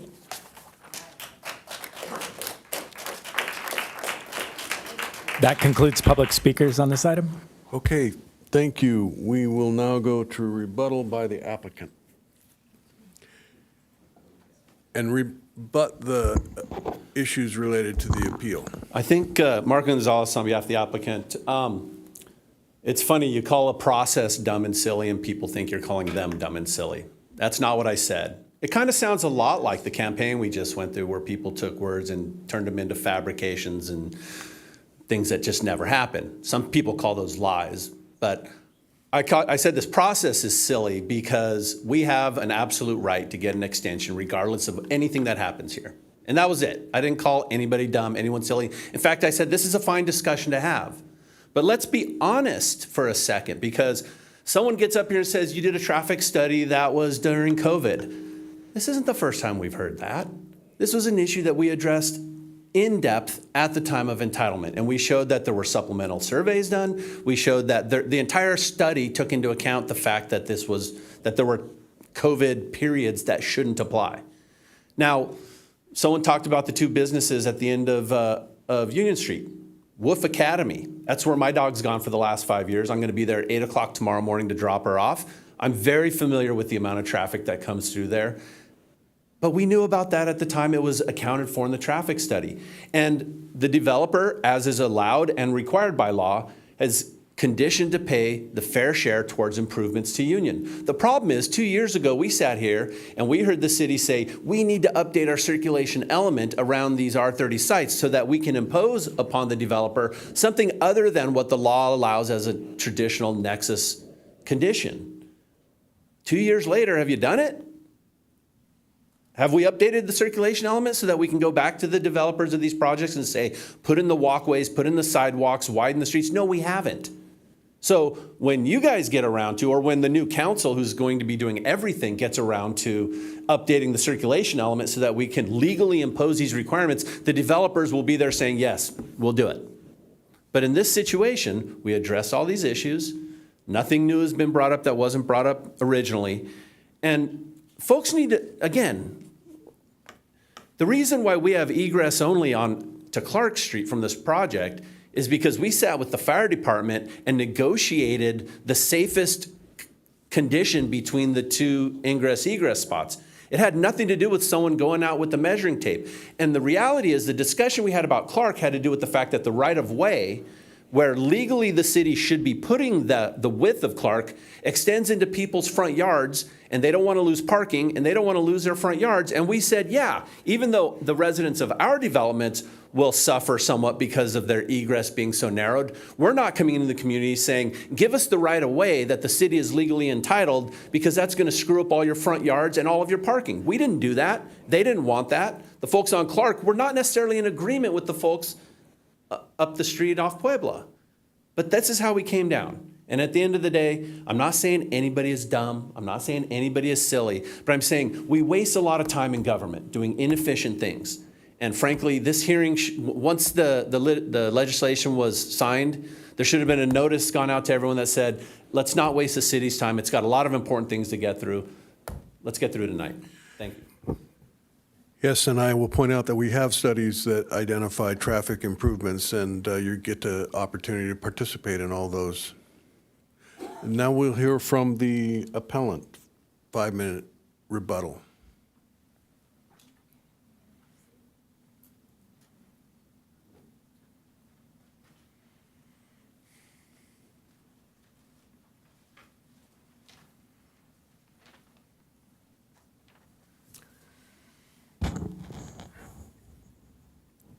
Our community doesn't think safety issues are stupid or silly. And especially when it comes to ingress or egress, particularly on Union and Clark. We understand we can't stop this project, but we are extremely concerned about the safety issues, really specifically if there's a fire anywhere down those streets or in that project. I can't imagine how emergency vehicles or fire trucks are going to get down Union or even Clark if they open up the one-way access the other way, while people are fleeing those communities in that type of situation. The roads are too narrow. We've spoken about this previously. Code demands that the access roads should be wider. The applicant talked about fire department conversations. Again, we don't have any of that documentation. No reports, no documentation, no written sign-off by the fire marshal or the fire department. And also, as I recall, in the CPP, the applicant wanted to redline Clark, taking away even more parking spaces, or impose eminent domain. The city thankfully shot both of those ideas down. And yes, the city did decide to make Clark egress only after members of the community pointed out how narrow it is at the Puebla intersection. That had nothing to do with the applicant. we feel that the city has a responsibility to residents to keep us safe, that it's just imperative that the traffic flow in and out of that development is managed in a way that you are not putting residents in that developer's community or in established neighborhoods at risk. And also, CDAG conducted its own traffic study, and the city's traffic engineer refuted it, claiming that Clark and Union were plenty wide to absorb the traffic from those additional 199 units. We disagree. Traffic has increased in our area considerably just with Fox Point Farms, and Fox Point Farms isn't even built out. I mean, we're talking about 1,300 new units in 1 square mile without traffic improvements.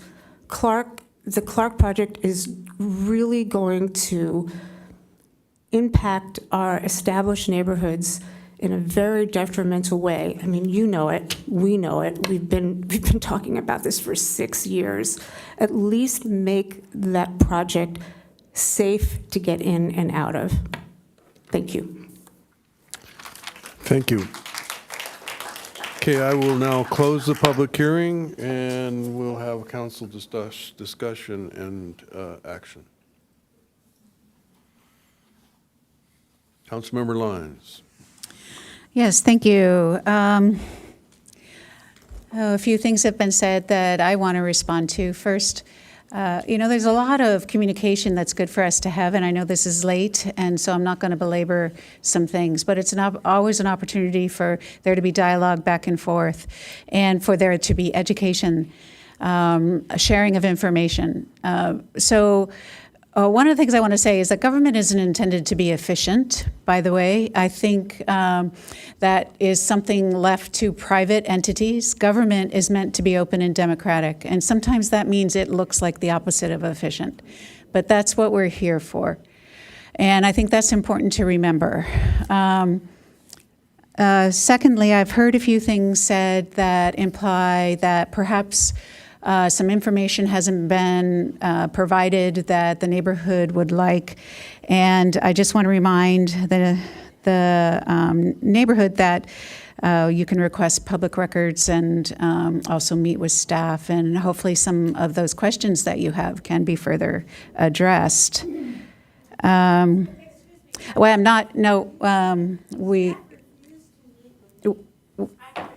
Okay, this isn't a dialogue at this point. You can take that up after the meeting, that'd be fine. Thank you, Cindy. I think sewer is fun too, Dolores. All of us sit on both Encinitas Wastewater Authority and the San Elijo Wastewater Authority, and I just want to share that the capacity of our sewer system is always evaluated when new projects come forward, and it's part of the vetting of projects that the city does go through. So I can expand on that more at another time too, if you'd like. But sewer is really important. Infrastructure is really important. What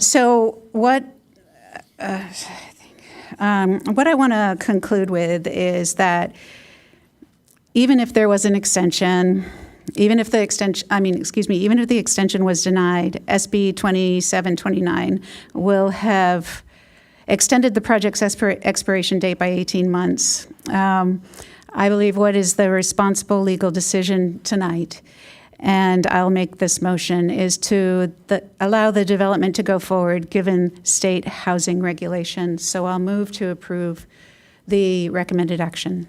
Thank you. I'll second that. Well done.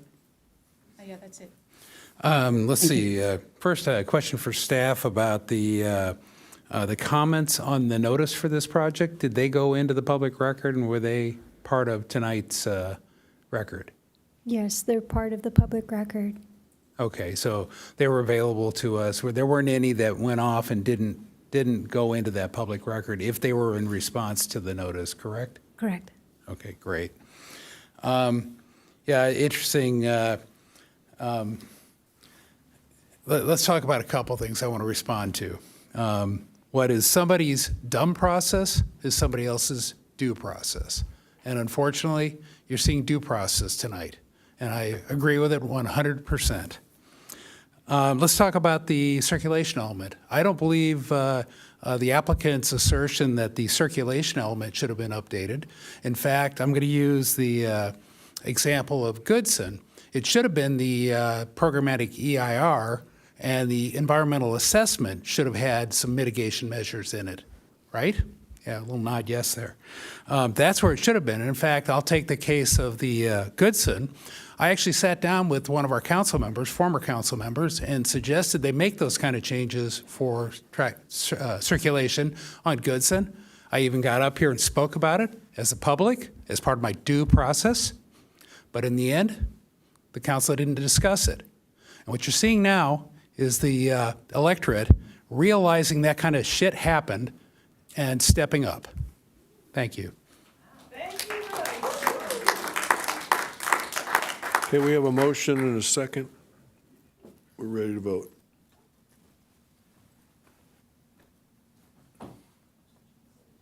Motion carries unanimously.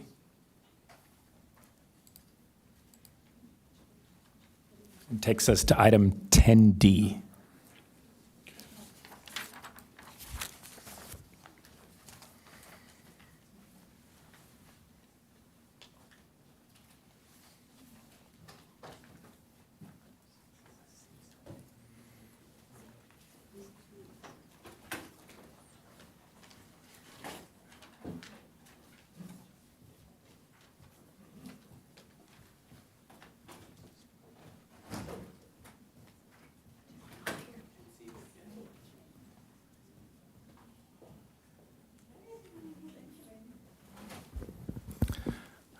Good evening, Mayor, Council. Thank you for having me. I know it's late, so I'll kind of make this as quick as I can for you. We're here to talk about the proposed temporary fire station at the Pacific View Cultural Arts Center. Just a quick little update of what we're going to cover real quick is, one is, what led us to the closing of Fire Station 1 on October 8th. A little bit of information that kind of goes through a couple of reports that we have, the current status of where the crew is now and where we're responding from, the proposed sites that we looked at, and then what our recommended action is. So when I was getting ready for the Infrastructure Task Force presentations, we came across a report from 2014 that highlighted a couple of things that brought up some concerns about the station to us. Notably, there was significant cracking in the concrete pavements, and there were some structural issues in the fire station, and it was labeled as in poor to fair condition. So with that, there were some discussions with firefighters, with the association. Association member actually spoke at a council meeting, and the city manager and I had discussed this and said, okay, it's time for us to either say this is a safe fire station or it's not a safe fire station. So we had our building official go out and do an assessment of the building, and he came back with a seismic evaluation that talked about that it was an unreinforced masonry building, and that needed some work. It needed some retrofitting for it to be safe as a risk category 4 building. It talked about the URM wall to diaphragm ties, interior cross walls, apparatus room walls, steel moment frames, hose tower, the secondary retaining wall, and screen walls, and also gave mitigating efforts to help correct those problems. So it also had information that talked about egress. The windows in our dorms weren't up to code. Talked about ramps and ADA accessibility, and at the end, doing some initial cost estimates to get it retrofitted and to bring it up to code would cost about $9 million. Just to confirm or to do some more testing from the building officially recommending we do a GPR test or a ground penetrating radar test to see if there's any rebar in what we were calling unreinforced masonry at the time, because we had no plans of the building since it was from 1957. And we did find some rebar in 8 of the locations that we looked at. It was about 24 inches on center and about 1.5 to 3.5 inches within the concrete or the masonry. And by the end, there was no horizontal bracing except for in one wall that was in the middle of the structure. And the opinion is that even with the vertical rebar, the building still does not meet the code and is not safe for occupancy. And so just to get into the need for the fire station to be in the general area is that it is now. It's west of the railroad tracks. The railroad does create a barrier when there's delays or if there's an incident that stops the train, it would cause response time issues. And it's in that area you see on the map, it's the heat map we call it. The fire station 1 is right in the middle of our highest call volumes, our sphere of influence with our calls. So it's in a great place. So if we look at the last 5 years of call volume, Station 1 or Engine 231 has our largest call volume. When you look at the rest of the calls over the last 5 years, Engine 232, 7,520, they're all pretty similar except for Patrol 236. But what I really want to show you is if you look at the map, the purple geographic area where Encinitas Station 1 is, it's also our smallest geographic area with the highest call volume. So when we, in 2022, it was brought to council to do to adopt a response time standard. And with that standard, we said that we would arrive on scene within 8 minutes, 90% of the time for all medical aids, and within 9 minutes for all fire incidents. Today, with moving our fire crew from Station 1 to Station 3 at the moment, our current 90th percentile response times in Station 1's district is greater than 8 minutes. So it's 8 minutes and 19 seconds. And our average current response time is 6 minutes and 50 seconds. So that is about 1 minute and 20 seconds greater than what it was before we moved our crews to Station 3. The possible locations we did look at were Fire Station 3, Moonlight Beach parking lot, City Hall, and the EVgo parking lot in Pacific View. Fire Station 3 is, again, east of the tracks. It doesn't provide that west side coverage. It's designed really for 4 people. Right now, we have 7 people housed in that fire station. And it does, like I said, increase the response times from responding from that area. Moonlight Beach was looked at. There's no utilities there. We do have some security issues. And then the loss of beach parking spaces causes some coastal commission issues, and it's also not zoned for a fire station. The City Hall and EVgo site, again, sewer, water would be difficult to get there. We do have a current agreement with EVgo for that bottom parking lot. And it's, again, east of the railroad tracks. And it's really a difficult location for us to park on the EVgo side in that parking lot. Based on how busy Vulcan is, we'd have to back in. There's not a lot of room for a pull-through. So that would cause some kind of hazard that we don't want to have. And then there's a loss of public and employee parking spaces that we would have to contend with. So our recommended action, which we'll get to later, is our priority spot would be here on the west side, northwest side of Pacific View. The fire station right there in the red is to scale. The utilities there, you have the sewer on that left side of the screen with water and electricity very readily available right there. It's logistically, it's very easier to get to, and it will cost less than if we move it to this, this southeast side, which is our secondary location that we would present to you. The sewer would have to be connected through the street, so we'd have to dig up the streets. The water pressure is low, we'd have to increase our water pressure, and then the electricity is coming through the Pacific View Cultural Arts Center's roof and then back out to the fire station. So some of the advantages of the Pacific View property is one, that it's located within that sphere of influence, that heat map that we talked about. It's west of the railroad tracks. It's on city-owned property. The water, sewer, and electrical hookups are readily available. And then the temporary structure that we put there could be relocated once the fire station is no longer needed. The temporary fire station is no longer needed.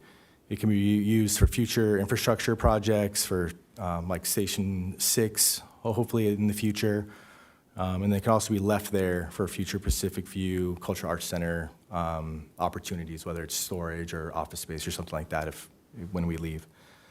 And then the flexibility and quick setup for immediate community benefit is just that it's a good option until there's a permanent solution that is determined. So the cost breakdown, we've estimated it through some initial quotes to be about $1.9 million. Our goal is to not meet that $1.9 million, is to do it for cheaper, but with contingency costs, that is our ballpark number at the moment. So the funding breakdown, we're using the 403 facilities funds. We're using 4 of those funds, the Civic Center, the fire station improvement, library improvements, community center, and then some unassigned fund balance in the 403 fund. So our recommended action today would be approve the emergency declaration for construction of a temporary fire station, approve the temporary relocation of Encinitas Fire Station 1 from its current location at 415 2nd Street to a temporary facility at the Pacific View Cultural Arts Center. We adopt resolution number 2024-130, titled A Resolution of the City Council of the City of Encinitas, California, amending the fiscal year 2024-25 budget to appropriate $1.9 million to the emergency fire station number 1 relocation project. And then last, authorize the city manager or her designee in coordination with the city attorney to execute amendment number 4 to the agreement with Michael Baker International to add $250,000 to the engineering design consultant agreement for a new not-to-exceed contract amount of $750,000. And that is the end of my presentation. Hope I didn't go too fast, but we're open for questions. Any public speakers? No public speakers. Okay. I appreciate the actions that have been taken heretofore. I think it's appropriate that our firefighters, be housed in a building that isn't at this level of risk of collapse in the event of, for example, an earthquake.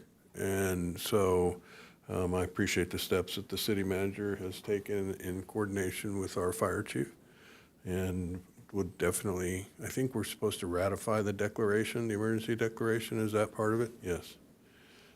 So I'm looking forward to doing that. Councilmember Lyons? Thank you. Yeah, I do have a few questions. I've already talked to staff and Chief Gordon, and I think you're aware that I have some concerns.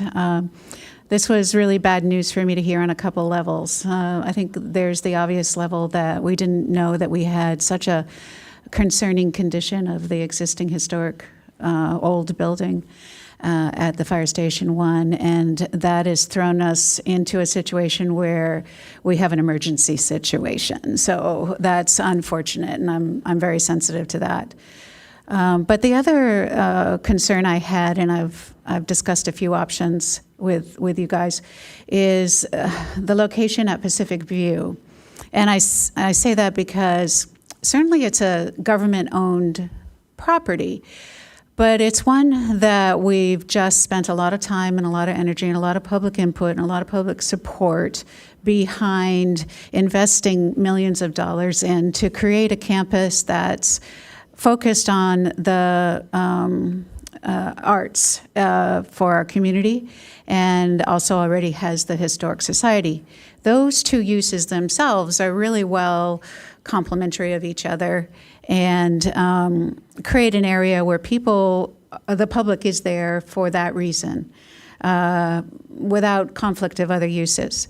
So I think that, so my concern is, well, what else did we look at? And I appreciate that you shared those graphics. I hadn't seen them before. Were they in the staff report that we saw? I hadn't seen them before. Maybe it's irrelevant, but One of the ones that I'd like to tease out a little bit is not what you considered, but in looking at the existing fire station site, first of all, I understand that the building's not habitable. So we do need the office and the sleeping building, definitely to be where people are inhabiting it and they're safe. Give me your thoughts on, can the trucks and the apparatus still stay in Fire Station 1? So with it being a fire station, there's some stipulations that have to happen, especially since it's a risk type 4 building, right? And so if there is an earthquake event or something that would cause damage to the building, we still have to be able to get the fire engine out of the apparatus bay or the garage to be able to affect rescues and emergency operations. So as part of that typing of being a type 4 building, that they would have to also be in a building that is to code. And so we could not use the current Fire Station 1's garage as a garage at the moment. We'd have to have a separate building for it. Thank you for that explanation. That does make sense. Based on my scaling off of Google Earth, which is probably kind of essentially what we do most of the time, it looks like both the garage and the office and sleep could fit in the open area that's not dedicated to building on that property. Did you look at that? Are you talking in front of the fire station off C Street, right? In front of it and within the parking area. We looked at it after we had spoke with you. I think the biggest problem with that spot is then the egress into, or the access into the two businesses that behind that would be obstructed. So I don't know how much the business owners would like us to be obstructing their businesses. So we would essentially cut off all access to the end of C Street with the businesses that are there. So there is the alleyway there, but I don't think that's I don't know if I can speak to that as not being a viable access spot, because I'm not, that's not a code thing for me that I would know, but I would have to punt that over to maybe someone that knows more than I do. I'm drilling down, and Jill, if you have something to add, but I'm drilling down because I'm concerned about the fiscal impact, but I'm also concerned about the physical and visual impacts to Pacific View. So being a fiscal hawk, it's like 1.9 million. Gosh, that's a lot. It's a temporary facility. Can we reduce that cost by locating it on the current site as far as, you wouldn't have to extend utilities. I mean, just modestly, you've already got utilities. You wouldn't have to upgrade the pavement. It's already at the right structure for the fire apparatus to drive on. It's already set up. It seems like we could push on that option a little bit more, unless Jill, you had something about the alley you wanted to share. So I don't believe we can allow, our code does not allow you to take primary access from an alley. So it would be really challenging. So we'd have to see if there's some kind of workaround for that. So that would be the biggest challenge, that it's just not something that's allowable currently. It might be something that council can waive, but I don't have clarity on that at this point. Yeah, well, I'd be interested in that, and especially if any of my fellow council members are also interested. I do want to just share, if we locate at Pacific View, I think that we absolutely need to be respectful to the investment in that asset that we've put in so far. And I hope everyone shares my thoughts there. I think visually, we need to keep the fire station from blocking the structure, but also functionally. People will want to use that space to get to their classes and to maybe even meet their friends and neighbors outside that space right in front of the Pacific View. So the more we can keep it in the south east corner, then honestly, we anticipate that would be used for something else in the future anyway, but you've presented it as the most expensive option, so that's unfortunate. But I think that the benefit would be, well, then we'd extend utilities to it that could be used in the future. So are we going to be able to achieve some things that would be used long-term? If we can demonstrate that, then I support that location. Councilmember Ehlers. Yeah, so in the interim, when the units are over at the Orpheus station, are they housed inside? Are they outside? Where are we placing the engines? So the Station 3 off of Orpheus has 2 bays. So we've moved out our reserve rigs and put in engine 231 and engine 233 are both in there right now. Okay, and the reserve ones go somewhere else, or they go Right out? now, we have a reserve that's sitting outside, which we try not to do, obviously. Yeah. There's a lot of expensive equipment on those engines, so. So then the next question, and I think I appreciate every one of the comments you made, including, the care for the big investment we put into Pacific View, for the aesthetics, for the accessibility. I think everything you said, you took the words out of my mouth. So I'm going to go an additional place, which is what could we look at? We have to eventually demolish or refurb, I guess, but I have a sneaking suspicion based on the report we read that it's more likely to be demolished. Could we demolish and put the same structures we're proposing for Pacific View, put it at the site of Station 1 temporarily?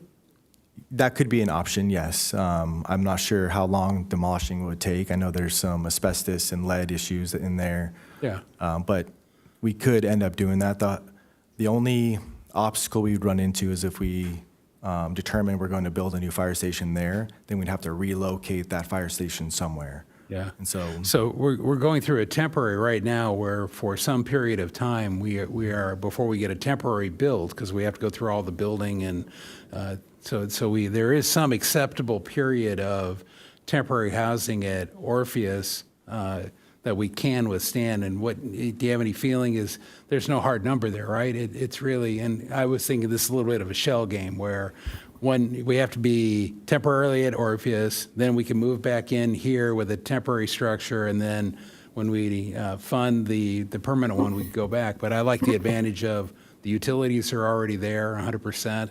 It's a matter of, getting a rough pad down there of some type and then deciding where we could put the double wide, so to speak, and still have access from C Street. So it's a thought. It's another thing to look at, so. Yeah, it's definitely would take some time to demolish the building. We could definitely look at it. Yeah, my biggest hesitation on this has to do with the $2 million that roughly is going to just go, and I know it's necessary, so I'm struggling a little bit with it. I don't like the impacts to Pacific View, but I appreciate the fact that you've taken a look at other alternatives and eliminated them as the primary choice. But that said, I think that I'm not prepared tonight to make a decision to expend those funds and sign these resolutions. And one of the things that I would like to ask my colleagues to allow is for a subcommittee to be formed between Councilmember Mayor-elect Ehlers and myself to look a little deeper at some potential alternatives and give an opportunity to maybe look in a different direction, come up with some solutions. So I don't know which of these, I just looked through the documents, but it doesn't seem if we're going to move forward with the Pacific View location that we have to adopt any of these resolutions, do we? The emergency order confirmation.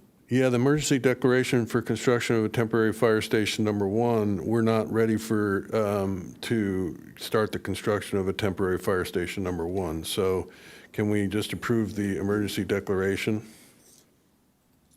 That would be helpful. And I would just say that if we could provide some assurance to the fire crews, I think Mayor-elect Ehlers asked, like, about how long could they stay over at Orpheus? And I think the time period ended about 2 weeks ago, that there's a comfort level there. I think that the chief would be delighted to, talk about other options, but if we could provide a timeline to bring something back so we can at least let our crews know that, It'll be pretty urgent. We'll deal with it pretty urgently, and I think we have a December 10th deadline. yeah, Or pretty much. sooner. Well, it could be handed off, but in the meantime, I think that we'll know fairly quickly whether we've got any alternatives or not. So if it doesn't pan out that there are any brilliant ideas available, and given the brilliance of the four sitting over there, it's going to be a challenge to come up with a better idea, but we're going to do our best, and we'll do it as quickly as possible. Councilmember Lyons. When you're talking about time frame, I think that this should not slow us down, because we want to demonstrate we're committed to the urgent need of this. Yep. We're committed to, well, I'm just going to see if this is true. We're also committed to the fact that we need temporary accommodations that are adequate. So we're committed to those things. This would just be a step to get more information before we can absolutely decide on where that is, what it will cost, and how long it'll take. Yeah, right? Yes. Is that what you're saying? That's correct. Absolutely. That sounds good. So I would move, I don't know if I need to clarify, but I would move approval of the creation of a subcommittee with Bruce and I to explore a little further alternatives and report back before I'm gone. I would second. Councilmember Lyons, or? Okay. Withdrew the request. Okay. Don't you need to also certify the declaration? Oh, and to certify the emergency declaration. Thank you for the clarification. And I agree.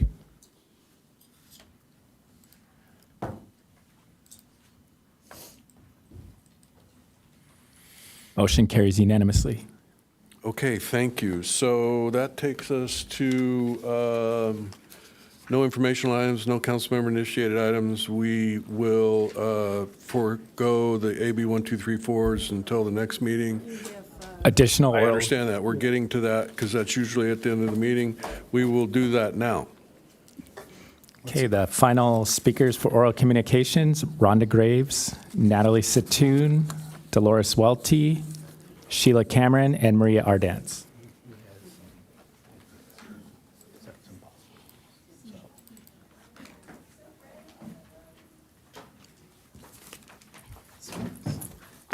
Rhonda Graves, Olevenheim. I'm here tonight to congratulate Bruce, Jim O'Hara, and Luke Schaefer on running a clean, grassroots campaign with no donations from the Democrats or special interests that expect something in return. I don't know if you've ever run for office, Allison, but the nasty flyer you sent out saying horrible things about your opponent and your opponent's supporters was very offensive. I've lived in this city for almost 50 years. I worked at this city for almost 20 years. I've been retired for almost 11, and I've been involved with all Bruce's campaigns, starting with Maggie Houlihan, for over 20 years.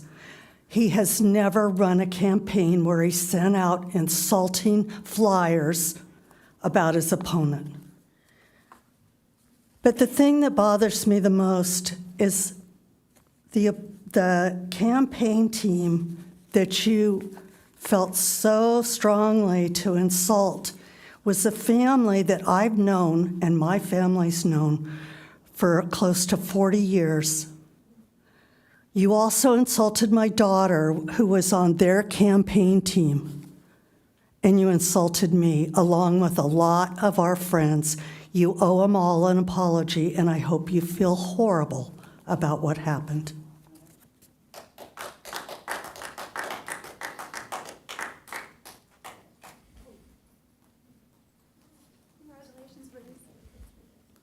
have something, I'll let you know when it's ready. Natalie Satoon Cardiff. I attended the Citizens Academy, which is a really informative experience. We truly have some incredibly talented staff, firefighters, and many of whom who are so enthusiastic about their contributions to Encinitas. I'd like to recognize Jessica and Kieran in IT, Mary with the Water District, Arzu in Engineering, the Public Works Department folks, and the gentleman leading our green composting program. This program opportunity lent superb insight and confidence that we have such a stellar self-starting staff. The final meeting was here, and a question was asked of Jace Schwarm, risk manager, what kept her up at night. Her response was something related to emergency preparedness, fair game. This took me somewhat by surprise, considering the active number of lawsuits under our current city council and leadership. We have a record number. I see many people speaking, asking for issues to be addressed, stormwater flooding, bike safety. The liability of litigation hasn't sunk in with this council, city attorney, or city manager. I have an overhead. Thank you. Here is one very recent example of hate speech coming from a City of Encinitas Public Health and Safety Commissioner. This mayor and all of his council, except for you, Bruce, voted this person into a seat knowing her propensity to inflict hate speech upon residents. I made a PRA requesting ethical guidelines for commissioners and committee members, and there essentially aren't any parameters that prohibit hate speech or defamation. How is this possible that the council, the manager, nor the city attorney is concerned about the city's fiscal liability of defamation penalties for such acts committed by appointees, staff, leadership, or by council members themselves? I am Jewish, and this post is directed to a friend of mine referencing how he can now proudly wear his white hood referencing KKK affiliation. This is vile hate speech to the core. This is tolerated because these actions have also been committed by multiple individuals associated with the city of Encinitas. Encinitas residents are regularly targeted and taunted by appointed members on social media under their own accounts and on pages they deem anonymous. During a Roe v. Wade demonstration, even our city manager donned a pink PUSSY hat and then asked our then captain to pull strings should she be arrested. We have no ethics provisions or guidelines. How is this allowable? You wanted to get arrested? I am requesting that all appointed members, staff, and leadership be held to standards that safeguard the fiscal solvency of our city. Nobody is requiring them to sit on any seat or be employed with the city of Encinitas. I am requesting that this commissioner be removed, that the city manager and city attorney be replaced with competent leadership who will limit our city's exposure. Thank you.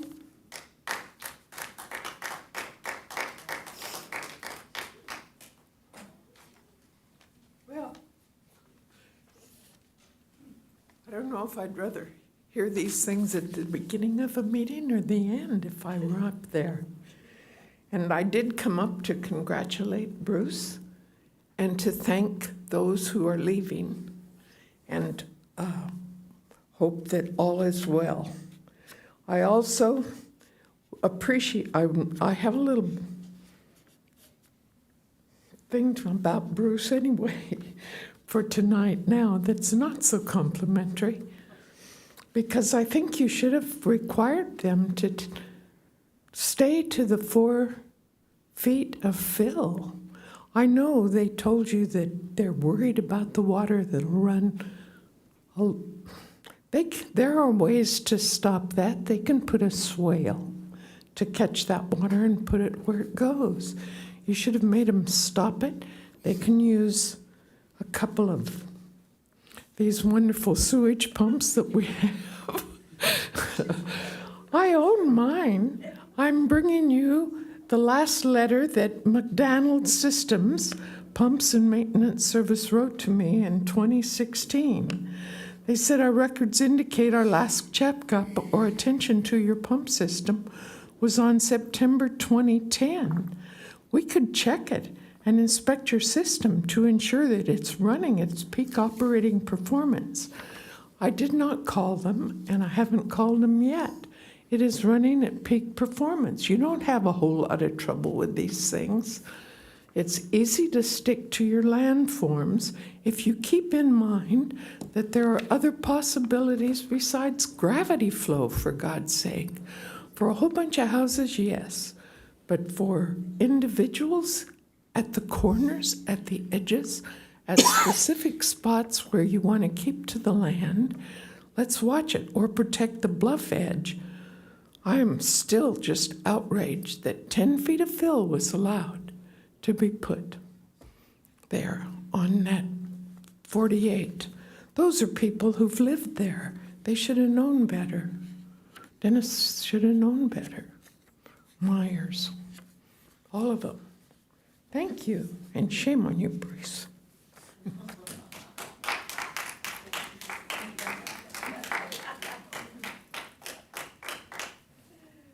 that it? No. You have some women in this city, I tell you. Okay, we're still friends, Tony.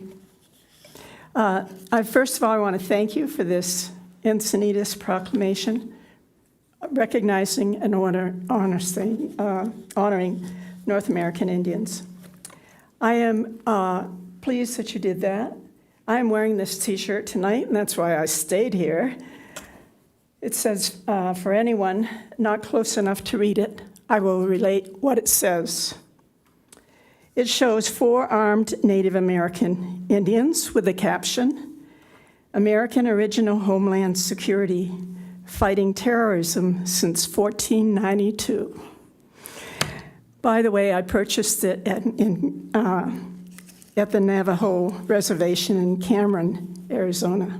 A couple other things I want to say about Native Americans. The Native American government that helped inspire the U.S. Constitution, the Iroquois Nation. Franklin and George Washington particularly studied these. George Washington came across it when he was out there fighting. So anyway, between the two of them, and then in 1988, Daniel Inouye of Hawaii brought before Congress 1988 resolution formally acknowledging the influence of the Iroquois Confederacy on the U.S. Constitution. So just put it in your internet and look it up. It's really interesting. Last but not least, there is a book recommended to me by the esteemed Dorothy Welty, Dolores Welty. I renamed you. It's late. It's called Indian Givers. It's one of the most enlightening books I've ever read, and I strongly suggest it. It's by a guy named Jake Weatherford, and you will be quite surprised at how much the Indians, South America and North America, have given us.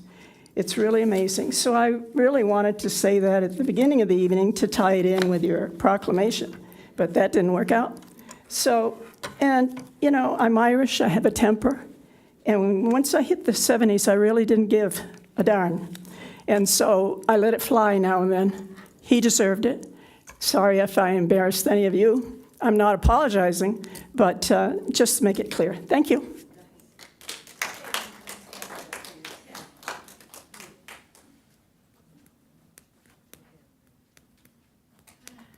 Well, lucky I'm too tired to go through most of this. I mean, I didn't mean it in a bad way, actually. But anyway, hi all, Bruce, congratulations, Mayor-elect. Thank you guys, everyone else, for your service. Kelly, I do hope you enjoy being home with your baby because it goes by fast, so enjoy it. So a couple of months back, I listened to an Encinitas resident. I don't know him, but his name's Adam Miller, and he presented to this, I'm still so small without my heels. Anyway, he presented to this council the devastating property damage that he faced due to negligible drainage from city-owned land that flooded his property during, I guess, like a heavy rainstorm. Anyway, he begged this council for help. And then last week, so months later, last week at the Planning Commission, he presented his plight to the commission because it was near like a proposed development that they were talking about. And so I was really shocked that this council and the city manager has done nothing to help this individual rectify his situation. I mean, obviously, I'm not an expert on the matter, but, I mean, it sounds like this is the city's fault in that he's in this situation, and it's your responsibility to make it right. So I think if this was your property, you guys would have done something to rectify this right away. So help this guy. Before you guys vacate your seat, please make it right. I mean, I don't even know this guy, but just listening to what he has been going through, it's heartbreaking. So I'm just asking you, I mean, have the common decency to help this guy. I don't even know him, but I went to talk to him after the planning commission meeting, and he was saying he even waited and waited to talk to city manager, and she wouldn't come out to see him. I mean, why? This is just not right.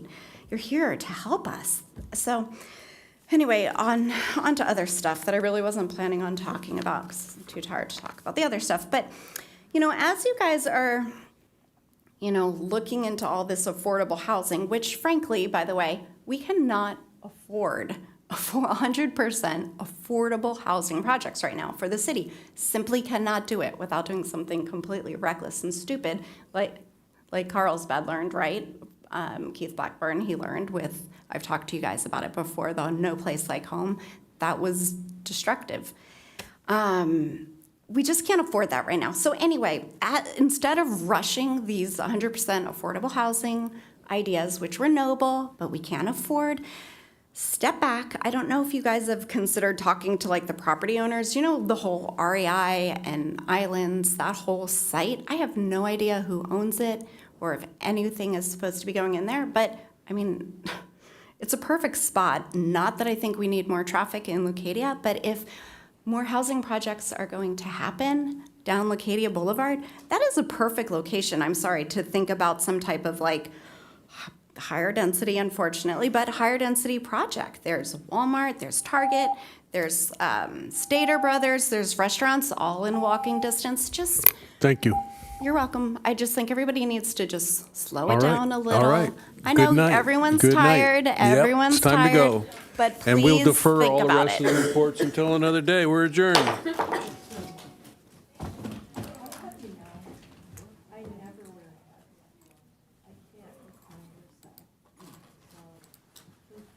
11:28.